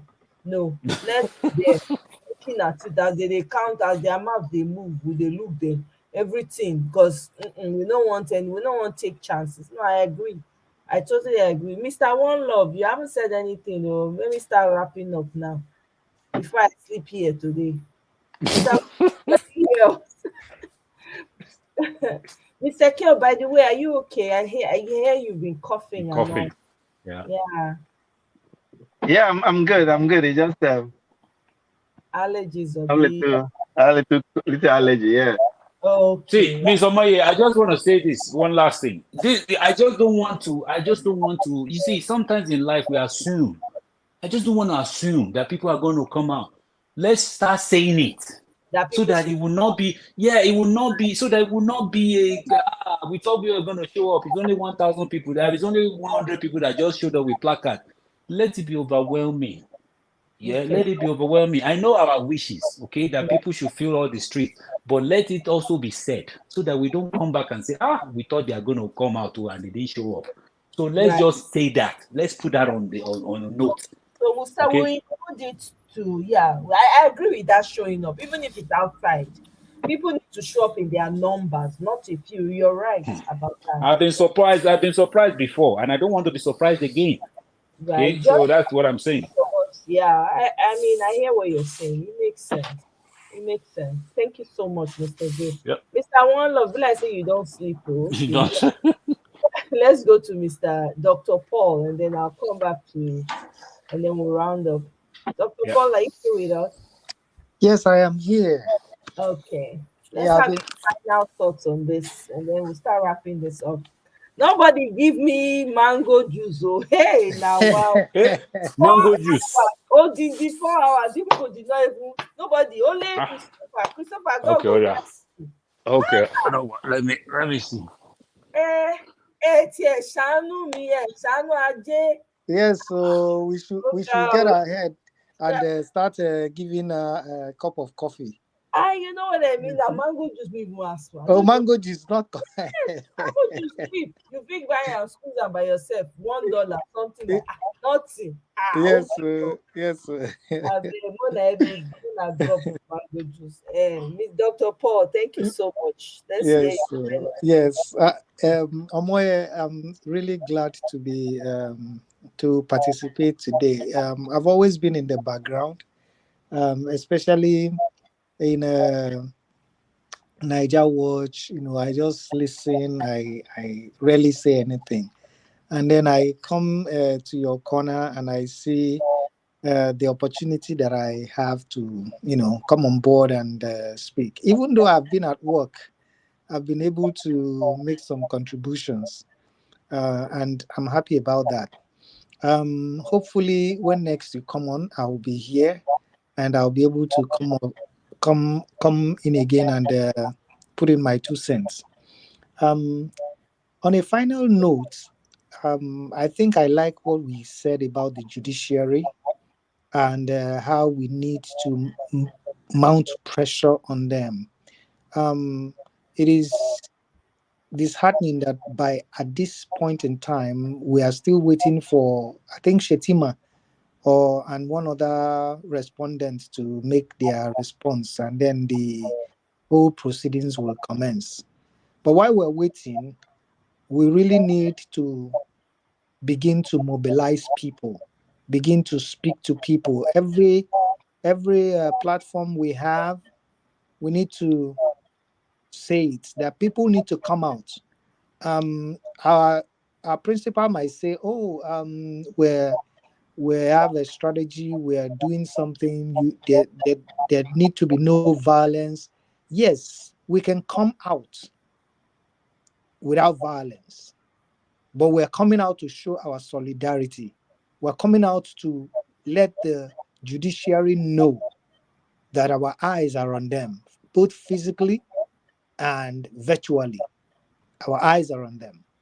So we need to start making these pronouncements. We need to start letting people know that there's need to, flock to the judiciary, flock to the courthouse. Even if it's at the fringes, everybody should just come over there and stand there, you know, put up placards and let the judiciary know that we are watching.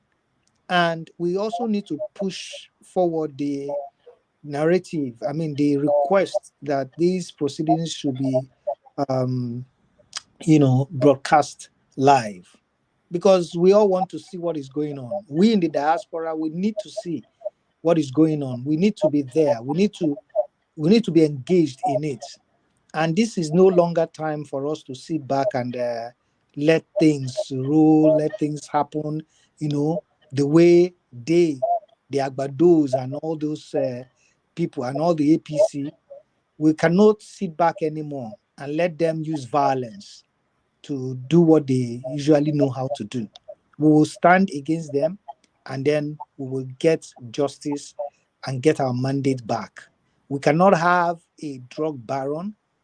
We cannot have someone who flagrantly disobeys the law, goes against, court, goes against the constitution, even if it's a tissue paper constitution, goes against it. A perjured person, somebody who can open his eyes and commit perjury, and doesn't care and buys everybody and says what more money cannot do, more money can do. You know, someone like that cannot be the president of a sinking country like Nigeria. Otherwise, I mean, where APC has left Nigeria now, in the hands of this man, it will be not it will not be recoverable, and then a lot of countries will take advantage of us, because they don't really care. All they want is to have something that they can blackmail the leader with, and then they get whatever they want out of Nigeria. So we need to really put pressure. We need to really speak up. wherever we are, whatever fora we find ourselves in, we need to get into the fora, every forum that we can get into and speak up, whether by comments, writing comments, or being in the panel. We just need to speak up. I wish us well, and I continue to believe that we will get our mandate back. God bless us all. And Omoye, thank you so much for what you're doing. May this platform increase and expand. Amen. No, he said, thank you so much, All right. Paul. I appreciate you. Thanks for stopping by. We do Thank you. hope that you stop by again and give us your own contributions as well, anytime you can. But we appreciate you showing up today. Thank you so much. Have a Thank you. wonderful evening and a wonderful rest of the weekend. You too.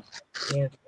Bye. All right. So let me come to Mr. J, and then I'm going to come to Mr. Kel. Okay. Mr. J.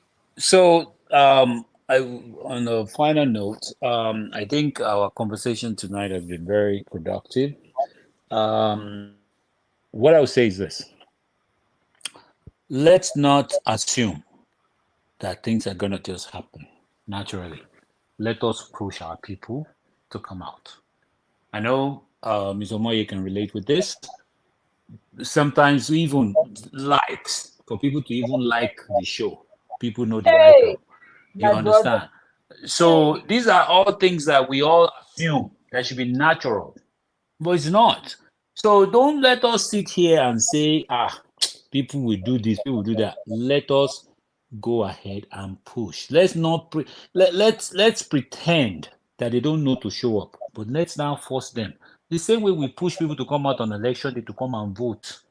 That's the same way we should push people. The same way we push them to go and get PVC. This is actually the time for that again.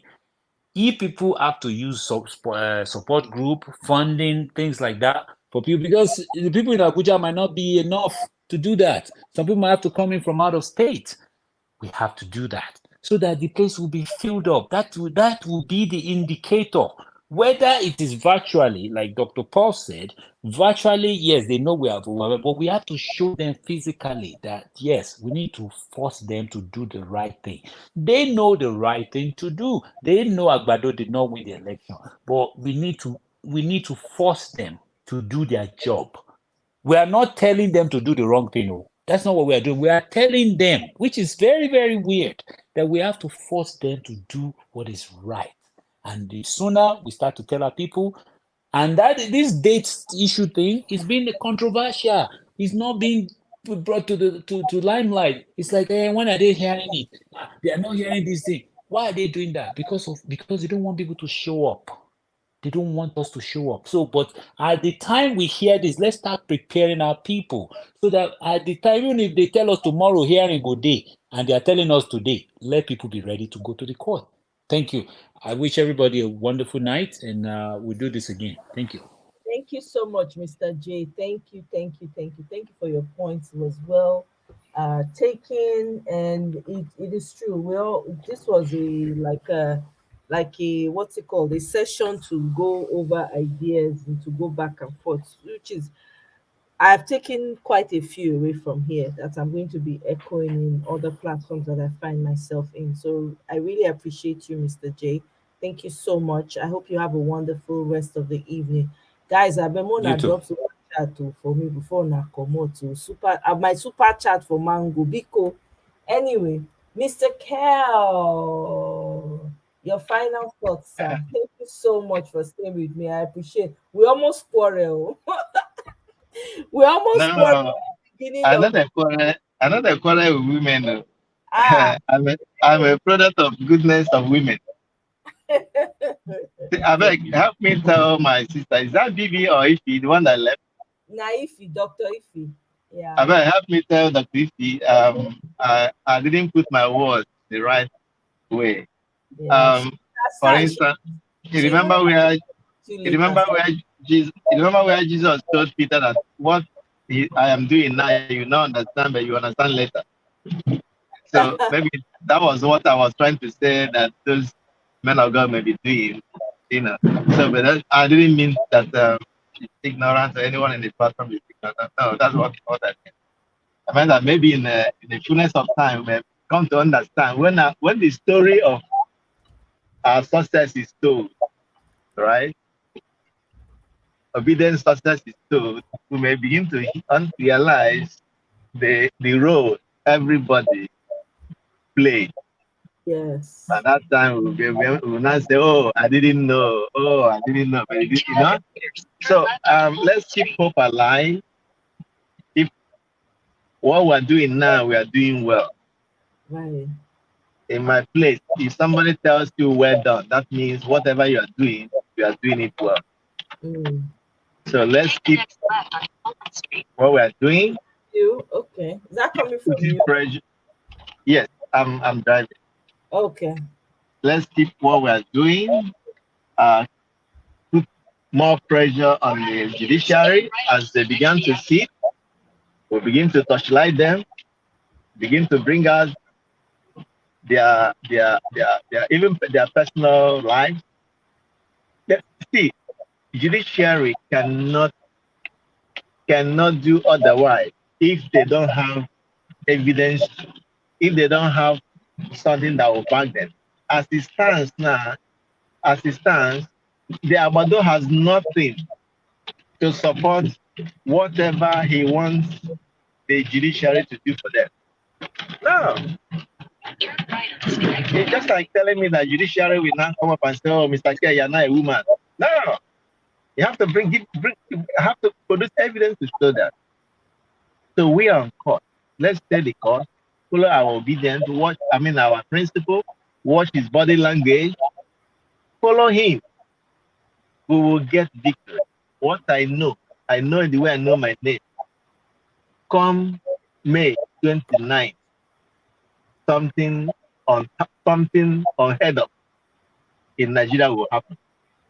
It's Days, maybe 5 days, 3 days to that day, you begin to see things. People will begin to look for a soft landing. People will begin to look for a soft landing. People will begin to say, I'm not involved. I beg my hand no deal. I beg I no follow. They're gonna forgive me. Things will happen in this country.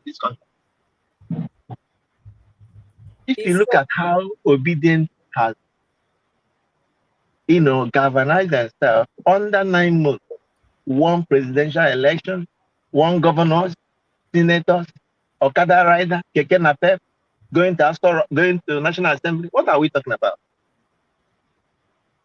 My people, we are on court, and all of us will gather one day to say, well done to each other. Oh my, good night. Good night, sir. Thank you so much, Mr. Kell. I really truly appreciate your contributions. In fact, I've taken a couple of things away that I'm going to be carrying along to other I platforms. beg, especially convey my message to Dr. Ifyu.